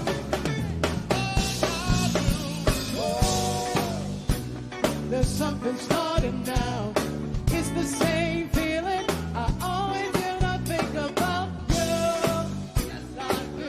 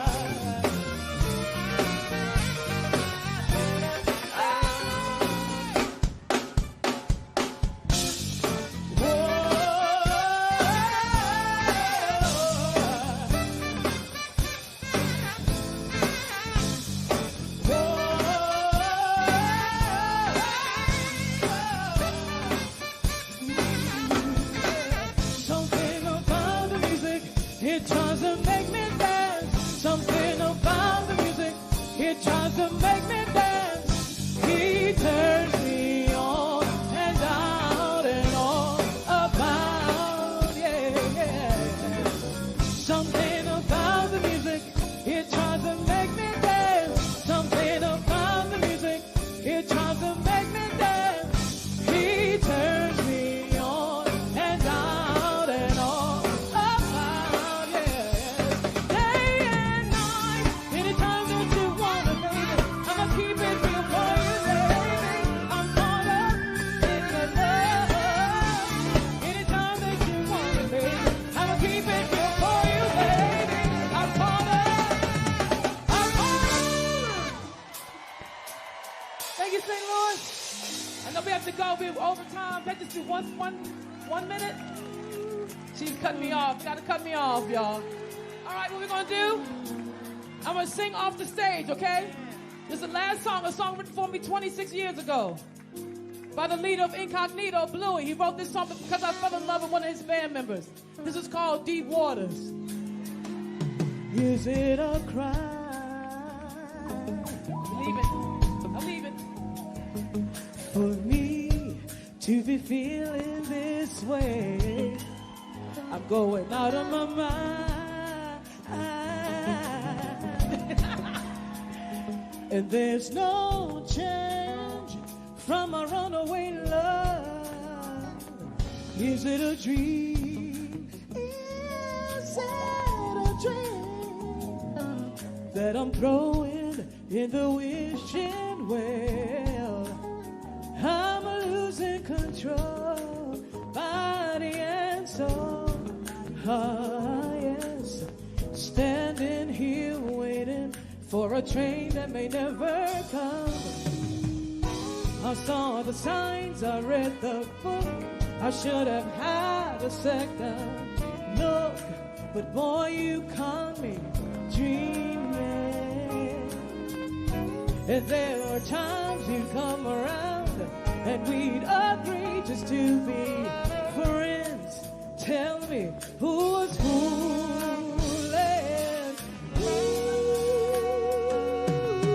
Deep waters, I'm drowning in. Deep waters, slowly drowning in. Deeper, deep waters, I'm drowning in. Deep waters, slowly drowning in. Deeper.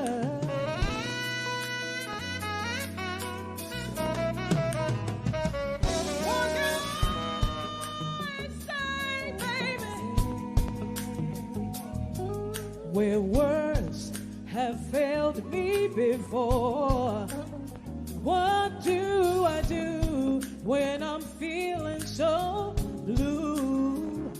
And there's no place for me to run and hide. I saw the sun inside your smile and wished for more than just a while. 'Cause boy, you caught me dreaming, dreaming. A giant stepped into the dark. We threw caution to the wind. Tell me who was fooling?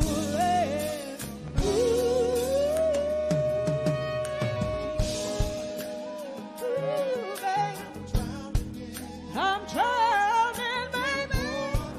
Deep sugar, yeah. Thank you, St. Louis. I'll see you again next time. I love you.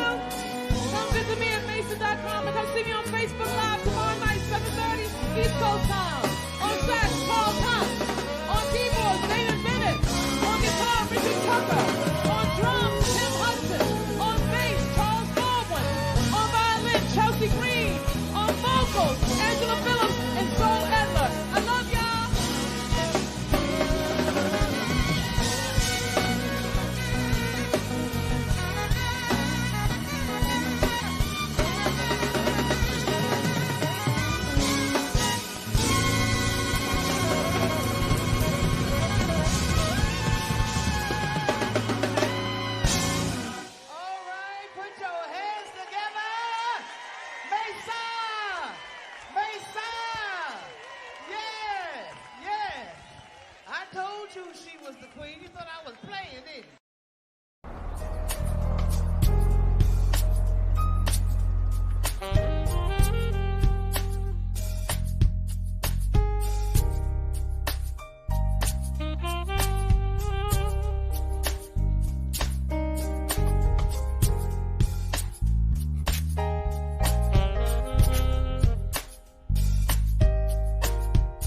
سلومي يوندوش ملكم هذا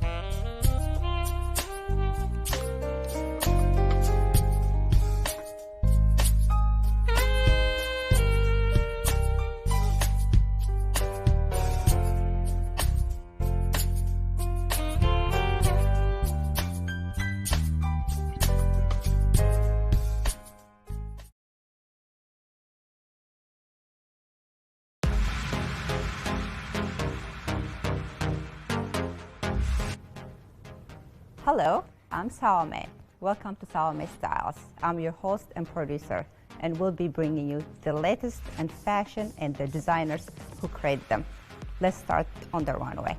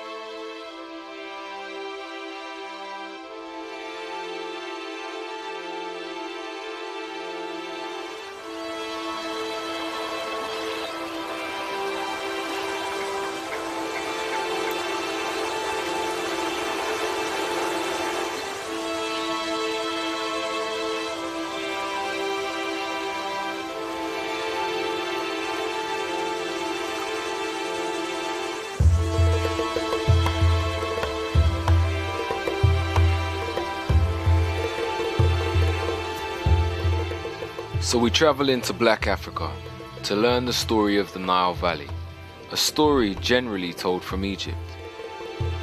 Today we're going to tell the story from a place that thrived before Egypt, alongside Egypt, and after Egypt.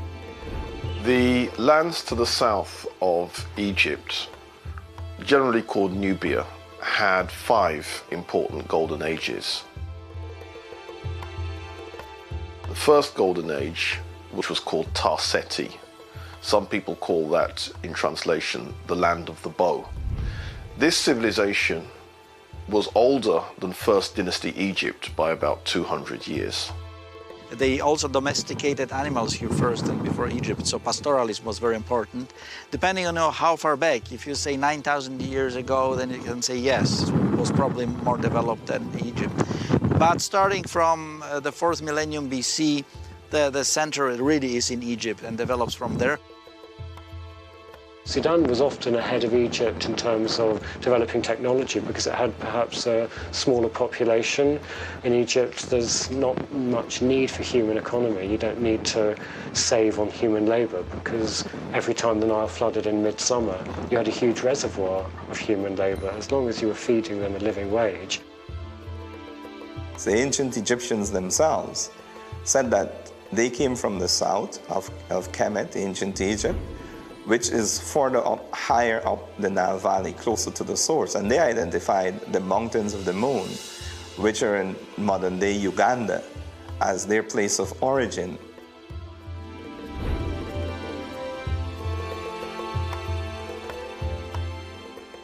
Most historians now accept, even the European Eurocentric ones, that it is the movement of the peoples from the south to the north that gave birth to Kemet. However, what they fail to recognize that is not just the movement of these one set of Africans traveling from the south to the north, but also movements of other Africans coming from the west to the east. They met and collected together in what is now Kemet. That's why that civilization was so powerful, because it was a multicultural expression of the African experience. It was several sets of different Africans coming together in one place and creating a civilization.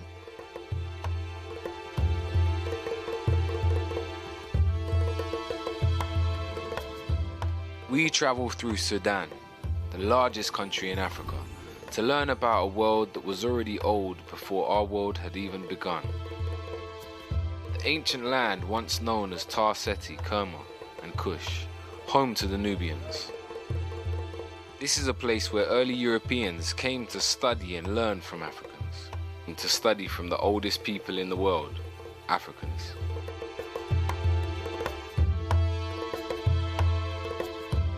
So when you hear recent discussions on who were the black pharaohs, referring in particular to the Nubian pharaohs or the Cushitic pharaohs, those pharaohs they often call black pharaohs in a way to try and distinguish them from the others, but they can't be, because as we said, all the early dynastic and intermediate pharaohs were black.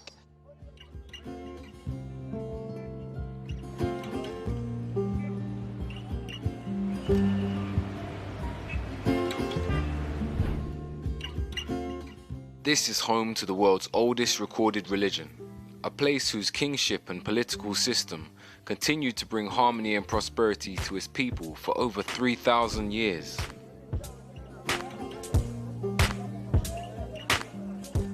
Today, Sudan is the largest country in Africa, rich in oil and other natural resources, but a country culturally split by the Arab African North and the African South.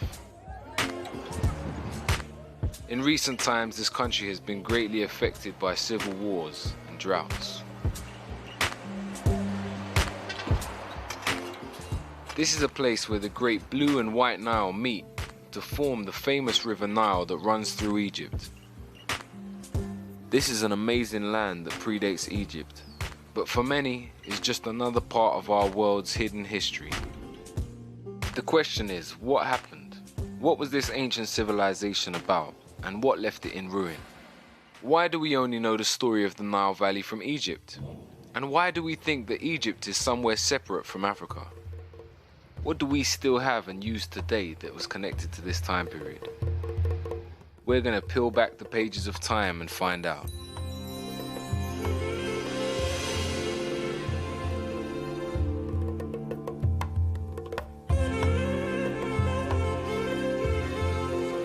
I'm standing here on ancient holy ground, in an area that was once part of the Napatan Kingdom.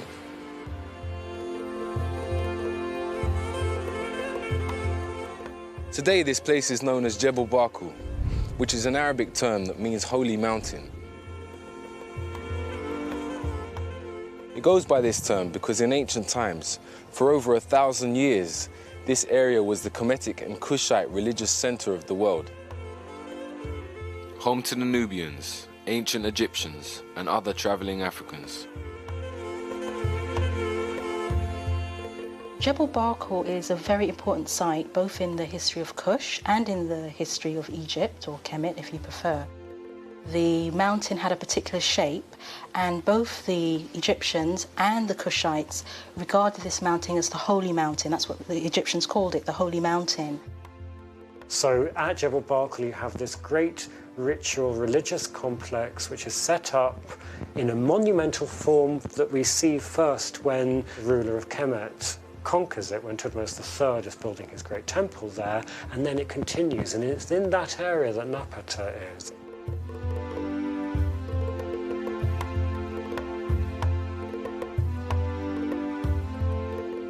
The city of Napata becomes a very important capital during this golden age of Kush. The site has a long history. We can trace it back to the 18th dynasty period of ancient Egypt, where the ancient Egyptians saw it as sacred to their deity Amen.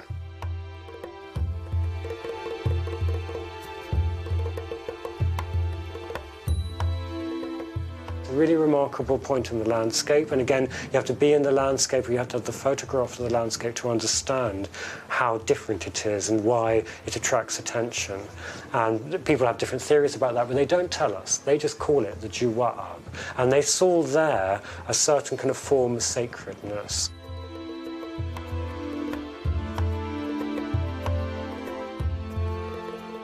So the influence of the Sudanese Nubians in Egypt is quite clear, but on the other hand, the influence of the Egyptians themselves in traditions, in religion, is still people having different minds of is it originated from there, or is it been acquired or adopted as gods by the Nubians? So here at Jebel Barkal, in between Upper Kemet and Lower Nubia, we find much shared culture. And there's much debate around whether it started deep in Africa, at the heart of the Nile, and spread upwards, or if it started in the north of Africa, at the bottom of the Nile, and spread down into Africa. We must have in mind that these political borders were not there. But the boundaries were constantly shifting in any case, and there'd always been a lot of trade between these two separate states, if you like. When you talk about Lower and Upper Nubia, you're talking about a span of land where people have got blood relations, and they have got some sort of culturation and acculturation always happening there.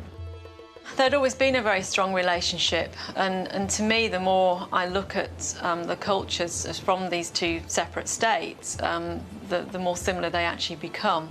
And I think we need to try and move away from some of the images that we see that show Nubia in particular as a very different country. We know for a fact that, as I've said, there was a lot of trade between the two, and that also many of the people would move across the borders effectively over time. So there's always a very strong, close relationship, and at certain times, you know, they were the same thing. They were just one. It's like the relationship between America and England. England is the mother and father of America. The population of America are predominantly English American. The presidents of America are English American. Even though America is an expression of the European consciousness, the vast majority of people are European, the predominant power is the heritage that England has given it. The Americans acknowledge this. They trace their lineage, if they can, back to England and come back to here. The relationship is a special relationship of power. Though America has power on this earth, England is its mother and father and recognized as such. That is precisely the way that one should look at the relationship between Kemet and Nubia.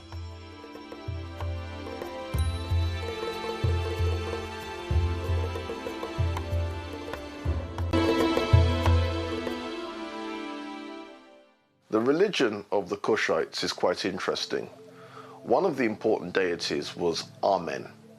Now, Amen is the pronunciation that the Hebrews give it, and some scholars agree to use that pronunciation. Amun is the pronunciation given to it by one of the old European scholars, Plutarch. In the language of Kemet, the word for hidden is Imen, or Amun is the way that we put it in English. And Amun is the name of God as creator who is everywhere and hidden, combined with Ra'ah, who's the energy of the sun. That's the metaphor for the creator, so Amun Ra'ah. But Amun is the hidden part, very much like the Christian, Jewish, Muslim concept of God as everywhere and invisible. The sun, the symbol of the creator, was reborn every morning. It reached its highest position in the day at noon, where it was known as Re. Re represented the creator, God, the sustainer of life on high at its highest point. When the sun set in the west, it was known as Amen. Amen is a Kemetic word which means hidden or concealed.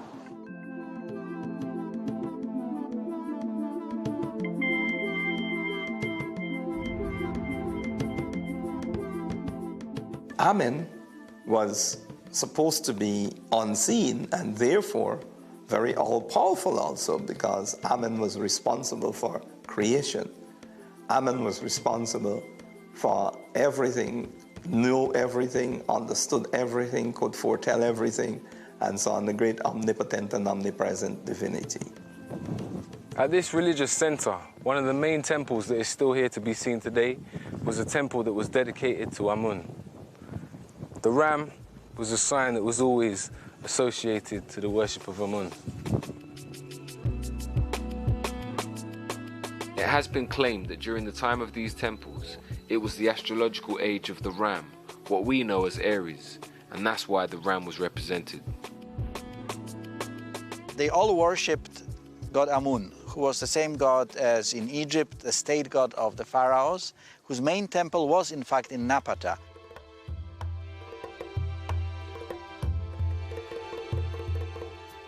Their deity Amen, they make it quite clear. Amen is a deity coming from Kush.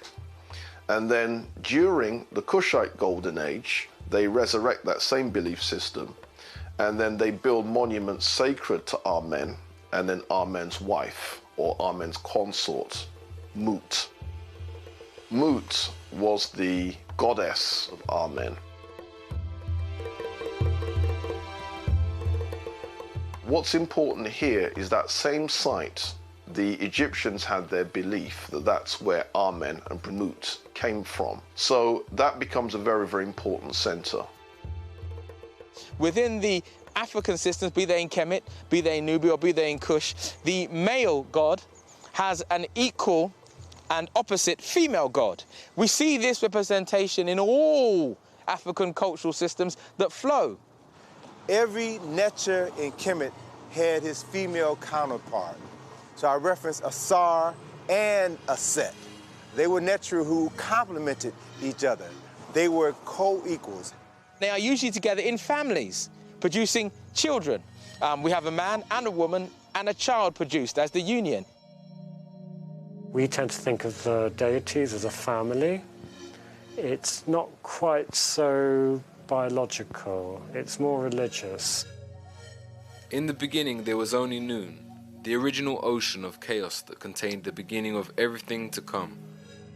Ra, the sun, was born and appeared to rise from the surface of the water.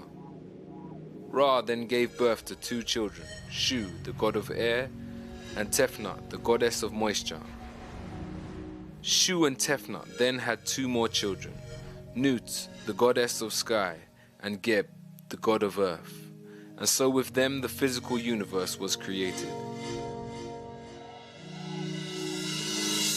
From the union of Geb and Nut, 4 human children were born, and so the story of civilization begun. The Egyptian creation story, in many respects, represents the development of a civilization and the growing of Egypt, I suppose. And it's coming out of something that's very simple and coming out of nature, and then is being developed by man and being developed also into obviously one of the greatest civilizations that there ever was.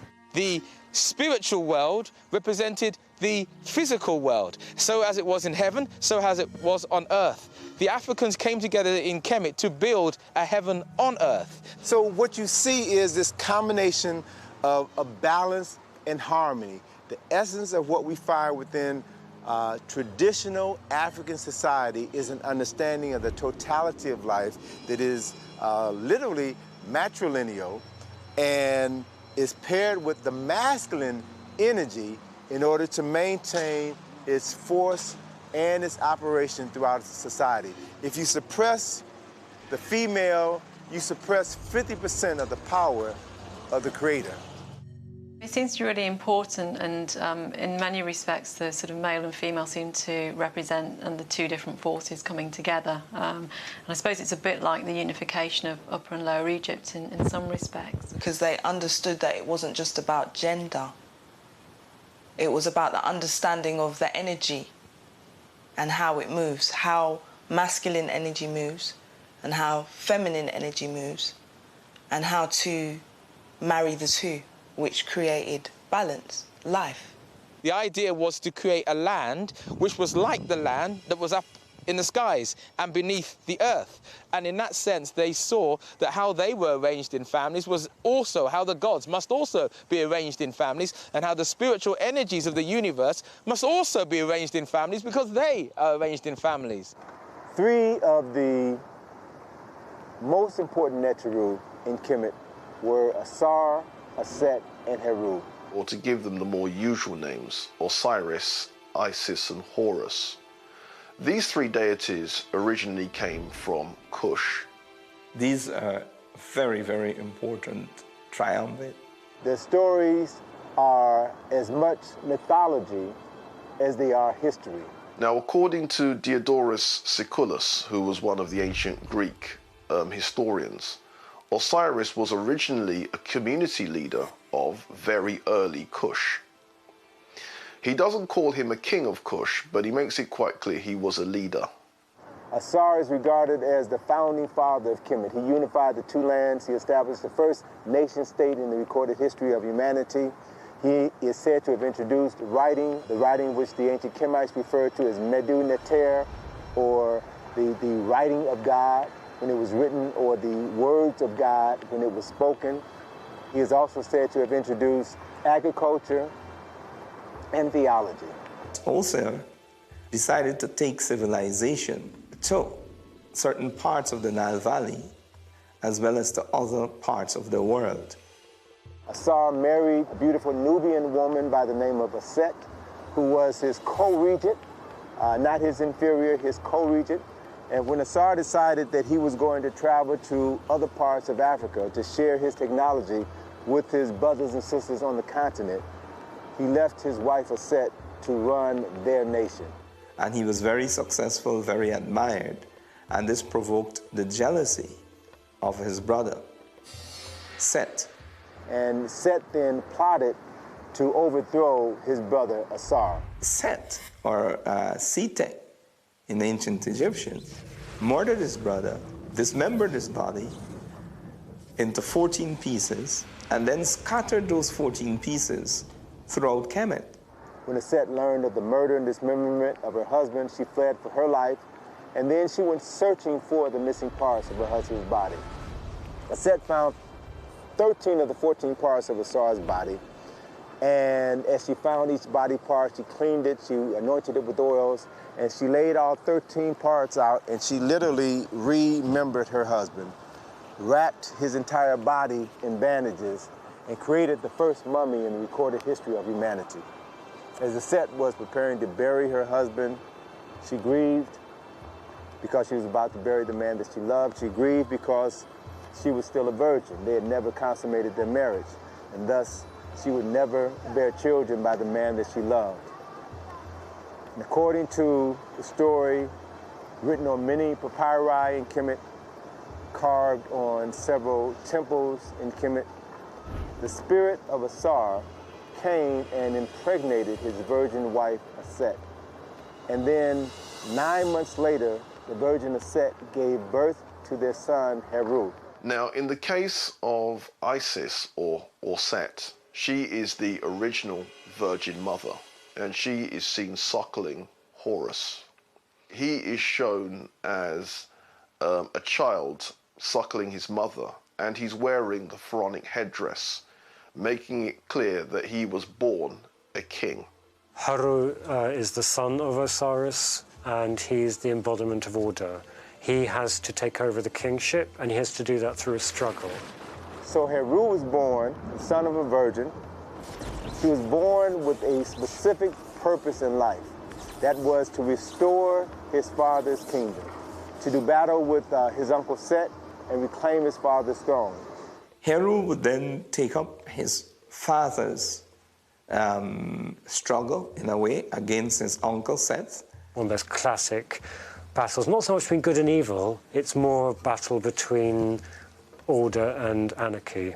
And Heru eventually triumphs over Set. At that moment, Heru was transformed, miraculously transformed into a falcon. He flew into heaven to meet with his father Asar, told Asar of his victory over Set. His father blessed him, and Heru then returned to Kemet as the legitimate heir to the throne. And when he ascended to the throne, the symbol of the Heru Badet, the winged sun disk, was a symbol that was carved above the entrance of every temple in Kemet to serve as a reminder of Heru fulfilling the reasons for which he was born. And at the moment Heru reclaimed his father's throne and was crowned the king of Kemet, his father Asar was resurrected from the dead and took his place on the throne of judgment. According to Plutarch, what he says about Osiris is that Osiris was associated with the moon, and the moon has its lunar cycle and then disappears at the end of the lunar month, and then 3 days later is then reborn, and this is then the resurrection of Osiris after being dead for 3 days. So Osiris is then the god of death and resurrection. And Seth, or Zetesh, is never thrown away. He's an important part of the whole series of gods. He's not the annihilating factor. Set was not purely evil. Set represented the forces of discordance. Zetesh still has to be there. If you take him away, you're taking away part of reality. But he shouldn't be king. So that balance between Hor and Zetesh is one where Hor, Heru, is meant to be very much on top and ruling. And our ancestors were very inclusive. And they knew for certain that, as I said, there was a little bit of good in the worst of us and a little good of bad in the best of us. And they represented that in this way. So the reigning ruler in Kemet, and this is taken over to an extent in Kush, the reigning king is Horus because he's managed to take over and rule.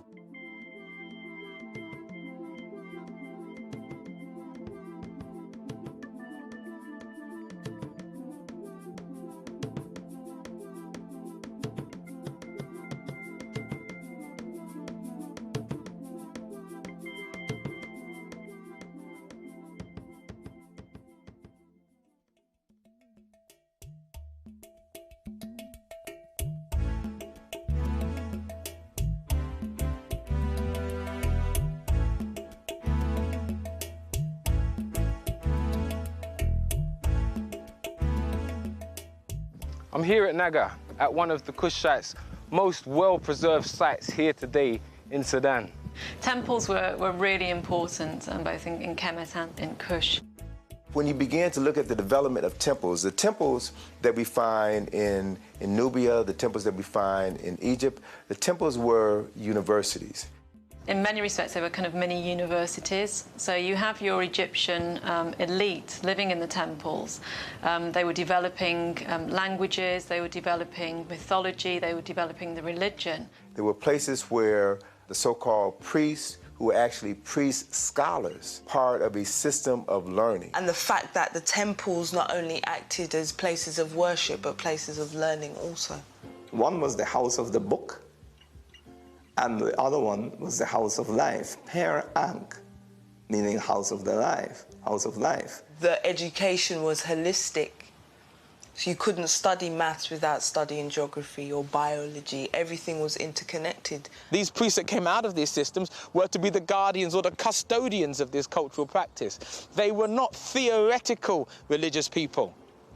They were individuals who were both warriors, both scholars, and both priests at the same time. It might be important to look at the system of education as a system of formal learning and the system of socialization as a way or the way in which one generation was socialized into the fundamental values and rituals and meaning of life of the community and therefore of the society.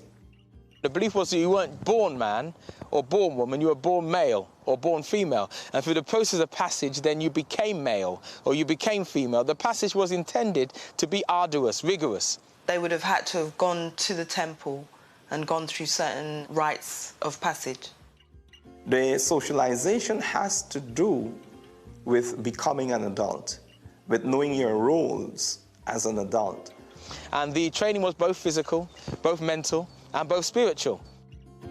And a lot of this came to rest in the temple, where you had schools in the temple.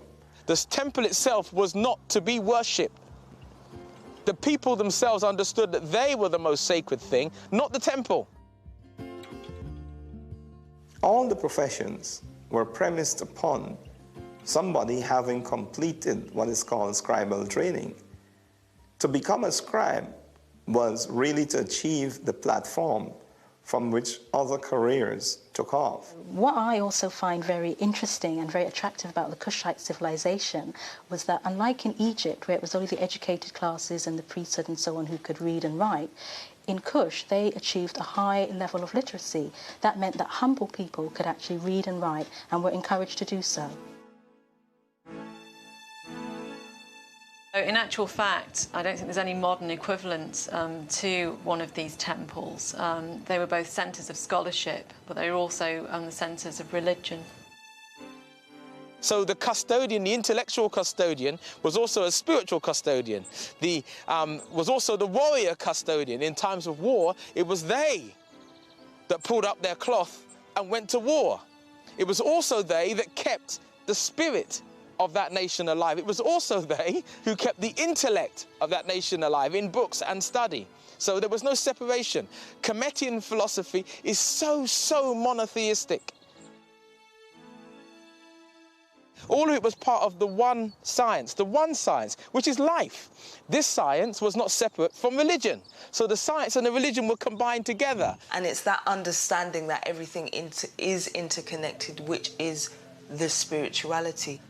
Everything in the cosmos, in the universe, is related to everything else. We're all interconnected. There is an understanding that there is one central energy source, but with different aspects. The aspects are represented by how we call in the Western world gods. But there is never a thinking that there isn't one monotheistic central source or power. There is the understanding, whether you're in Kemet, whether you're in Nubia or in Kush or in any of these kingdoms in the Nile Valley or any of the African kingdoms that follow subsequently, that there is one central source or energy from which everything comes from.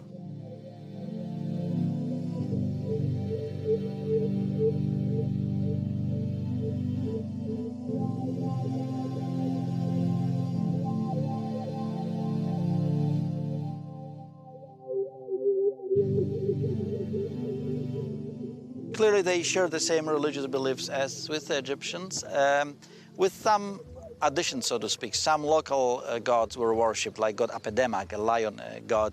And you have to remember that lions were common here up until the early 19th century.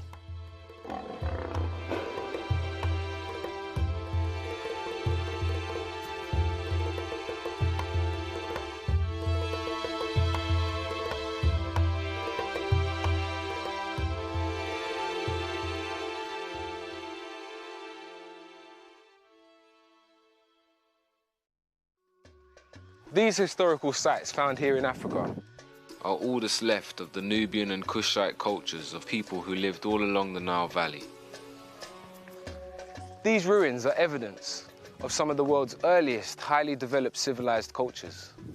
These people had an understanding of astrology, medicine, philosophy. They had mapped out the world. They had circumnavigated and understood the planet that they lived on. We find that the people of the Nile Valley were responsible for developing the first calendar of 365.25 days.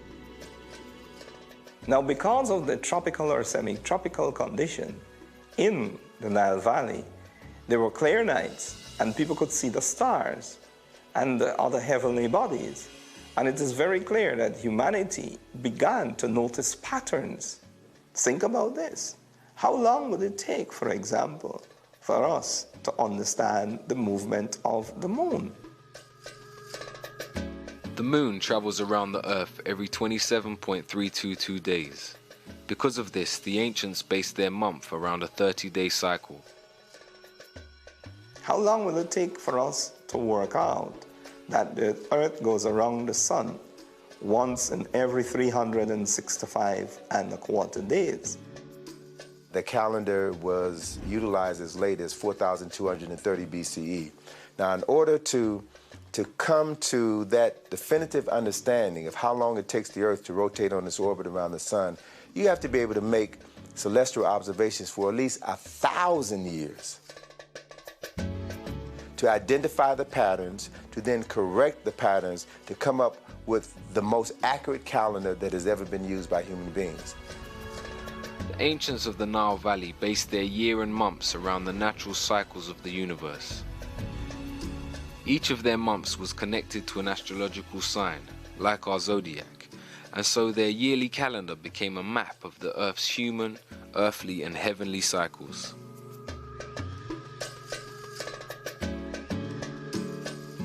And this is where the sense of time, the whole question of the calendar, the year, different months came out of.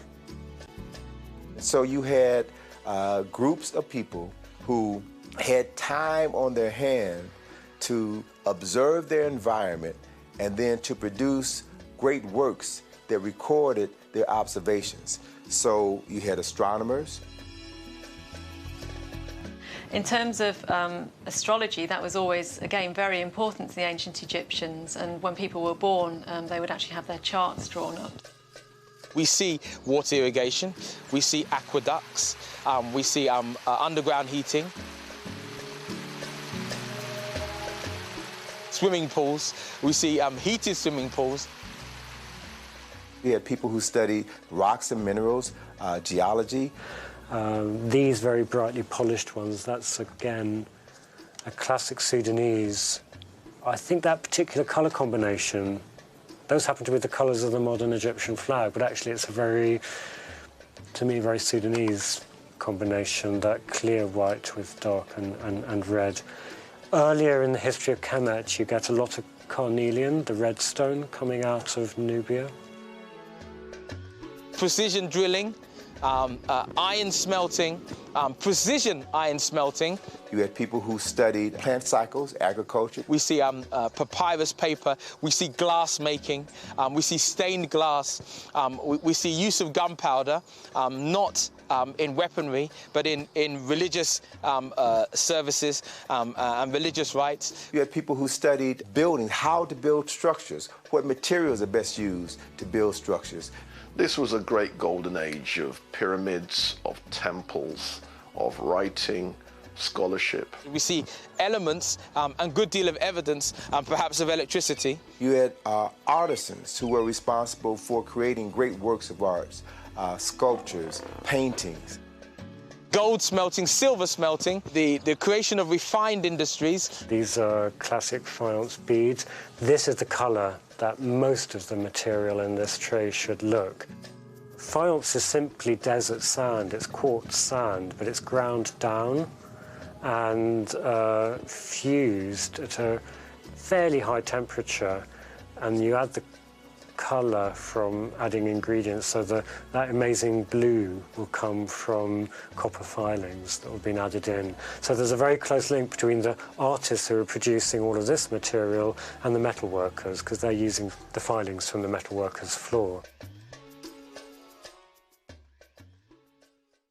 So the underpinning of order in Egyptian religious art and in the language is a pedestal. It's a block that looks a bit like kind of a carpenter's plane, something to make things smooth.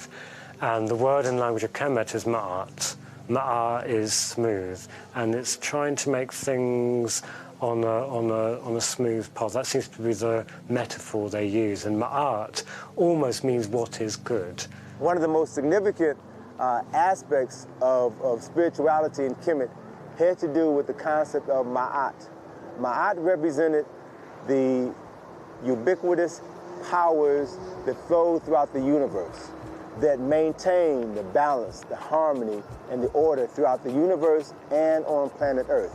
Ma'at was represented by a female figure with wings and an ostrich feather. One later came to recognize this figure of a human being with wings as a prototype for angels within Judaism, Christianity, and Islam. Ma'at was fundamental to the Nile Valley because it was its moral code. The ancient Kemetians believed, as did the Africans from the south, that when one passed from this existence to another, there was a point of spiritual judging. This spiritual judging was to weigh your heart with a feather. The heart had to measure itself and be balanced against a feather. And you quite literally get the heart being weighed on scales to see if a person is worthy of going through to the next life. We can actually still see Nubians wearing the feather of Ma'at, showing their connection to this moral order. The people and the pharaohs tried to establish and maintain Ma'at. And they didn't have a word for evil, because that's, I think, what people think, good and evil, light and dark, do you know what I mean? But the opposite of Ma'at was Isfet, which was unbalanced. Ma'at, the feather, would then be weighed against a person's heart. And if your heart is heavy and it tips against the feather, it shows that you have done things to have a heavy heart, meaning you're a guilty person. The idea of the feather was a representation of the female aspect and also of air, but also of the lightness of being, the idea that your heart was not heavy. We still say it now. My heart is not heavy. My heart was light. I had a light heart, a clean soul. They declare their innocence by reciting the 42 admonitions of Ma'at, some of which will sound very familiar to Jews and Christians. Those 42 admonitions were, I have not stolen. I have not committed adultery. I have not polluted myself. For I have not polluted the land. I have not spoken ill of my neighbor. I have not spoken ill against God. I have not defrauded offerings. As a person's heart was weighed on the scale of Ma'at, as they recited these 42 declarations, if they were true to these declarations, then their heart would be as light as a feather. This is where the concept comes from. And so it means that they would be pronounced Ma'at Keru, true of voice. The clean soul was the fundamental aspect. We see it represented in all the Kemetian philosophies, which they had taken from their mother from the south.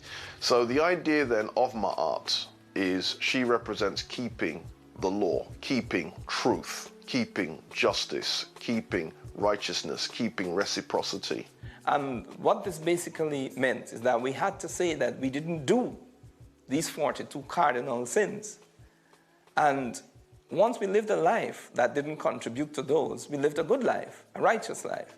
This event was recorded in the Book of Judgment by Jehuti, and then in the next scene of this very important document, of which thousands and thousands were produced, because every person who died wanted to have this document to help them be able to recall these 42 admonitions. One of the very last panels shows Heru, the son of Asar, leading the vindicated soul of this person to his father.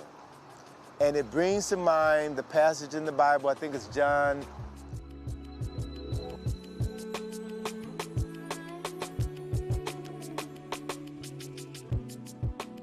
So Heru was the way, Heru was the truth, Heru was the light through which the soul of man was brought before the Lord of judgment and then proceeded to go into heaven or hell to experience the next life. Ma'at is also called Sit Ra'a, the daughter of Ra'a, the sun god, the creator. And although you find parallels for that in European Christianity, the church is called the daughter of God, so you can see that kind of idea that the great force that protects good is related to the creator. So Ma'at represented the means by which a person can achieve their highest spiritual level of understanding. This wasn't about religion, this was a way of life, of being, of relating to each other, because relationships was our highest value, how we related to ourselves. So before you can relate to somebody else, you have to relate to yourself. It's often used as a kind of unique force that you don't find in any other society in the world. I'm not sure I believe that, because I think every society defines itself by what it thinks is right. So in Kemet, the word or the language of Kemet for what is right is Ma'at. All of these ideas and concepts can be traced back to the Nile Valley, to Kemet, to Nubia, at least 1,000 years before the advent of Judaism. Talking about the importance of spirituality and of spirituality itself, not only to Kemet, Kush, and other places in the Nile Valley, but to all African society that remain African, even unto today. And I think it's important for us to understand that to be African is to be a spiritual being, because our ancestors recognized being spiritual as the fundamental of human existence. From the start, whether we look at the Nile Valley during the Tarseti, Kemetan, or Kushite period, we see a unifying system of understanding that gave the people their moral core. An understanding that may have changed slightly from generation to generation, but a knowledge of a divine force greater than themselves continued to be at the center of their civilization.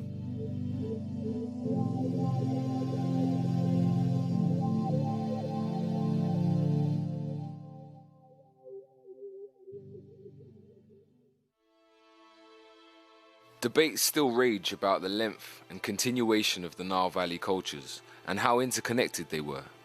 What we do know is that over time rulership changed between the different black rulers along the banks of the Nile. It appears that Kemet was roughly 3,000 years old before it had any interference from cultures outside of Africa. Asiatic people known as the Hyksos melted into the northern Nile society at first, and then by chance took full control of Lower Kemet and ruled for roughly 100 years. During this time, Kemet was inflicted with corruption and a depraved form of leadership. There's still debate around whether they were fully kicked out or not. Society in the Lower Nile Valley continued to come under attack from groups outside of Africa. When the Assyrians took over Kemet, they attempted to separate Egypt or Kemet from Nubia. Now, this was a hard thing to do since both sets of people were entwined. Their families, their culture, their religion was part of the same culture and religion. In about 1,000 years BC, the Nubians moved in and took full control of Lower Kemet, bringing the whole region under Kushite protection.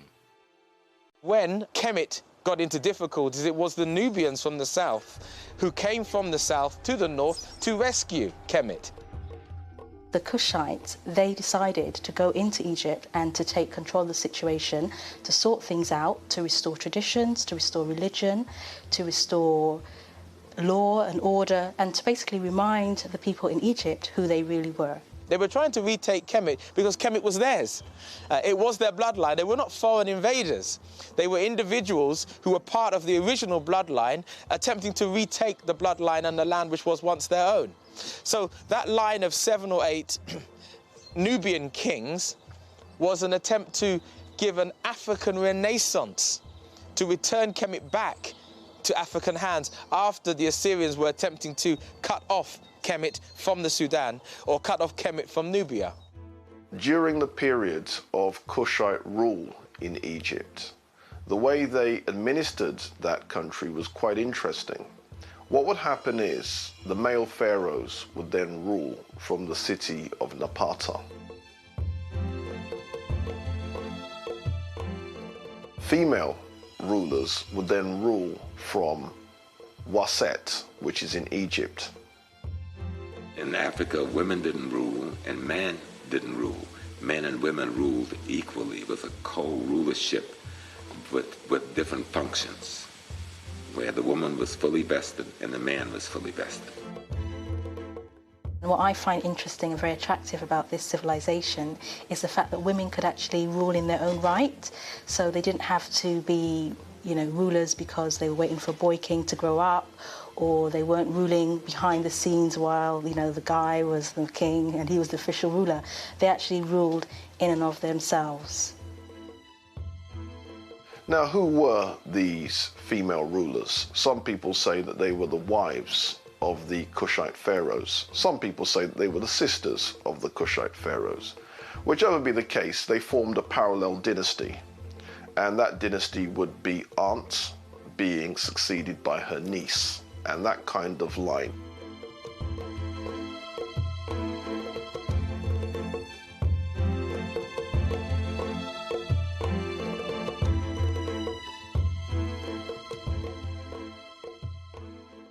Iron, the center of that industry, was of course Meroe. Meroe is already a city, a royal city, when the capital is further north at Napata. The royal city of Meroe is very important to our understanding of the achievements of the Kushites because it was actually a planned city. It was planned, it had a water sanctuary, which are known as the baths, it had temples, and it also had spacious homes on the scale of aristocrats. Today at this ancient site of Meroe, we can see the most amazing arrangement of pyramids. Here, like in other parts of the Nile Valley, it's still debated whether the pyramids were used just for burials or if they were astrological markers and places for holy rituals. The city of Meroe dates back to about the 10th century BC, although this is controversial. If one looks at some of the older writers writing in the 19th century, they argue that Meroe is so old that it even predates ancient Egypt. But let's get with the conservative dates, 10th century BC. Scholars who have been to Meroe have all pointed out the same thing, the huge amounts of iron slag. Meroe was a massive industrial center of antiquity and clearly a major center of iron production. As a production center, it's long before the Industrial Revolution, but in a certain way it's an industrial city. In fact, the early explorers call it Birmingham of Africa. Now, why the Birmingham of Africa? Well, Birmingham, back in the day, was the center of England's iron working industry. As an industrial centre, it was very, very important. The main thing that people think about when they talk about Meroe is iron. There was iron production there. Some people have even said they had steel production. In this area, it was rich in iron ore, so it allowed Meroe to develop not just as a major political and, with some temple, religious center, but also as a major industrial center, which perhaps traded with countries elsewhere. There are reports that the Kingdom of Kush had trade routes going as far as India, and that many Nubians settled there, creating an area called Indus Kush. That makes you look at how people inside Meroe related to one another and to the outside world in a new way.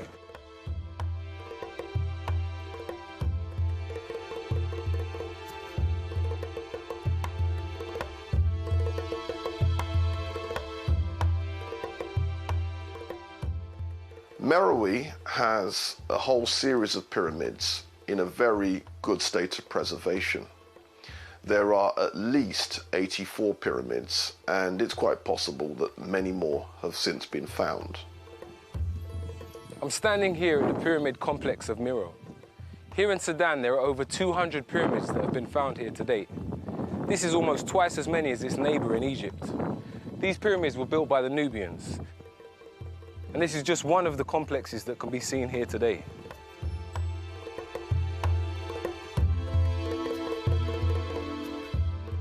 Gold and iron were two most important trading products in Kush.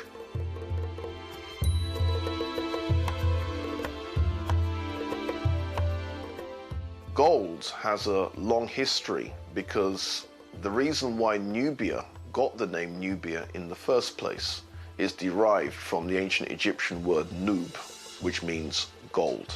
And what the ancient Egyptians are saying is that this is the land of gold. This is where we get gold from. There was a reputation that the Egyptians had that gold was as plentiful as dust. Wasn't true, but this was a reputation that it developed. But where did the Egyptians get their gold from in the first place? They got them from the Kushite gold mines. They traded with each other. Herodotus mentions that gold was used to enchain prisoners. Now, he may well be exaggerating, but since there are images of even mundane things like golden tweezers, the fact that gold would then be used to make tweezers, that shows that it's not a far stretch of the imagination for Herodotus to say that gold would then be used to enchain prisoners. Many of the things that we think of as advanced culture or advanced technology has its root within Kemet. We know that pottery was first used in Sudan rather than in Egypt. The Kushites throughout their whole history were always very good at making pottery. They were very artistic, and their pottery is some of the best in the ancient world. That was also manufactured at Meroe. This is the great glory of Meroe, the pottery. Much of this has been conserved and restored. What's extraordinary is how thin they're able to make this pottery and how they choose every tradition open to them. What's amazing here is this pottery is over 2,500 years old, and much of it is still usable today. This is much more an Egyptian form. That's a little baby feeding cup. That's just the mud of the Nile.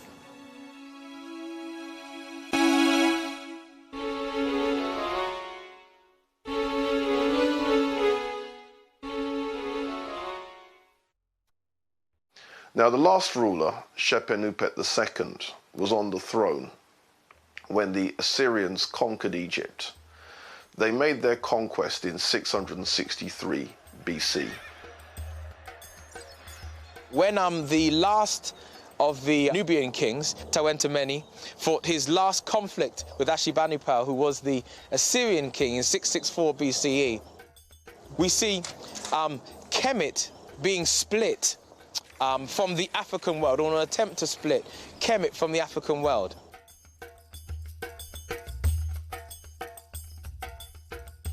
As the subsequent more barbarous invaders took control of Egypt, the kings of Kush were afraid that their central kingdom would be attacked, would be destroyed. So they moved their capital from Napata to Meroe, which is why Meroe grows when Napata declines. The kings moved their burial ground, their pyramids, to Meroe, and perhaps they moved the capital city even earlier, around 500–600 BC. So this dividing line that was set up by the Kushite kings was a matter of defense, a matter of safety.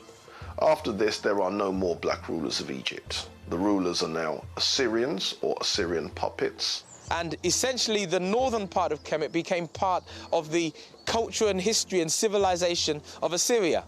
Assyria became the focal point, the married line, the feminine line, the female line of Kemet was deliberately usurped by the Assyrian kings. And therefore Shepenupet II was the last independent black ruler of Egypt. As the Assyrian kings took control of Kemet, then we have a resurgence in consciousness in Nubia.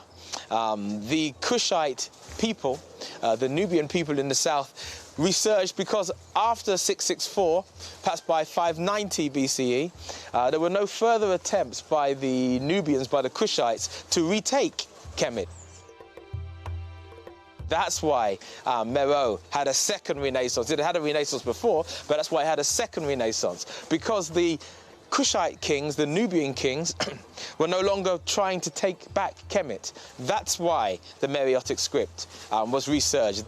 Now, during the time of Kushite pharaoh Natasen, the Kushites invent this script, which scholars call Meroitic. And interestingly, they also borrowed from Egyptians the signs for writing their language. But let's be quite clear. Egyptian hieroglyphics themselves date back to the Tarseti period, which is the first golden age of Nubia. So if we wanted to trace the origin of Egyptian hieroglyphics, we have to go back to very early Nubia. Basically, for the longest time in Kushite history that we find evidence of writing, they were using the same hieroglyphs as the Egyptians were using. Both cultures used the same. But later on, when the kingdom became more centered in Meroe, they devised their own script. But they borrow 23 hieroglyphic signs and a number of other demotic signs to write in their own language, which is the second oldest written language in Africa, Meroitic language. They actually devised two scripts. One is known as the cursive script, and the other one is known now as the Meroitic hieroglyphs. The script had 23 letters, of which 19 were consonants and 4 were vowels. There was also a word divider, so scholars know when the words began, when the words ended. And it's only partly deciphered, so there's lots of mysteries in the work. And there are 900 books and inscriptions written in this old script. In terms of understanding the language, it hasn't been translated yet, and so that really hampers our understanding of the culture and the religion, and basically how the people saw themselves and what they'd like to say about themselves.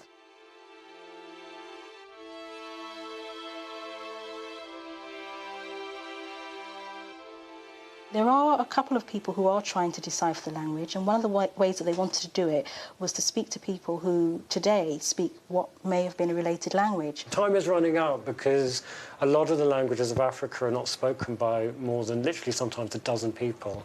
And as the elders die and people don't capture these languages, we won't have that link. People in the landscape won't know what the sound was. It appears that the Nubian Kushites created this new language to protect the last of their secrets from the invading foreigners. In doing so, they created a greater divide between them and their lost gem of the Nile Valley, Egypt. Then Egypt is conquered by the Persians in 525 BC. The Persian kings, like Cambyses, a ruthless and genocidal ruler who took over Persian rulership and then took over rulership in Kemet. This Cambyses attempted to invade Nubia and failed. His army died in the Nubian desert. That which was left was destroyed by the Nubian bows. If you don't know, then you should know that the Nubians were famous for having the longbow. Even before the 14th century Englishman said he created a longbow. I don't know how he came out with creating the English longbow. The longbow was the famous weapon of choice for the Nubian, the Kushite